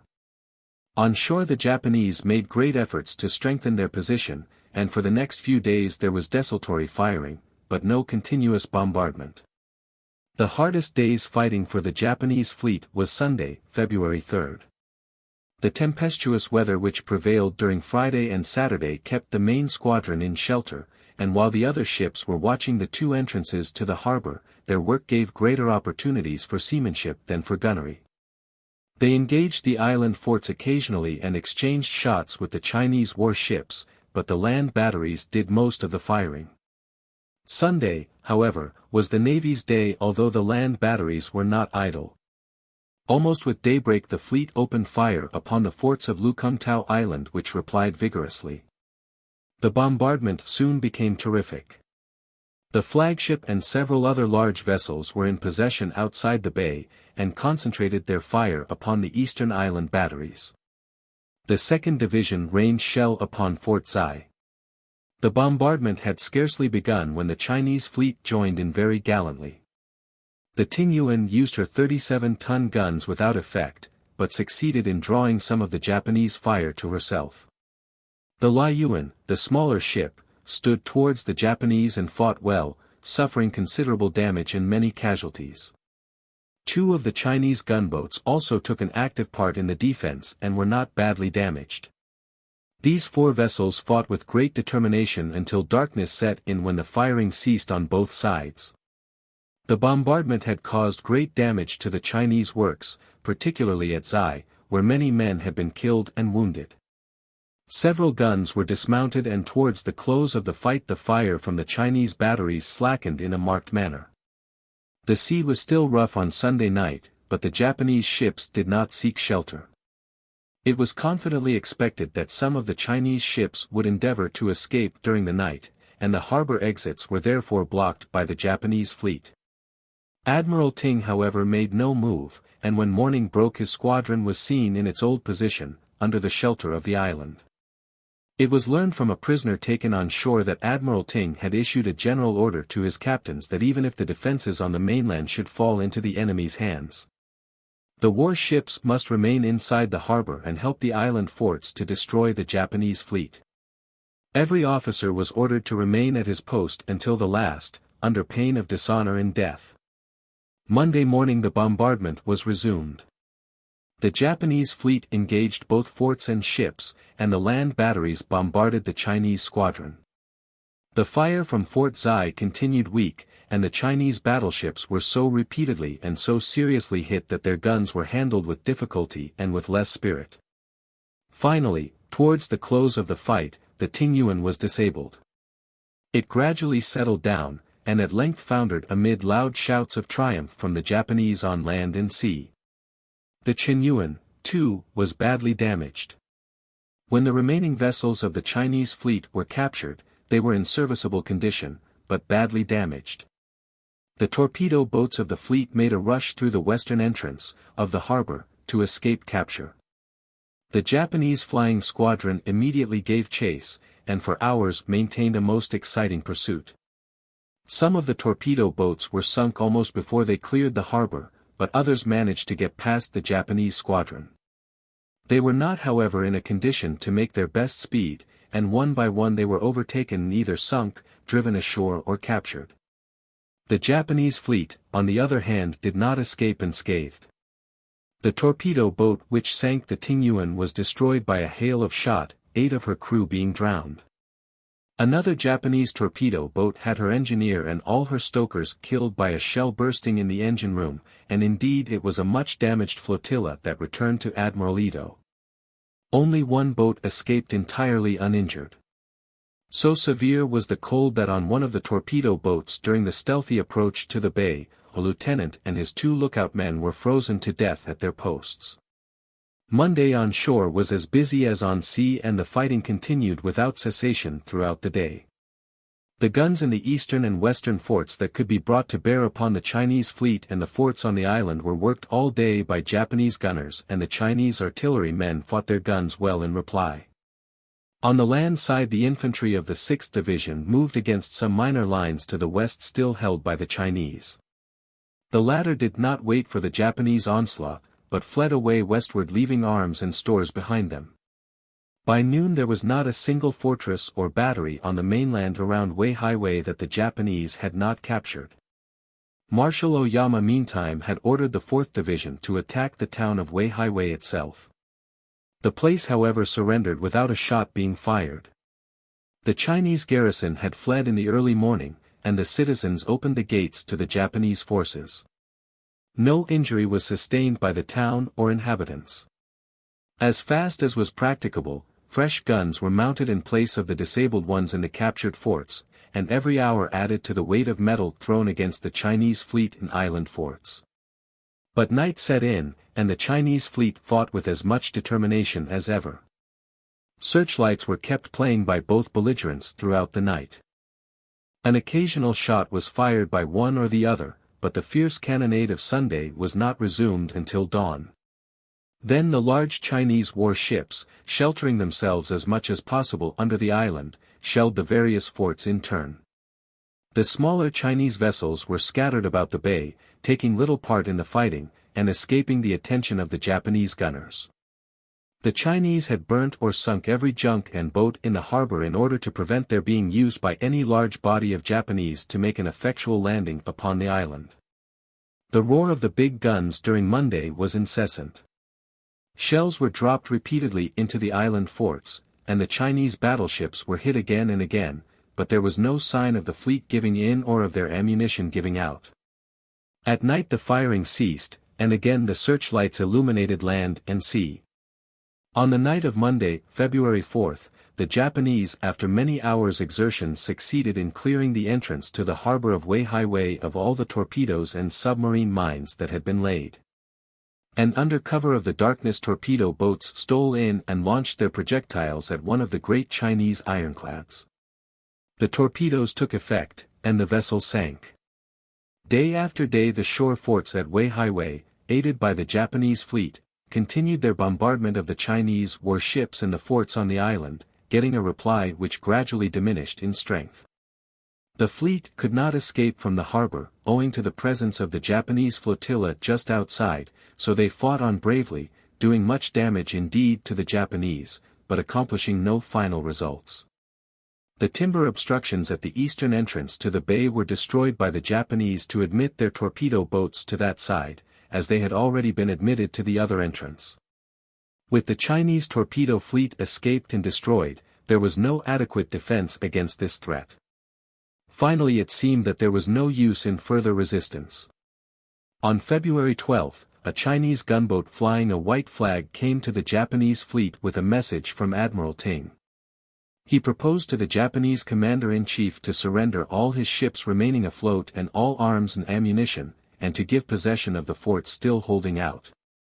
Upon the sole condition that Admiral Ito would guarantee the lives of the Chinese sailors and soldiers, and of the European officers serving under the Chinese flag in the fleet and in the island forts. Admiral Ito, in reply to the offer, acceded to the terms and demanded that the naval station should be thrown open. On the morning of the 13th, however, the Chinese messenger returned and informed the Japanese admiral that Admiral Ting had committed suicide on the previous evening, and that his responsibility was transferred to Admiral McClure. The news was even more startling than that of a single suicide, for Admiral Ting's commodore, the general in command of the island forts, and Captains Liu and Chang had all taken their own lives through grief and shame at having to surrender. Admiral Ting before committing suicide wrote a politely worded letter addressed to the Japanese commander-in-chief explaining his reasons for taking his life and enclosing letters which he requested might be forwarded to their destination. The only officer of high rank left on the Chinese warships was Admiral McClure, the Scotchman who had been recently appointed to act as second in command to Admiral Ting. Admiral McClure sent word by the staff officer that having succeeded to the command by the death of Admiral Ting, he was prepared to carry out the surrender and to consult Admiral Ito's convenience in the matter. He suggested that Admiral Ito should give his guarantee to the British admiral or to some other neutral naval officer, that as soon as the Chinese warships and island forts had been handed over, the soldiers and sailors and the Chinese and foreign officers should be set free. Admiral Ito replied that no guarantee was necessary beyond the Japanese word and he peremptorily declined to furnish one. This decision was accepted without further demur. The Chinese flags were everywhere lowered and the transfer of ships and forts was at once proceeded with. The soldiers who had held the island first gave up their arms, and then were put on board Chinese and Japanese boats and taken on shore. Escorted by Japanese troops, they were marched through the Japanese lines, out into the open country and there set free. They were treated with every respect and seemed surprised that their lives were spared. On the morning of February 15, the officers and sailors of the Chinese ships were disposed of in similar fashion. The foreign officers, about a dozen altogether, waited for a neutral ship to take them away. During the progress of Chinese reverses at Wei-hai-wei, the excitement in other Chinese cities was intense, increasing as the distance from Wei-hai-wei decreased. Chefoo, the nearest treaty port and the home of many foreigners, was in a tremor of fear. A bombardment or an invasion of the city was dreaded from the victorious troops to the eastward, and not the least danger was that from the Chinese troops who had been disarmed and turned loose to make their way to Chefoo after the surrender. The emperor was so incensed at the loss of Wei-hai-wei that he took the unusual course of authorizing the governor of the Shantung province to behead all fugitives without previously reporting to the throne. Wei-hai-wei will be remembered in the history of this war as the only spot at which the progress of the Japanese was interrupted by serious and prolonged resistance on the part of the enemy. Admiral Ting's bravery could scarcely be questioned, though his strategy might be. His action in surrendering property was gravely censured, the general opinion being that if he could no longer hold out he should have found means to destroy the valuable stores in his control, instead of giving them up to the conqueror. As a material result of the surrender other than the strategic and moral effect, the Japanese acquired 4 large ships left in serviceable condition, several gunboats and torpedo crafts, fort artillery, and great stores of ammunition, food and coal. The work of taking over the arsenal, island forts, and war ships was completed by the Japanese without the least confusion. The ships which needed repairs, including the ironclad Chinyuan, were temporarily repaired at Wei-hai-wei, and then sailed for Japan with Japanese crews, to go into dockyards for refitting.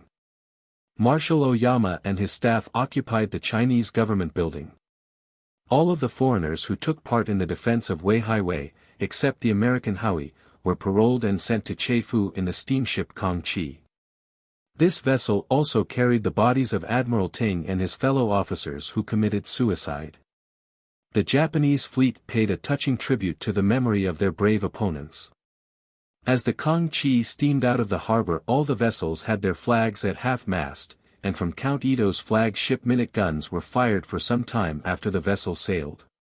The European warships at Wei-hai-wei also lowered their flags, as a testimony to the bravery exhibited by the late admiral. Several junks arrived at Chefoo bringing soldiers from Wei-hai-wei. The men all expressed astonishment at the consideration which the Japanese had shown for them, and the tribute which their enemies paid to Admiral Ting's body had created a great impression on them.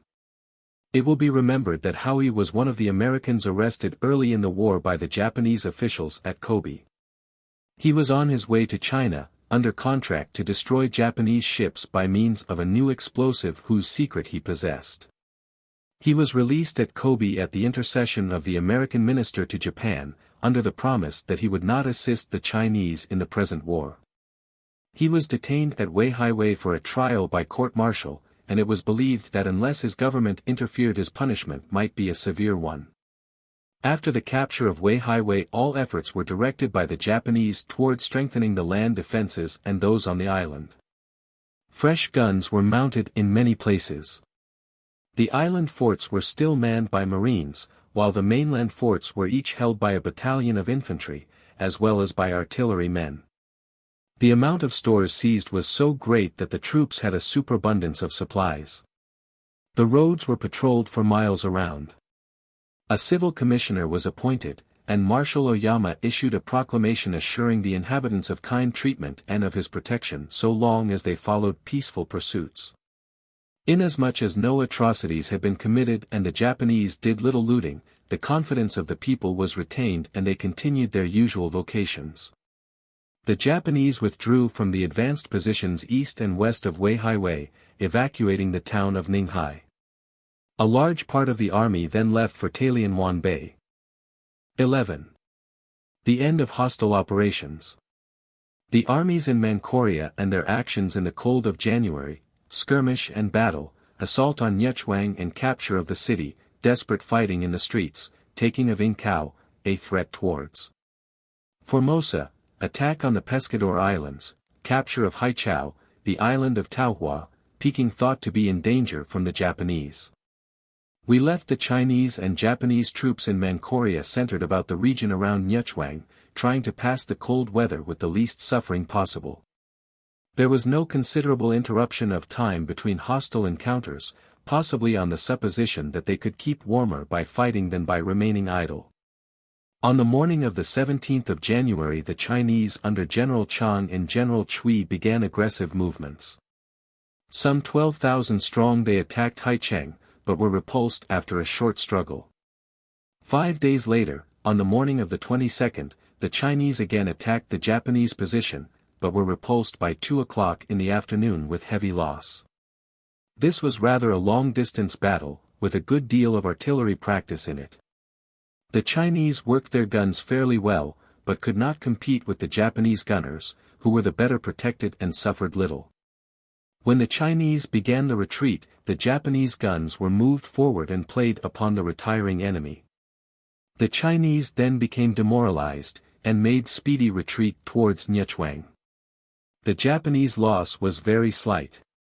On the same day as the last battle, simultaneously with the attack on Haicheng, General Say with 10,000 men and a strong force of artillery advanced from the port of Nyechuang against Kaifeng. An artillery engagement ensued on the 24th of January, which ended in a precipitate retreat of the Chinese. General Nogi now moved forward his headquarters to Hunsai. The Chinese army under General Say was considerably reinforced, chiefly by Tartar troops with large bodies of cavalry, and skirmishes with the Japanese scouts were of daily occurrence. The strength of the enemy in the immediate vicinity of Nyechuang was more than 20,000 men. On the 30th of January it was found that the Chinese had occupied Liaoyang in force, and that the western contingents were gradually advancing southward. General Huipengtao was on his way to Inkau with a large force.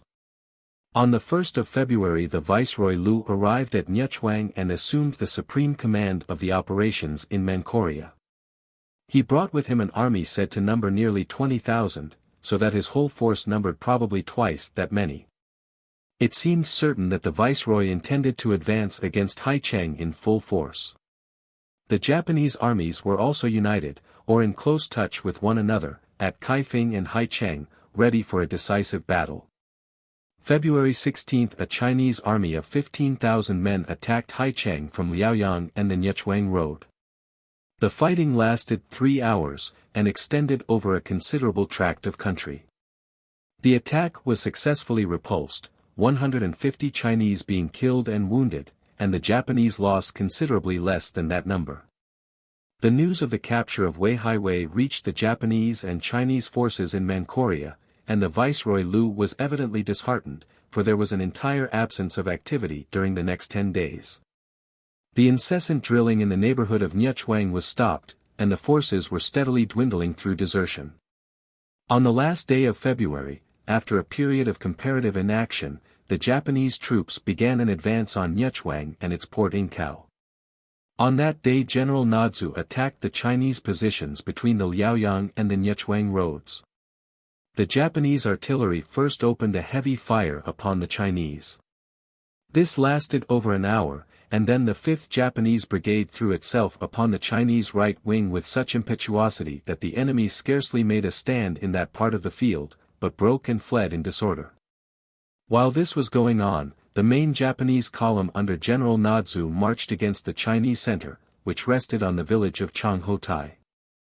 Position after position was carried by the Japanese infantry, and the enemy was finally driven in disorderly retreat northwestward towards Kinchao City, at the northern extremity of the Gulf of Liaotung. The 6th Brigade had been told off to clear the Chinese out of the villages along the Liaoyang Road.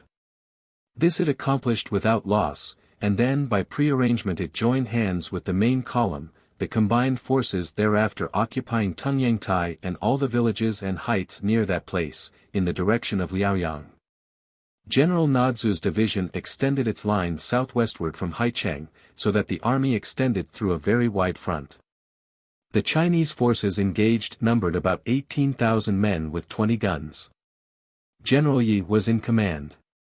They lost 150 men killed, and about 200 wounded. The Japanese losses amounted to about half as many. Early the next morning the Japanese resumed their advance, this time without opposition of any sort. The Chinese retired before them, and when night fell the Japanese limit extended nearly to Maitsu. Throughout the advance upon Nyechuang there was no opposition offered worthy the name, and the annals of the march bring little fame to the Japanese defense. The reconnaissances eastward and northward made by General Nadzu's scouts on Friday, March 1, brought the information that the main body of the Chinese forces had fled by the northern road. With the evident intention of rallying and making another stand at Liaoyang, the only place of importance between Haicheng and Mukden. Lieutenant General Katsura's brigade was ordered to pursue the enemy. By that evening the troops had covered about 8 miles of difficult ground, and had got within a mile of Kanto-en-Fu, where several thousand Chinese were known to be ready to give battle. The Japanese advanced against the town at daybreak, only to find that the enemy had fled during the night. After resting his troops Katsura resumed the pursuit. It was thought that the Chinese would make a stand at Shahofu, a small town situated on the river Sha and commanding the high road to Liaoyang, but the place was occupied by the Japanese on Sunday, March 3, without serious opposition. The next morning Katsura moved on until within 5 miles of Liaoyang, which brought him within 40 miles of Mukden. While Katsura was driving the routed Chinese before him along the Mukden road, General Nadzu with all the remaining forces at his disposal was moving towards Nyechuang Old Town. The troops were under arms at dawn on Monday. The 5th Division moved against the town from the southeast, while the 3rd Division came from the north. The movement was admirably timed, despite the difficulties of the ground. In 3 hours the men of both divisions were in position, and at 10 o'clock a heavy shell fire was opened upon the Chinese fortifications. The Chinese appeared to be confused. Their artillery fire was bad, and they kept massing troops at points which were never threatened. Many of their guns were dismounted, and after a 2 hours bombardment the Chinese abandoned the walls and retreated into the town. The Japanese infantry then poured into the place, both divisions forcing their way into the gates and over the walls almost simultaneously. So far the Japanese had suffered very little loss. The leading brigade of the 1st Division charged several Chinese regiments still standing their ground, and they at once fled precipitately towards Inkao, followed by the Japanese cavalry. Meantime, in the town the Japanese infantry were warmly engaged. The main body of the Chinese, when driven from the batteries and walls, had taken refuge in the narrow streets and houses. Every window and every housetop was occupied by sharpshooters. The fighting was of a desperate character. The Chinese, seeing all hopes of escape cut off, fought until they were shot or cut down. The headway made by the Japanese was painfully slow. Each street had to be effectually cleared before an advance could be made to the next. Each house had to be assaulted and taken.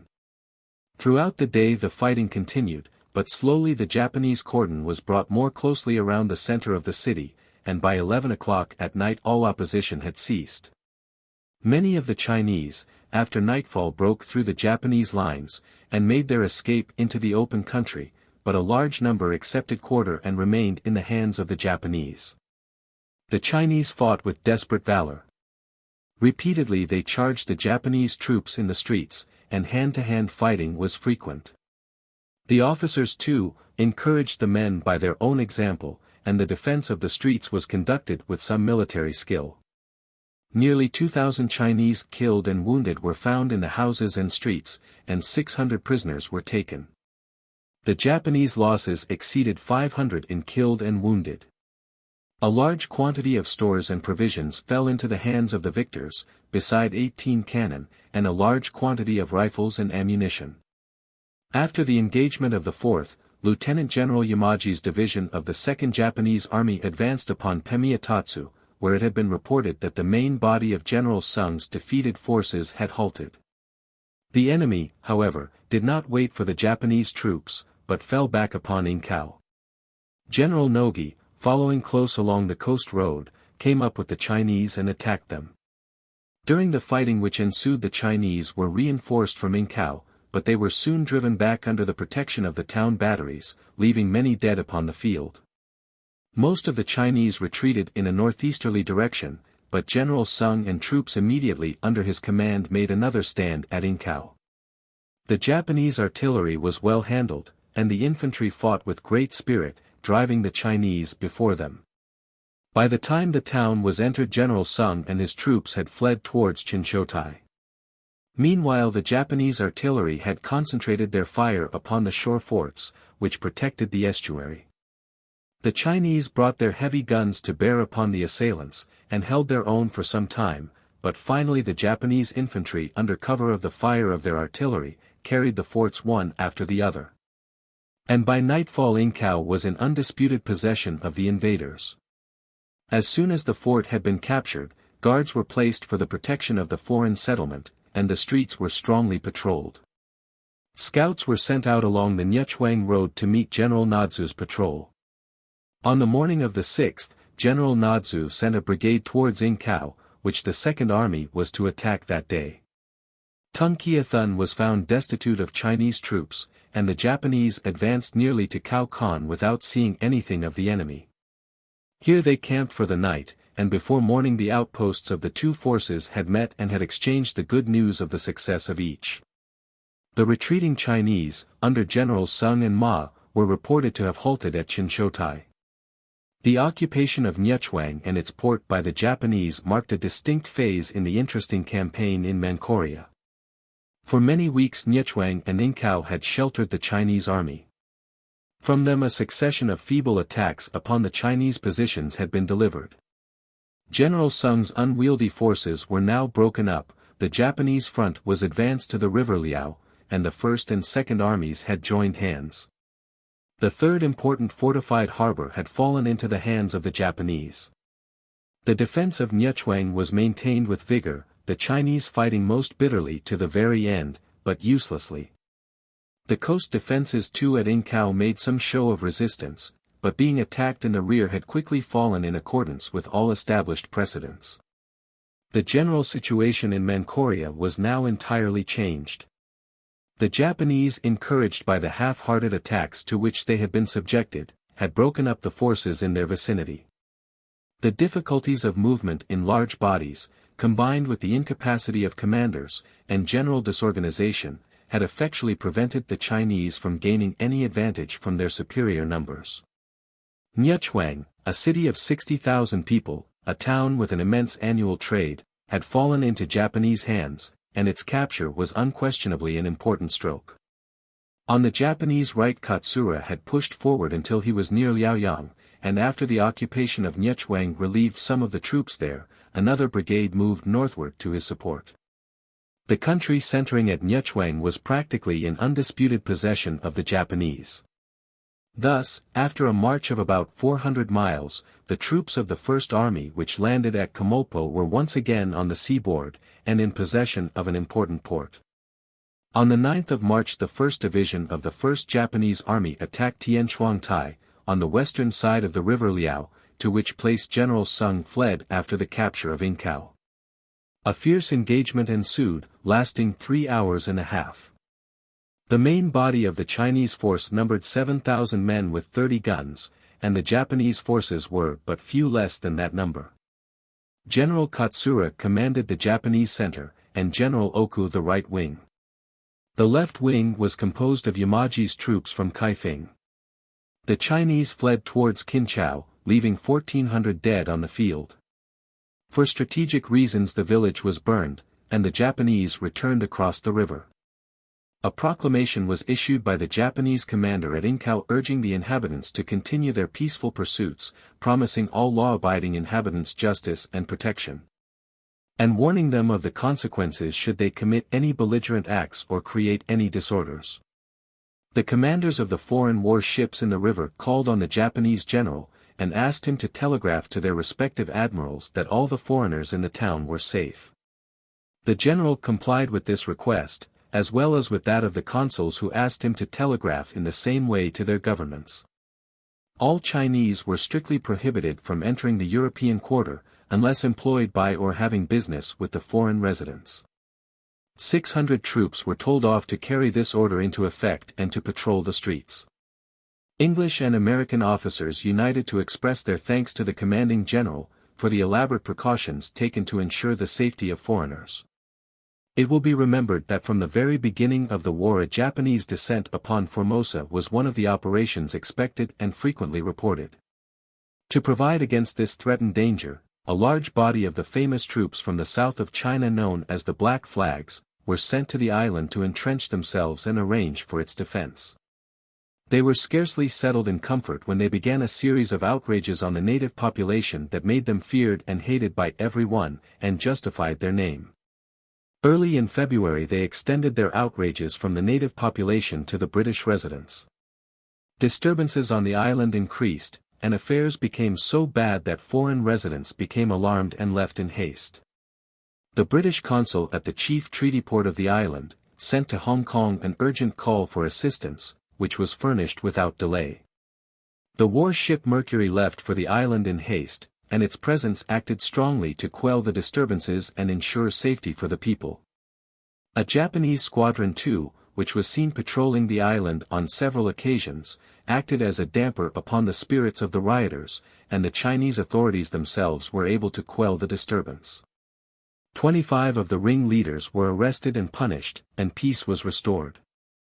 After this time, operations in the south were abandoned until early in the spring, when a fleet of Japanese transports moved down the west side of the island of Formosa, to the group of small islands known as the Pescadores, between Formosa and the mainland. The Chinese feared that an attack upon Canton was contemplated, but in reality there was at no time any considerable danger of this. The Japanese desired to be exceedingly careful of the interest of all foreign nations in the treaty ports, and so naturally avoided an attack on any city where they might be endangered.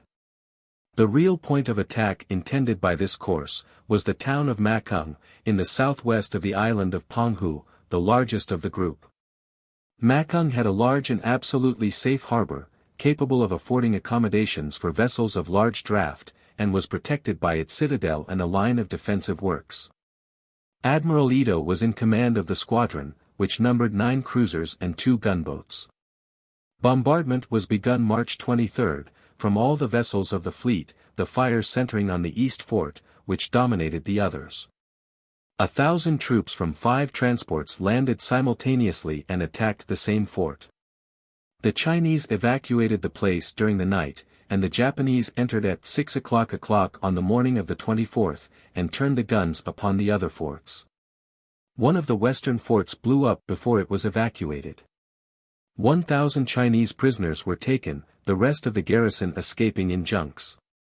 3,000 Japanese troops now garrisoned Penghu, securing a southern base of operations for the Japanese fleet.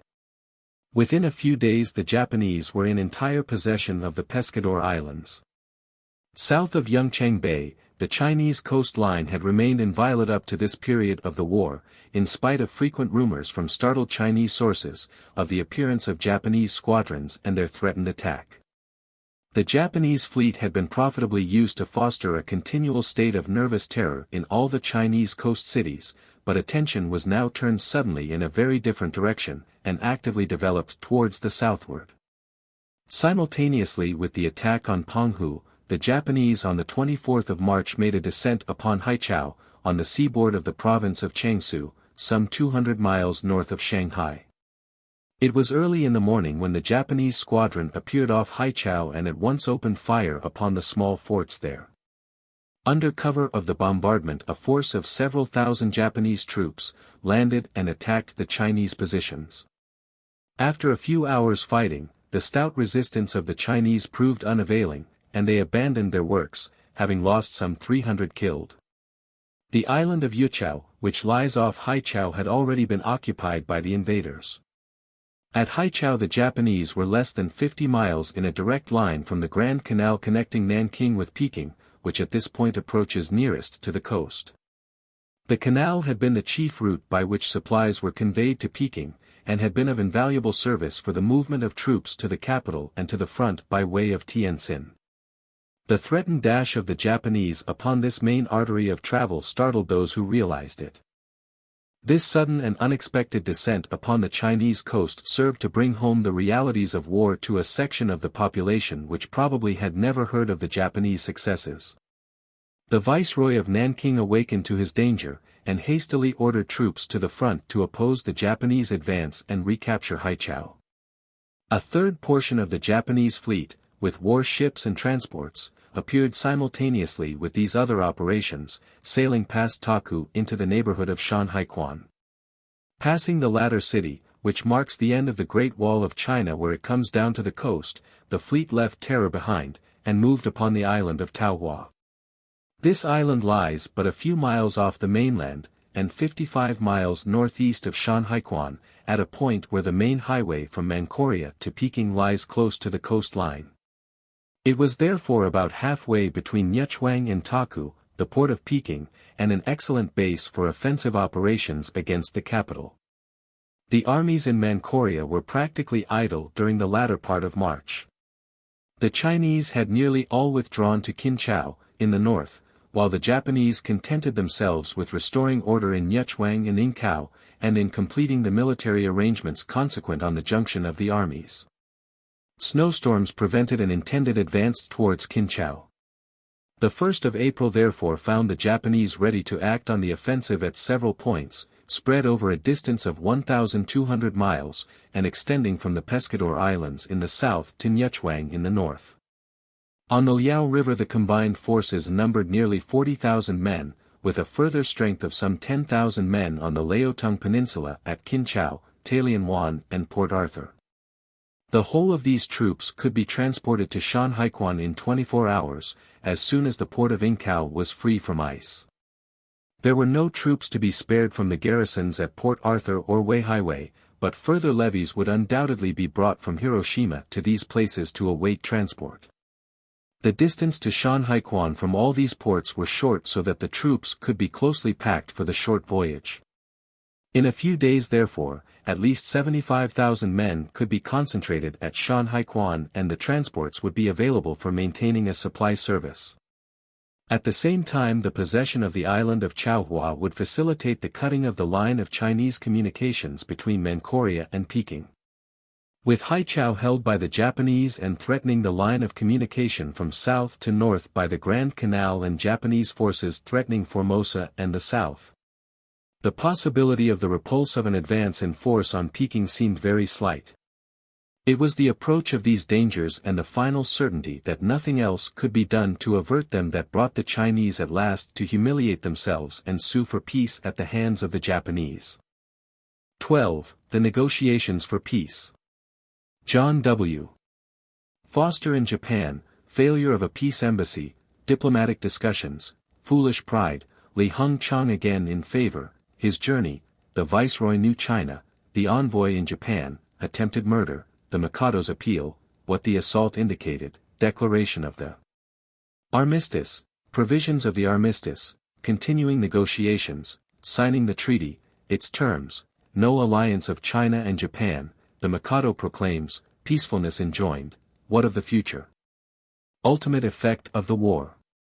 While the war operations during the first 3 months of 1895 were in progress, peace negotiations too were actively underway. The annals of the hostilities which have occupied the last few chapters might have been interrupted by paragraphs telling of the progress and defeat of different efforts to secure peace. But it seemed more intelligible to the prospective reader to place him in full possession of the particulars of the military affairs as they developed, without interruption. Not until the end had nearly come did the peace negotiations for one moment interrupt hostilities, and there was consequently no need to interrupt the consecutive record. It now remains a final task to outline the various peace negotiations after those that have already been described, and follow Oriental diplomacy to its conclusion. We left the Chinese peace envoys lingering at Shanghai in January, after several weeks of idleness resulting from continual postponement of their departure. At last the imperial government abandoned its hope that something would intervene to destroy the necessity of a suit for peace, and the embassy was ordered to start. The Chinese peace envoys arrived at Kobe January 30th, and were received by the Secretary of the Foreign Department. When the envoys came ashore, a mob greeted them with hostile demonstrations and they had to be protected by a large force of police. After consulting with Mr. Foster, their American advisor who had reached Kobe several days before, the envoys left in a special steamer for Ugina. The general tenor of Japanese opinion was that the negotiation would prove fruitless, as China was scarcely ready to accede to the Japanese demand. It was acknowledged, however, that the present embassy showed a much more sincere desire for peace on the part of China than did the debt-ring mission which resulted in such a fiasco. Ex-Secretary Foster was treated with a special courtesy during his stay at Tokyo and Kobe. Mr. Foster exchanged many telegrams with the Chinese government in reference to the power and authority of Chang and Shao, the Chinese peace commissioners, regarding which the Japanese were all along very doubtful. The diplomatic contest promised to be stubborn. China did not seem to realize that Japan would demand a cession of territory, and it was anticipated that the humiliation of losing any of her continental domain would be more than she was willing to endure. Mr. Foster was frankly given to understand that unless ample powers were guaranteed by their credentials the envoys would not even be admitted to a hearing. Count Ito and Viscount Mutsu, who were appointed to treat with the Chinese peace envoys, received the credentials which were presented them as coming from the Emperor of China, and found them to read as follows: "By decree we appoint you our plenipotentiaries, to meet and negotiate the matter with the plenipotentiaries appointed by Japan. You will, however, telegraph to the Tsung-Li Yamen for the purpose of obtaining our commands, by which you will abide. The members of your mission are placed under your control. You will conduct the mission in a faithful and diligent manner, and fulfill the trust reposed in you. Respect this." It was immediately officially announced that the plenary powers with which the Mikado's government demanded that the Chinese envoys should be invested, were found to be utterly defective. The envoys were therefore refused further negotiations, and were requested to leave Japan without delay. It was believed by many that the Chinese envoys were quite ignorant of the trick that had been played upon them by their government. They supposed that they had been given full powers to treat for peace, but they found that not only had they no power either to conclude or sign a treaty, but that their credentials did not even contain an intimation of the purpose of the mission which they had to Japan. The ministers, however, told them that Japan was willing to reopen negotiations with a properly empowered embassy. The envoys therefore left Hiroshima after 2 days in the Japanese city, and returned home via Nagasaki. The rebuffs sustained by the Chinese envoys created some astonishment among the highest officials in Peking, but not much apparent concern. Just at this time, early in February, they were having glowing reports from General Sung in Manchuria. He claimed to have already beaten the Japanese on many occasions, and promised if well supplied with men and stores to drive every invader from Chinese soil. Japan's excuse for refusing to treat with the envoys scarcely satisfied some export diplomats.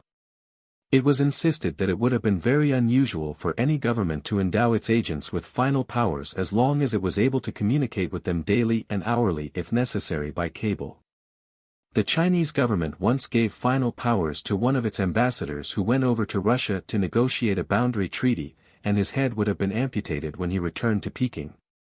Had it not been for the intercession of the Russian ambassador, who suggested that his government would resent such punishment inflicted upon a person so recently honored by the Tsar. He offered at the same time to consider the treaty suspended, until the Chinese authorities might have an opportunity to examine it and suggest any changes they might like to have made. After this experience, it was not likely that the Emperor of China would confer final powers upon any ambassador. It was asserted that since modern forms of communication had been introduced, it has not been the custom to give final powers to agents who visit civilized nations. Therefore it was assumed that the objection raised in Japan to the credentials of the Chinese envoys was a diplomatic ruse for the purpose of gaining time for the Japanese generals to reach Peking. This was disproven by the cessation of efforts, which Japan might have made to reach Peking, but it may have been true that Japan wished to bring China into still further distress, so that her demands would be more surely granted. The very important action was now taken by the Chinese emperor of restoring to Li Hongchang all his honors which had been taken away, because of the succession of defeats in the early weeks of the war, and appointing him imperial commissioner to negotiate for peace with Japan. China then requested that the Japanese peace commissioners might meet Li Hongchang at Port Arthur to conduct the negotiations at that place. A prompt reply was received from Hiroshima, in which the Japanese government absolutely declined to treat anywhere but upon Japanese soil.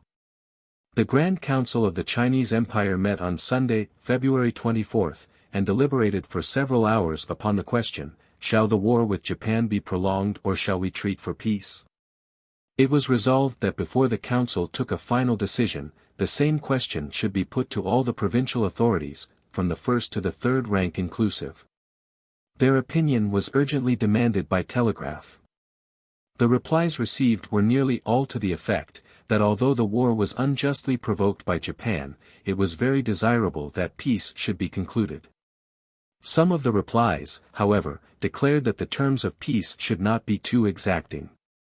China had learned something by her failures of two peace missions, Detrings and the last embassy. One of the ancient Chinese methods of waging battle was to play soft, voluptuous airs to melt the heart of the enemy. How far China had advanced in practical wisdom might be gathered from her latest diplomatic maneuver, which seemed to indicate that the Chinese diplomacy of the present followed the military usages of antiquity. Ever since the eventual triumph of the Japanese became a moral certainty, China had been given vague intimations of a desire to secure peace. These intimations, unaccompanied by any definite terms, were steadfastly ignored by Japan, until the Chinese government gave notice that it had sent a peace commission to the Mikado. When the useless credentials of these commissioners were examined in Japan, they were turned back without consideration, and the Chinese pretended surprise at the treatment, asserting that Japan was simply seeking to further humiliate the empire. To unbiased observers it seemed quite as reasonable to believe that the Chinese were playing to gain time, meanwhile assailing the enemy with the soft, voluptuous music of peace. This policy of antiquated diplomacy was terminated abruptly. Li Hongchang's star was again in the ascendant. Even as he journeyed towards Peking, his calumniators continued their attacks. In Shanghai it was positively asserted that he was now given a chance to accomplish what he had long awaited, the overthrow of the Manchurian dynasty in China. It was also declared that Kung, the disgraced ex-Taotai of Port Arthur, had made a confession showing the traitorous designs of Li. It was said that Li had been leagued with the officials of the palace at Peking for the overthrow of the dynasty, ever since he was deprived of his yellow jacket, his peacock feather, and his various offices. All this now had no weight. The Privy Council heartily supported Li's mission to Japan. Prince Kung silenced all opposition to it by presenting papers showing that the previous failure was due to a backward policy, for which the council were themselves to blame, and exonerating the viceroy. The emperor completely vindicated Li Hongchang, confessing that he had tried others and found him alone trustworthy. He therefore granted him the fullest powers to deal with the Japanese. The central government publicly assumed the entire responsibility for the condition of the national defense, explaining it as the result of blindness to the progress of other nations. This placed future reforms in the hands of Li. The American minister at Peking assumed a personal interest in the matter at this point, and telegraphed to Japan the text of Li Hongchang's proposed credentials. At last, after a tedious exchange of messages, the credentials were accepted by Japan and arrangements were made for the journey of the envoy. Li Hung-chang was received in audience by the emperor and the dowager empress 5 times within as many days, and in his conversations with them spoke frankly of the condition of the empire.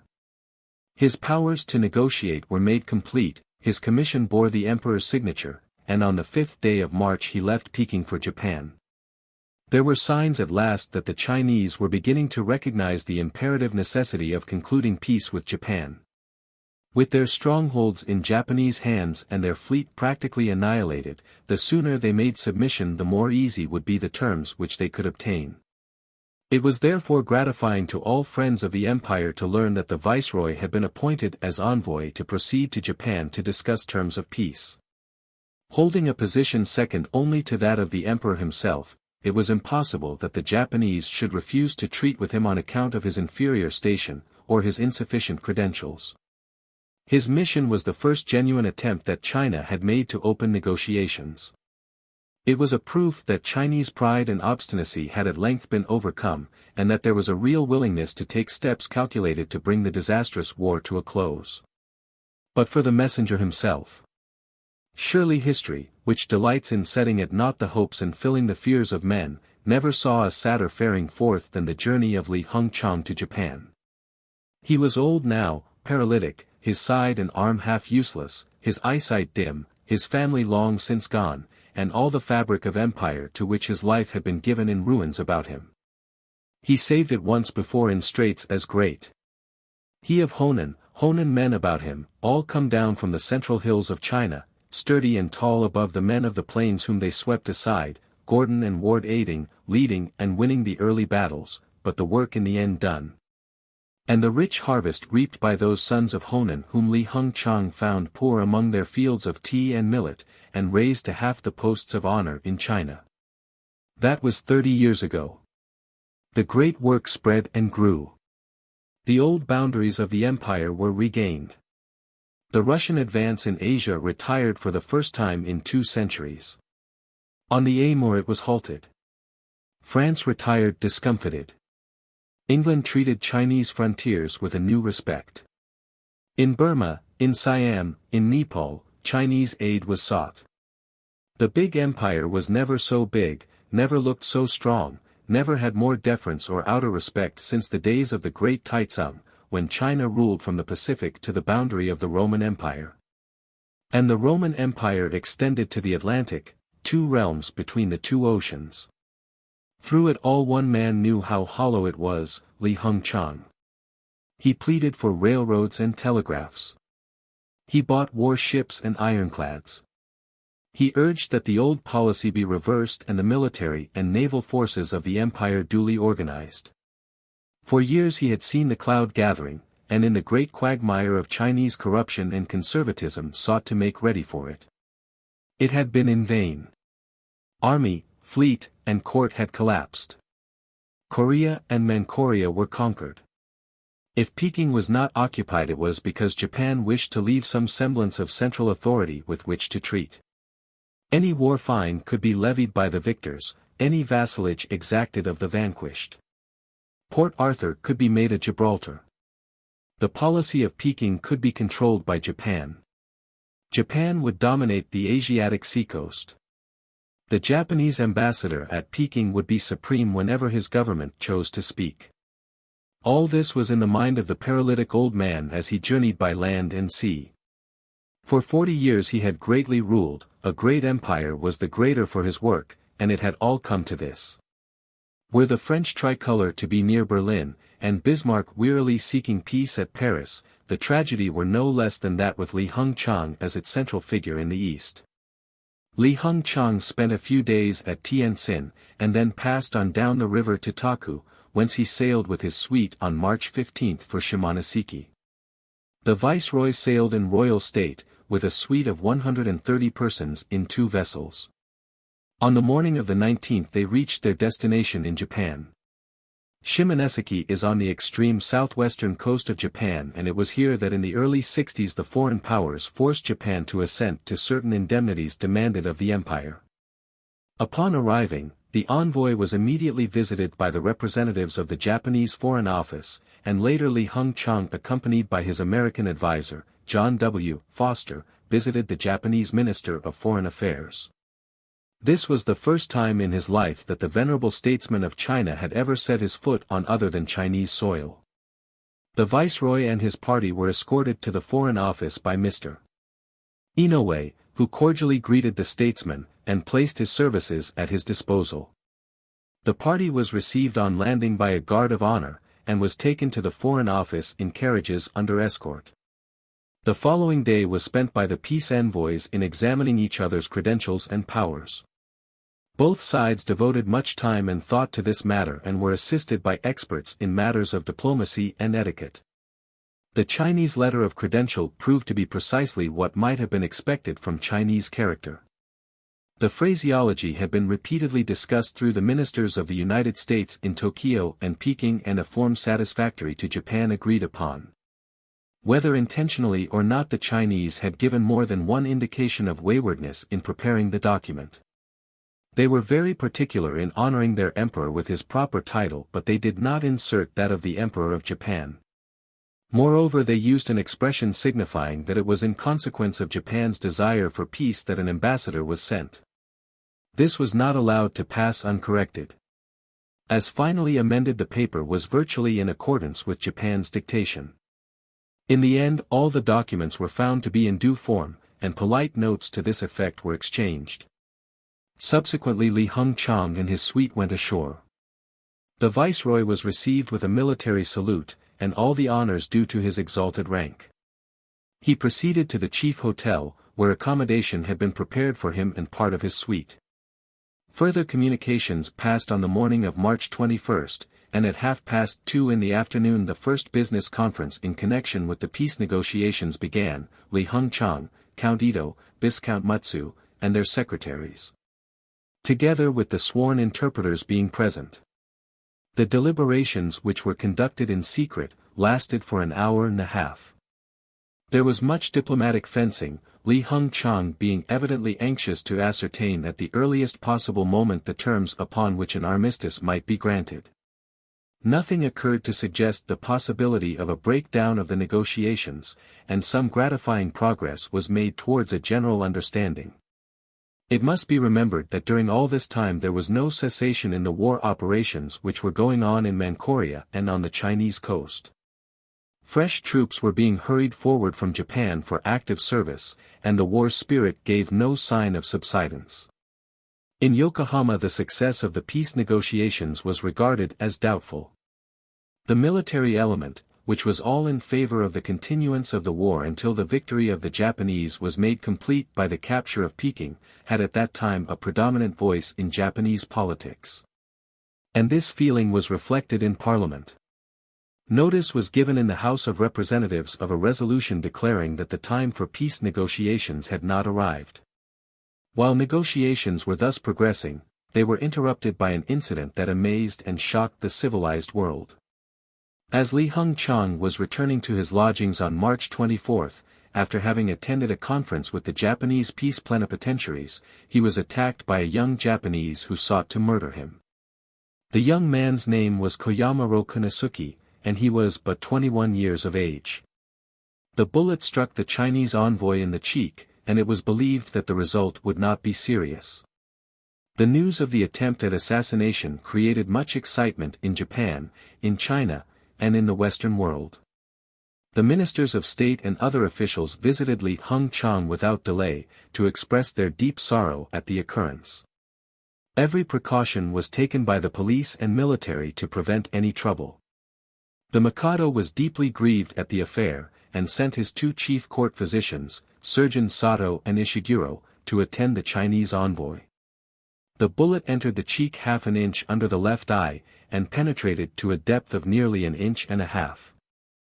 The Chinese plenipotentiary strongly objected to undergoing an operation for its removal.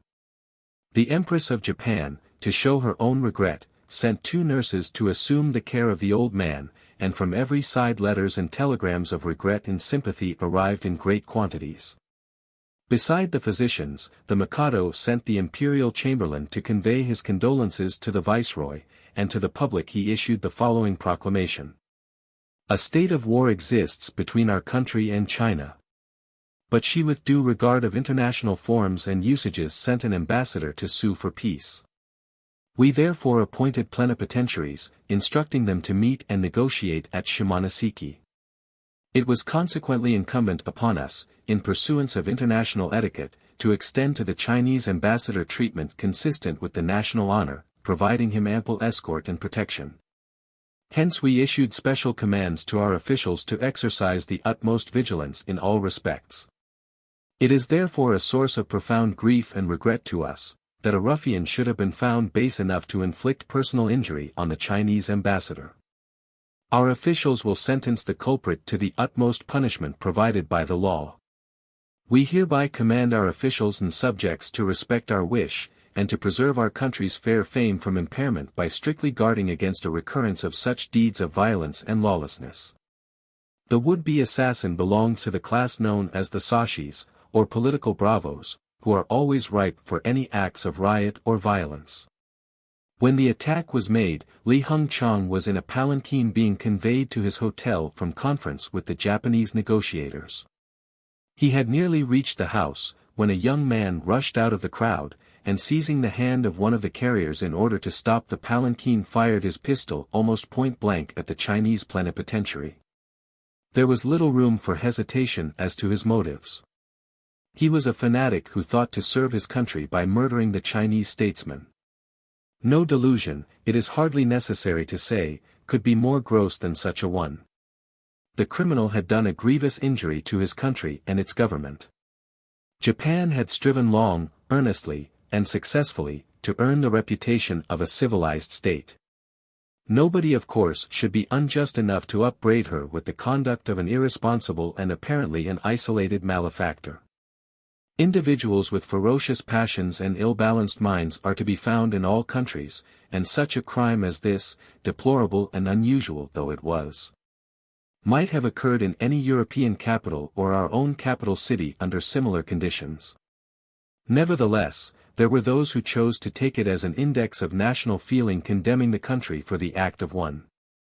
The manner of the expressions of regret that came so universally from every Japanese voice seemed to offer sufficient disclaimer against the existence of any such a cruel sentiment. Resolutions were presented in the Japanese Diet expressing deep regret at the attempt upon the life of the Chinese plenipotentiary, and the native newspapers were unanimous and sincere in the same expressions.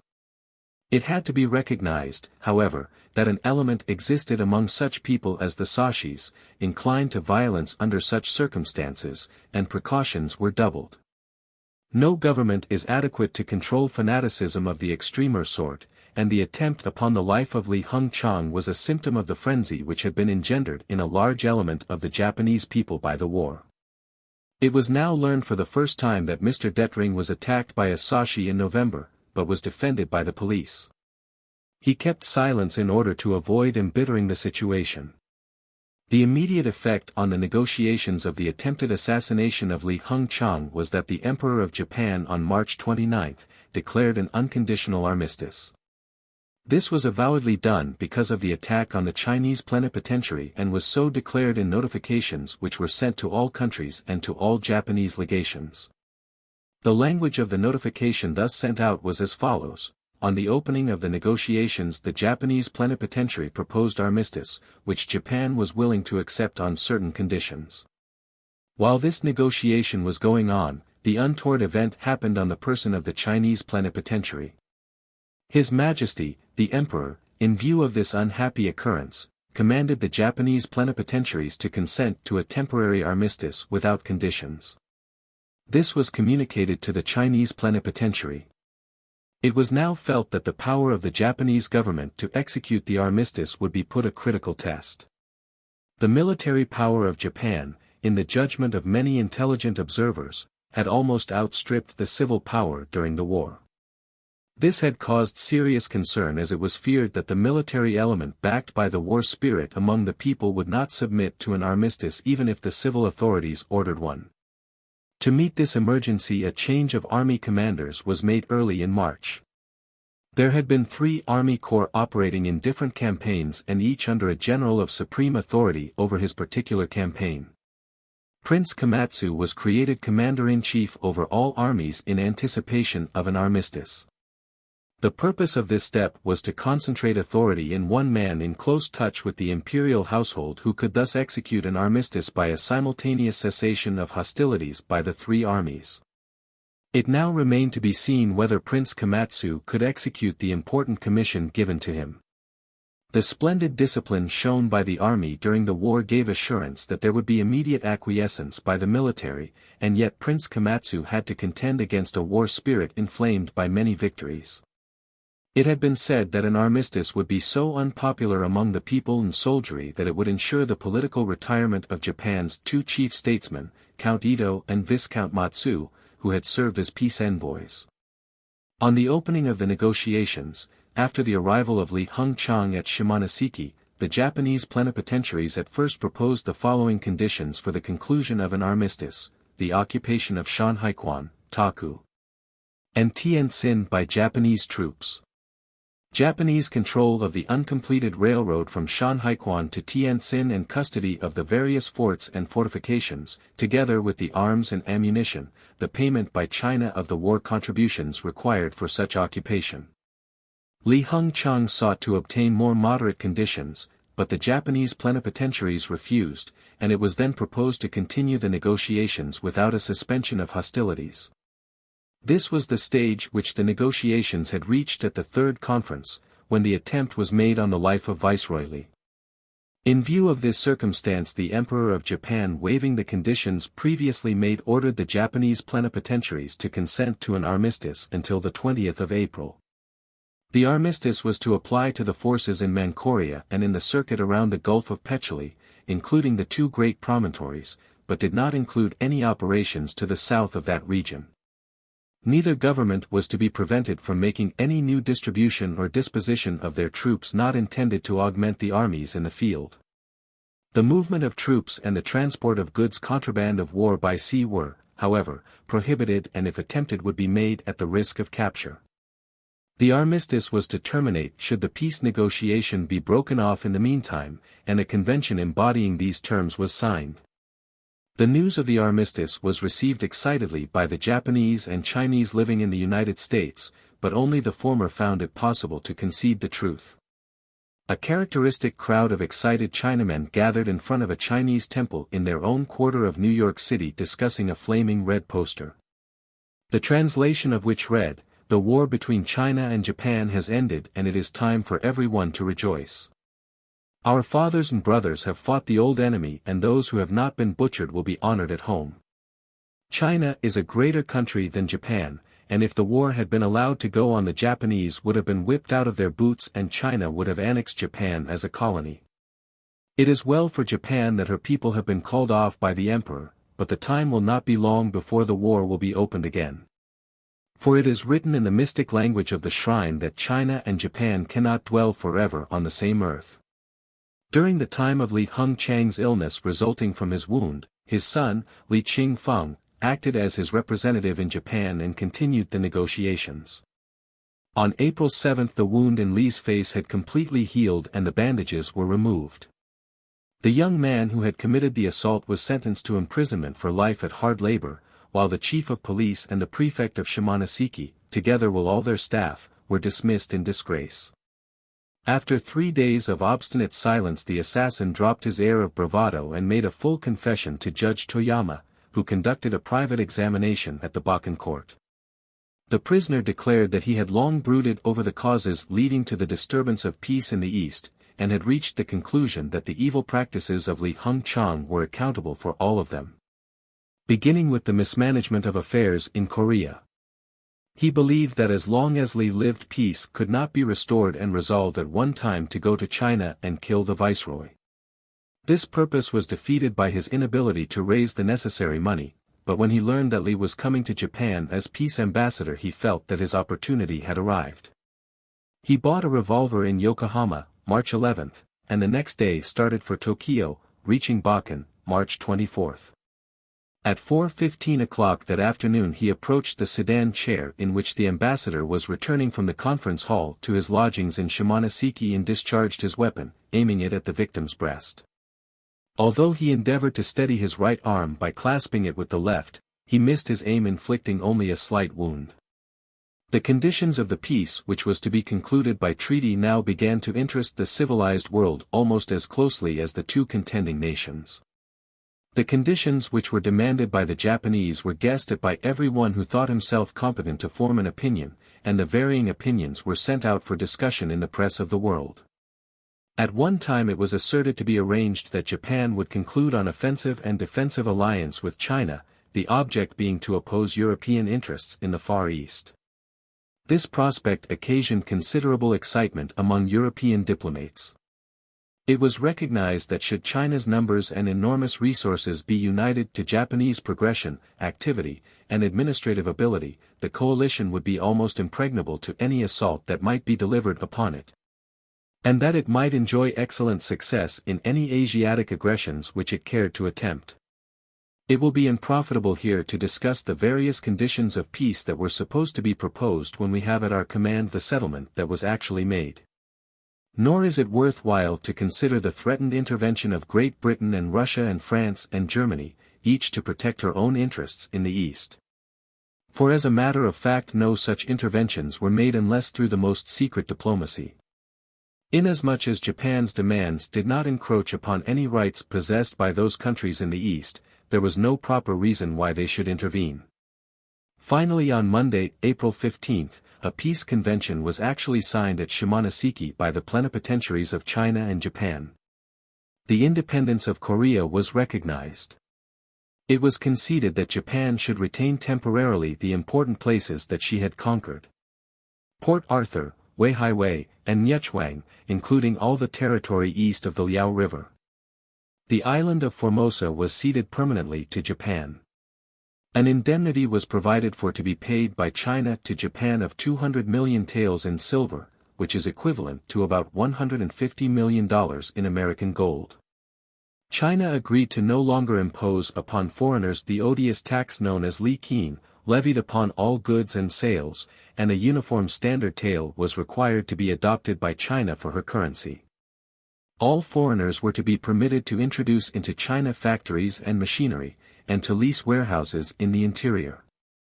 The important commercial concessions given to Japan were thus extended to all other treaty nations. The occupation of Port Arthur and Wei-hai-wei and of the conquered Manchurian territory were to be temporary, lasting only long enough to guarantee the payment of the war indemnity by China.